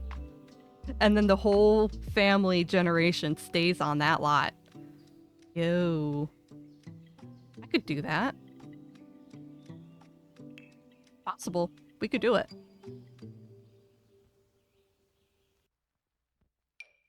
But yeah, cross-stitching. I forgot cross-stitching is a thing. I don't like putting the cross-stitching boxes around a lot of times because Sims are like obsessed with this thing. They'll autonomously interact with it nonstop. They're obsessed with the cross-stitching box. Annoying.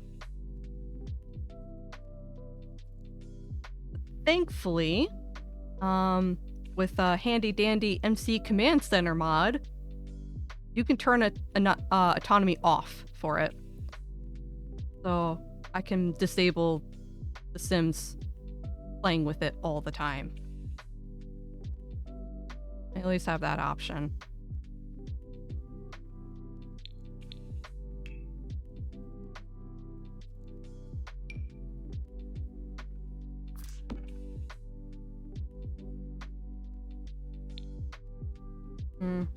I'm kind of rethinking the carpet. Now that I've kind of decided. Yeah. Now that I decided who's going to be in here. Yeah, I think the plain green carpet is a little bit nicer. Very green, too. But it's very muted, earthy. Look at all the styles that you can do with just green. I guess that's the fun of doing the color lock challenge in a way. Getting kind of creative.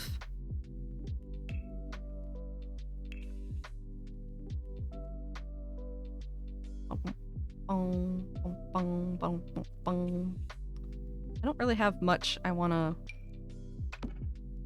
put in here, I don't think. I do need like some wall art.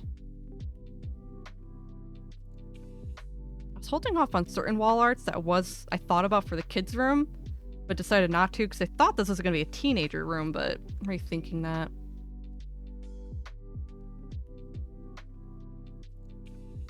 A nice one.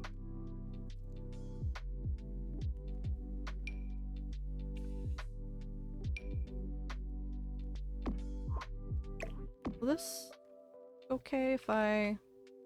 No. Sometimes when you size down an object, it'll float, even with the walls down. Kind of annoying. Some pictures are just, like, slightly too big.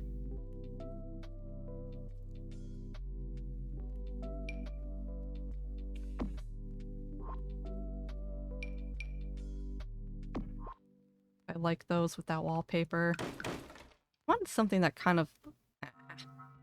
Bleh. Oh. That's something. What's this? Tapestry. Oh. bad. I just wish that the frame was dark. Oh. Oh, but that's the only one that's green. I see. Is that green enough? It has green on it. It has green on it. I might take it just because it has green on it. Do a cheat, a little sneaky cheat right there with that. Green to me.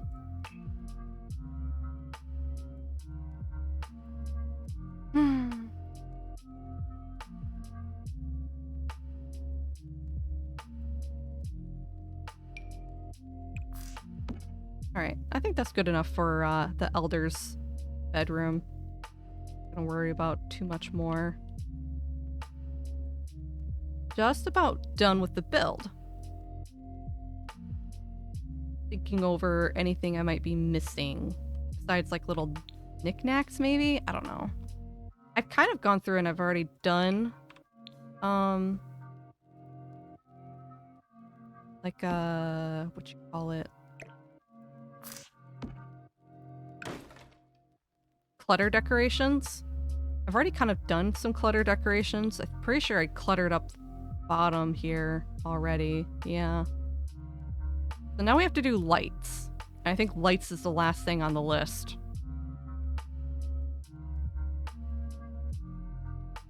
But unfortunately, I super duper have to use the bathroom real quick.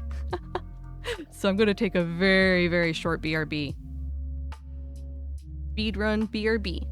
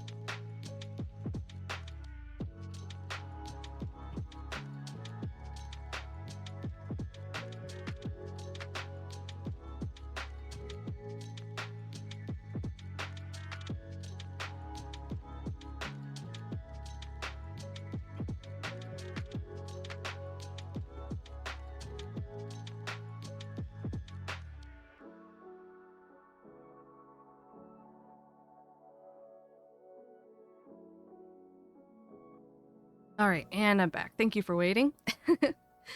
As promised, not too fast. Not too. Yes, fast. Not too long. Okay, get these lights in. Ooh.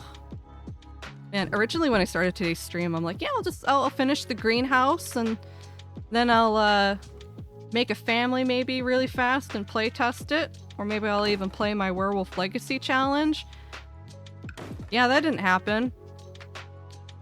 The build took me literally another 5 hours. Why? I wish I could tell you. I'm so slow. I'm such a slow builder. And I have no excuse for it.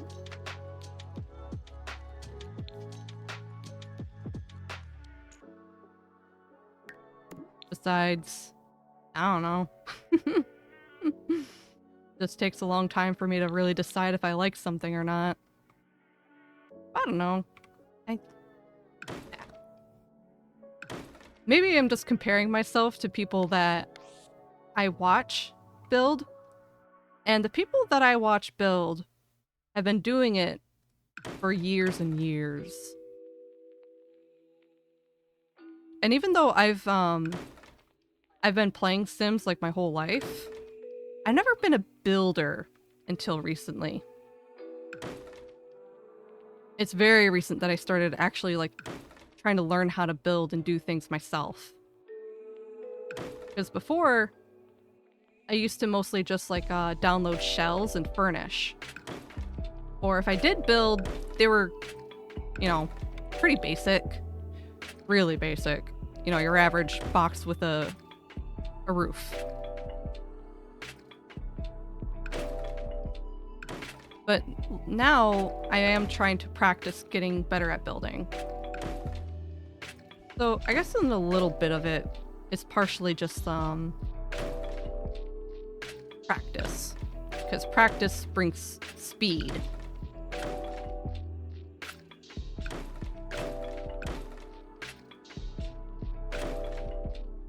Okay, so that's all the lights taken out.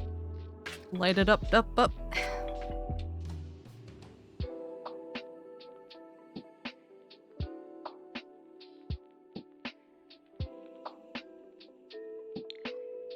We'll still put some... Oh, right.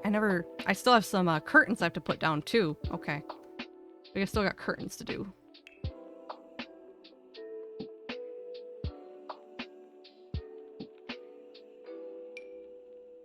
This can go somewhere.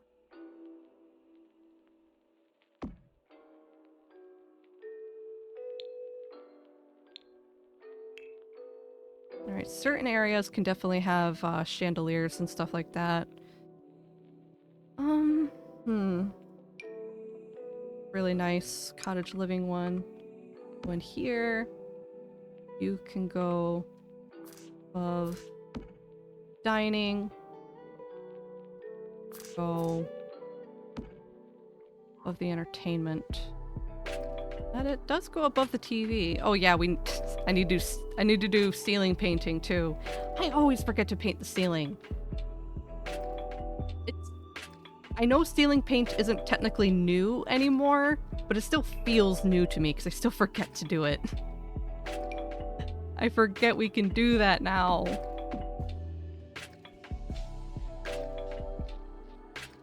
I see more.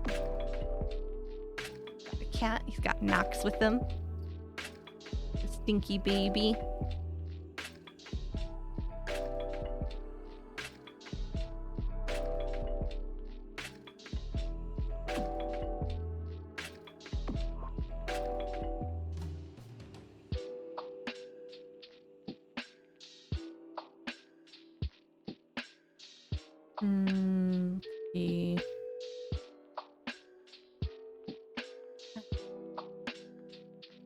Apologies if I'm whooping around the camera a little bit too much right now. I'm just trying to quickly assess where I'm gonna put everything.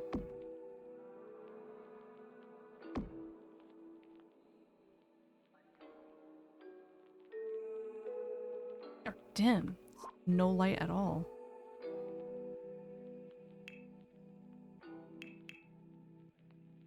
Like, I like the problem with the wall sconces. That's the word, yeah, sconce.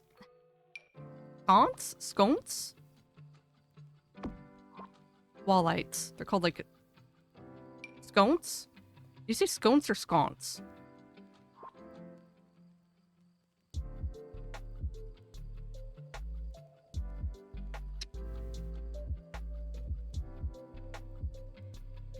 Sconce. Sconce. Sconce. It's sconce. Anyway, the wall sconce in this game, they don't provide a lot of light. which is kind of annoying because I don't like to put tons of ceiling lights in builds all the time because they just like look bad, they get in the way, I feel. But it's hard to not do that when the sconces don't make any actual light. They're so dim. Wisconsin. Oh, girl was right. She was making a joke, but she was right. Wisconsin.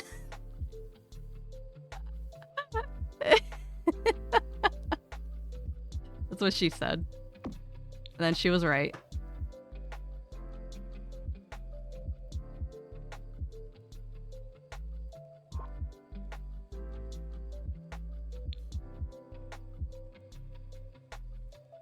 The office. I put a little desk lamp on the desk.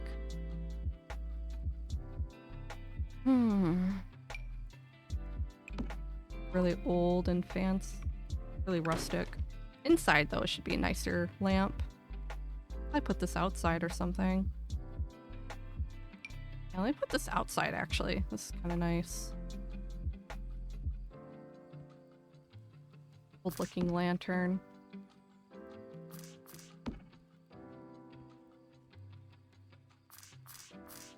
Yeah, like that.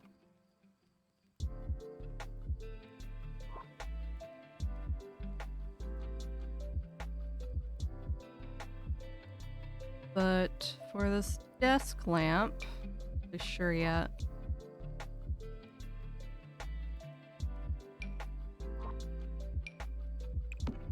Old horse ranch lantern that doesn't actually light up a lot, but oh, you know, the study should have good lighting, so maybe I'll put a ceiling lamp in here too. So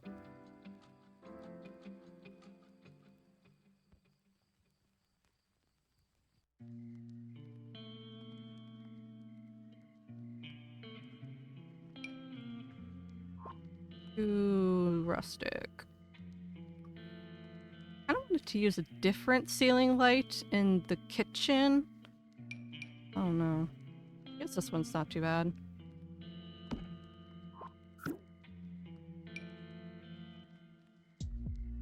The midway in the kitchen. So my gripe about the ceiling lights in this game is that a lot of them will hang too low. And it's like your sim can basically bump their head on it. Like, they don't actually bump their head on it, they just phase through it. But it doesn't look good, you know? So a lot of times to avoid that, I'll size lamps down in a way. I'll take the ceiling light and I'll size it down to be a little bit smaller.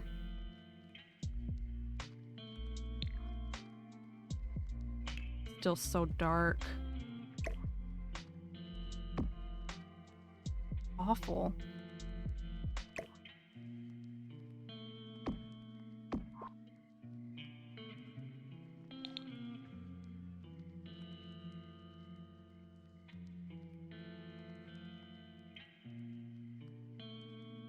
Oh my goodness, where'd you go? Oh, okay, weird. For some reason I briefly lost my cabinet. Okay. Be some standing lamps around as well.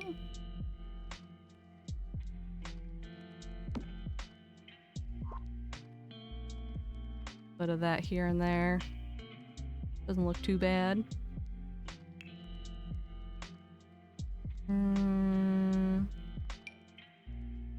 That lantern. Hold on. Ugh.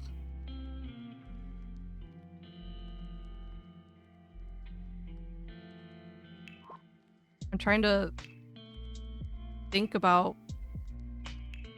things faster, and I think it's actually making me slower. Where's the cats and... There you are. The cats and dogs lantern.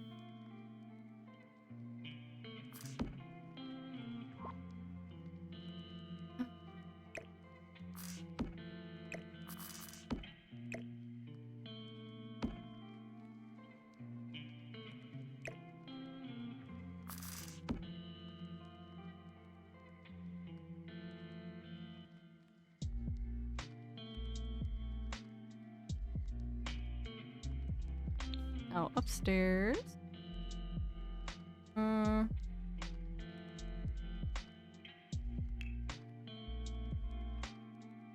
can probably put some small ceiling lights in both of these side closets.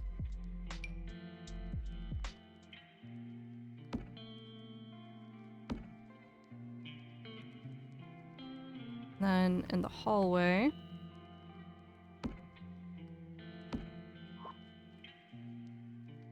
Yeah, I am ending up with a lot of ceiling lights anyway, despite not really liking that, but you know what?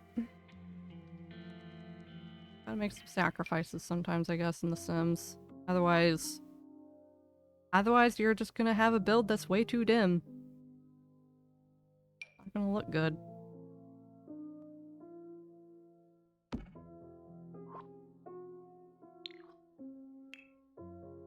Obviously, when I playtest this, I always come into, I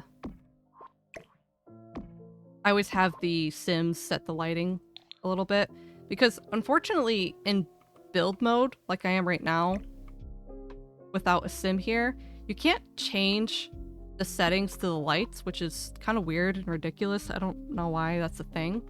The only way you can adjust the lighting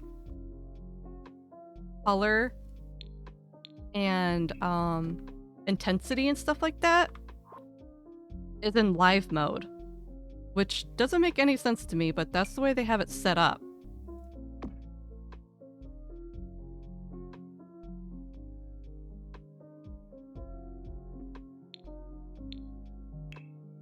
So I can't make any adjustments to the light intensity or anything like that. That's just the way it's always been.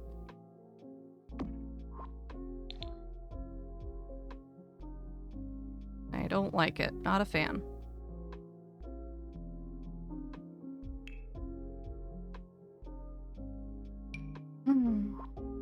But usually, before I upload builds to the gallery, I'll usually come here in live mode with a sim and then make adjustments to the light intensity and colors and stuff like that, so it looks nicer before I put it on the gallery.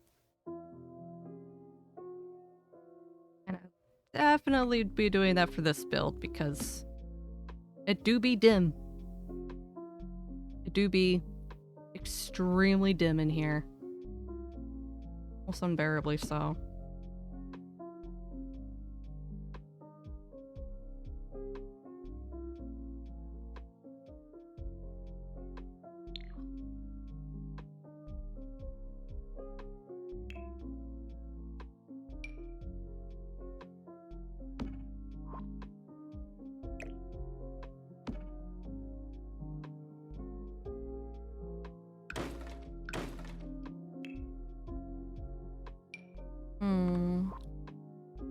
But like, yes. Does this qualify as its own room? Oh, it does. Weird. Alright, that's pretty acceptable lighting for the interior of the house at night. And, oh yeah, so we'll get Papa's quick ones here in the greenhouse as well.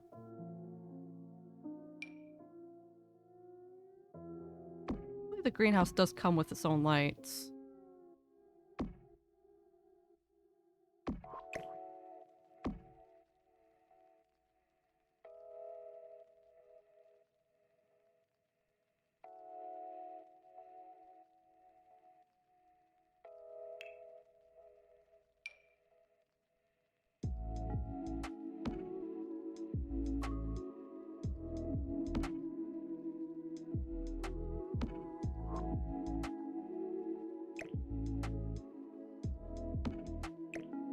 I'll be on the same grid. Eh.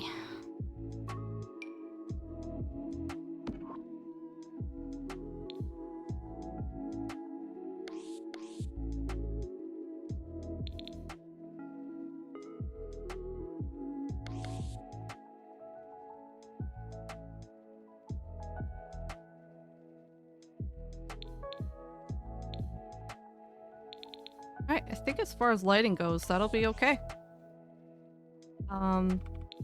Main house needs curtains real quick. That's what we're missing.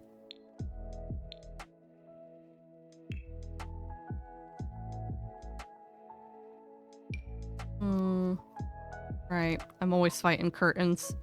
Curtains in this game is... oh. It's its own beast sometimes.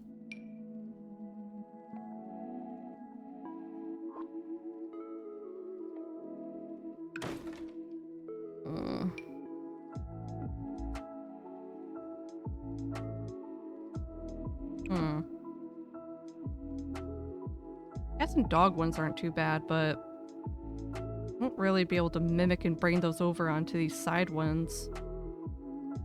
I like having curtains that like just match each other, you know? Hard. Because they don't build a curtain to work with like every type of size of window, obviously. As much as I wish they did.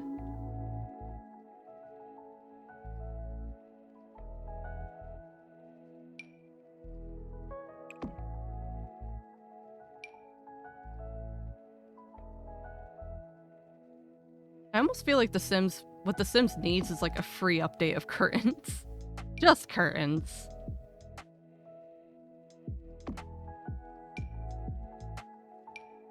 Just to make some curtains look better with more types of windows.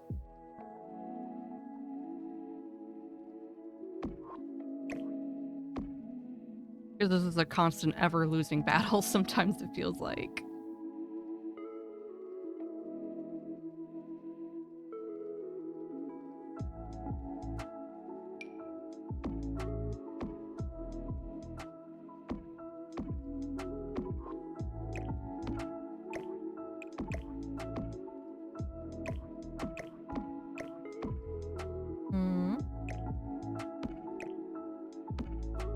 I like those in here. I kind of want more light in this room. Because, as expected, the Desert Lux curtains are very good at blocking light. Kind of the point you would want from curtains that are supposed to be in a desert home. But this house should have a bit more natural light in it. Otherwise it gets very dim.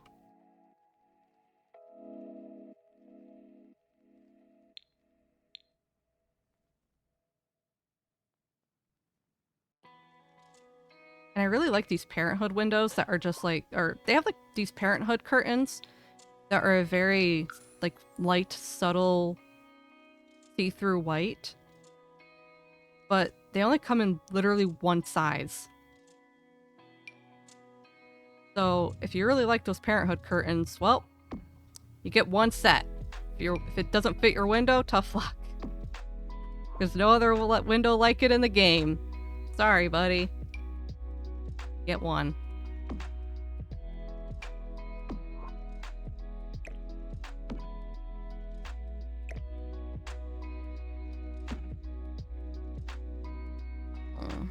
I hate that.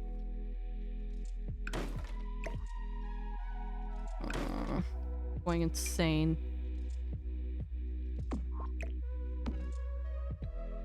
Oh, hey, that's like the same material of what's on the sofa. That's kind of interesting. Gee, I wish these curtains came in a setting wide enough to be on a 3 set window. It only comes in singles and 2s. For a second it was perfect and then it was ruined. Jiminy Christ. This is why I can't finish this house. This is it right here. The final boss of the build is the curtains.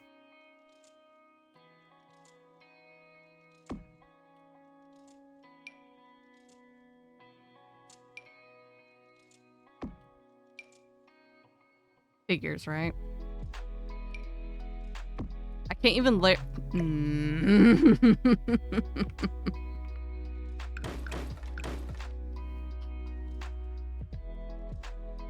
Game punishing me for using variable sizes of my windows.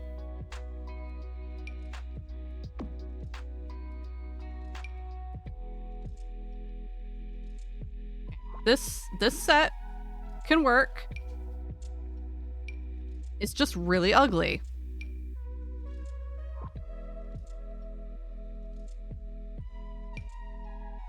It's just really ugly. Wow. Hold on. Now look at the other cats and dogs ones. Oh my god, why are they so big? Like, unnecessarily big. Ah! I'm gonna die. I want to be free.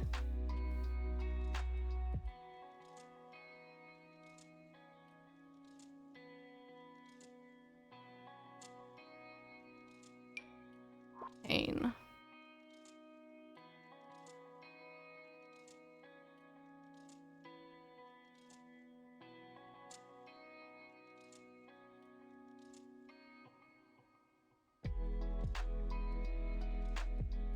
I need to find a set of curtains that aren't abhorrent to look at, that will fit on a 3-space window and has a variation that works on a 2-space window. You'd think I wasn't going to be asking for much. You think that wouldn't be a hard ask, Sims?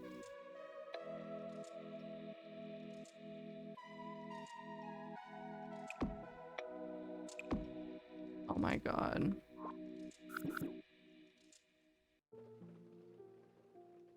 I'm in curtain hell. You know what? Maybe this room doesn't get curtains. Maybe this room doesn't get curtains. I complained about wanting a lot of good natural light in there, you know? There you go, Sims. You got all the natural light you could want in this stupid room. No curtains.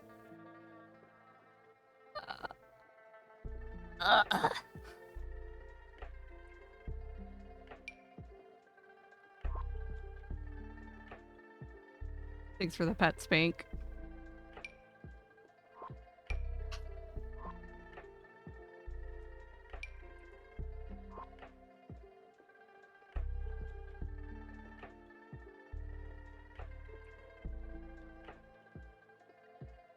It wasn't supposed to end like this. We weren't supposed to end it like this.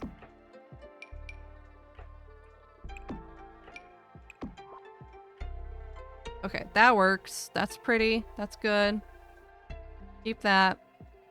That, you know what? Doesn't get a curtain. Doesn't need it. It's fine. We're just, and you know what? The screened-in porch doesn't need curtains. Doesn't need it. Kids' room, the bedrooms, these all already have curtains. That's good. I at least was doing that as we went. Ugh. Okay, the living spaces all have curtains. This can stay open, sure, too. Hold on, maybe... no, because it won't look good like that.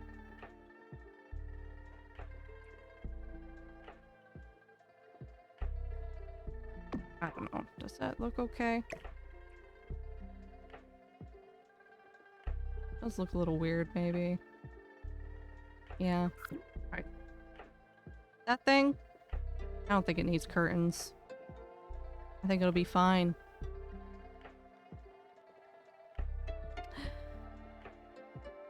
Oh. And just like that, I think the house is done.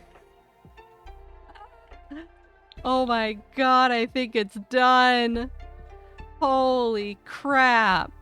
I thought this build was gonna kill me. Yikes. I'm gonna put that in my library real quick. Ugh. Holy crap. Alright, so final tour of the green-only house. I think it's a pretty modest, it's a pretty decent looking farmhouse, all things considered, I think. It's okay. It's not terribly ugly. I modeled it off from a real house. So we have our cute little green pickup truck out here. I put like some stuff back in. Got a kid swing set out on the front porch with some seating, a rocking chair, all kinds of nice landscaping that I think turned out pretty nice. Got a full horse pasture with a jumping range here because you got practice barrels right over there off the lot. Modest sized barn, detached greenhouse, spots for outdoor gardening, horseshoes, a fire pit, got outdoor eat seating, and a grill. Inside the house, we have a formal sitting area to entertain guests with a fireplace and a radio. Little knick-knack and coat rack spot over here. A study with a desk, a beautiful grandfather clock, and bookshelves, a game table, formal dining with a nice sizable kitchen, a tiny side pantry with a nectar rack, half bath downstairs, a beautiful big TV family area with the TV that actually looks like a painting. Small screened-in porch with flower arranging, some indoor pots, and a recycler. Upstairs, through a small hallway, we have 2 bedrooms, a full bath in the center of them, and then we have a massive master bedroom that feature a walk-in closet, a small storage space, and onto a full ensuite bathroom. And we have a little laundry room here in the center. And outside, you can see the inside of our detached greenhouse with plenty of little pots, another flower arranging station, a lot of beautiful decorations. And through past the horse pasture, we have a barn with 2 horse beds. We have plenty of places for the horse to eat and drink. And up in the loft is just a little storage area that could be converted into whatever you want. And there we have it. The green-only house build. I probably put a lot more time into this gimmick house than I needed to. But at least I can say I'm a all or nothing kind of person. If I say I'm gonna do, if I decide to do something, a lot of times I'm all or nothing. I put my 100% into this build, and I think it turned out pretty good. Oh goodness, yeah, I conquered green. Yeah. Oof. Oh man, I'm tired. And like that, I think we're gonna call it good. I am exhausted. Alright, I think I am gonna raid out though. I see Zephron is live. I don't think I've ever raided Zephron. Some of you might recognize them from being inside, being in the stream once in a while.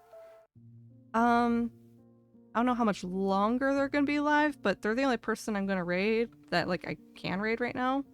I might as well. So we're gonna go over and we're gonna say hello to Zephron. They're playing Hollow Knight right now, which is pretty cool. Love that game.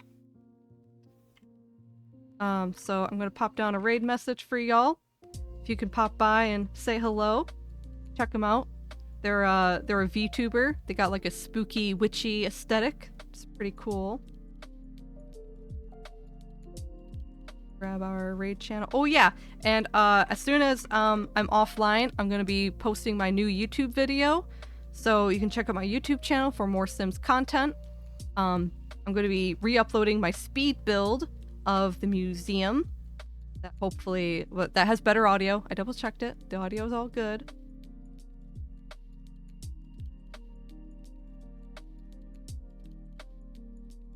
Okay, and the raid is starting to go off. Oh, thank you all so much for being here with me today. Thank you for tolerating all of my grievances with the color green. I think I'm going to take a break from color lock for a while because, oh my gosh, I thought I was going to tear my hair out. But, you know, managed to get through it. So yeah, new YouTube video is going to be up as soon as I go offline, so you can check that out whenever you want. And Please follow if you enjoyed, and I hope to see you next time. Bye!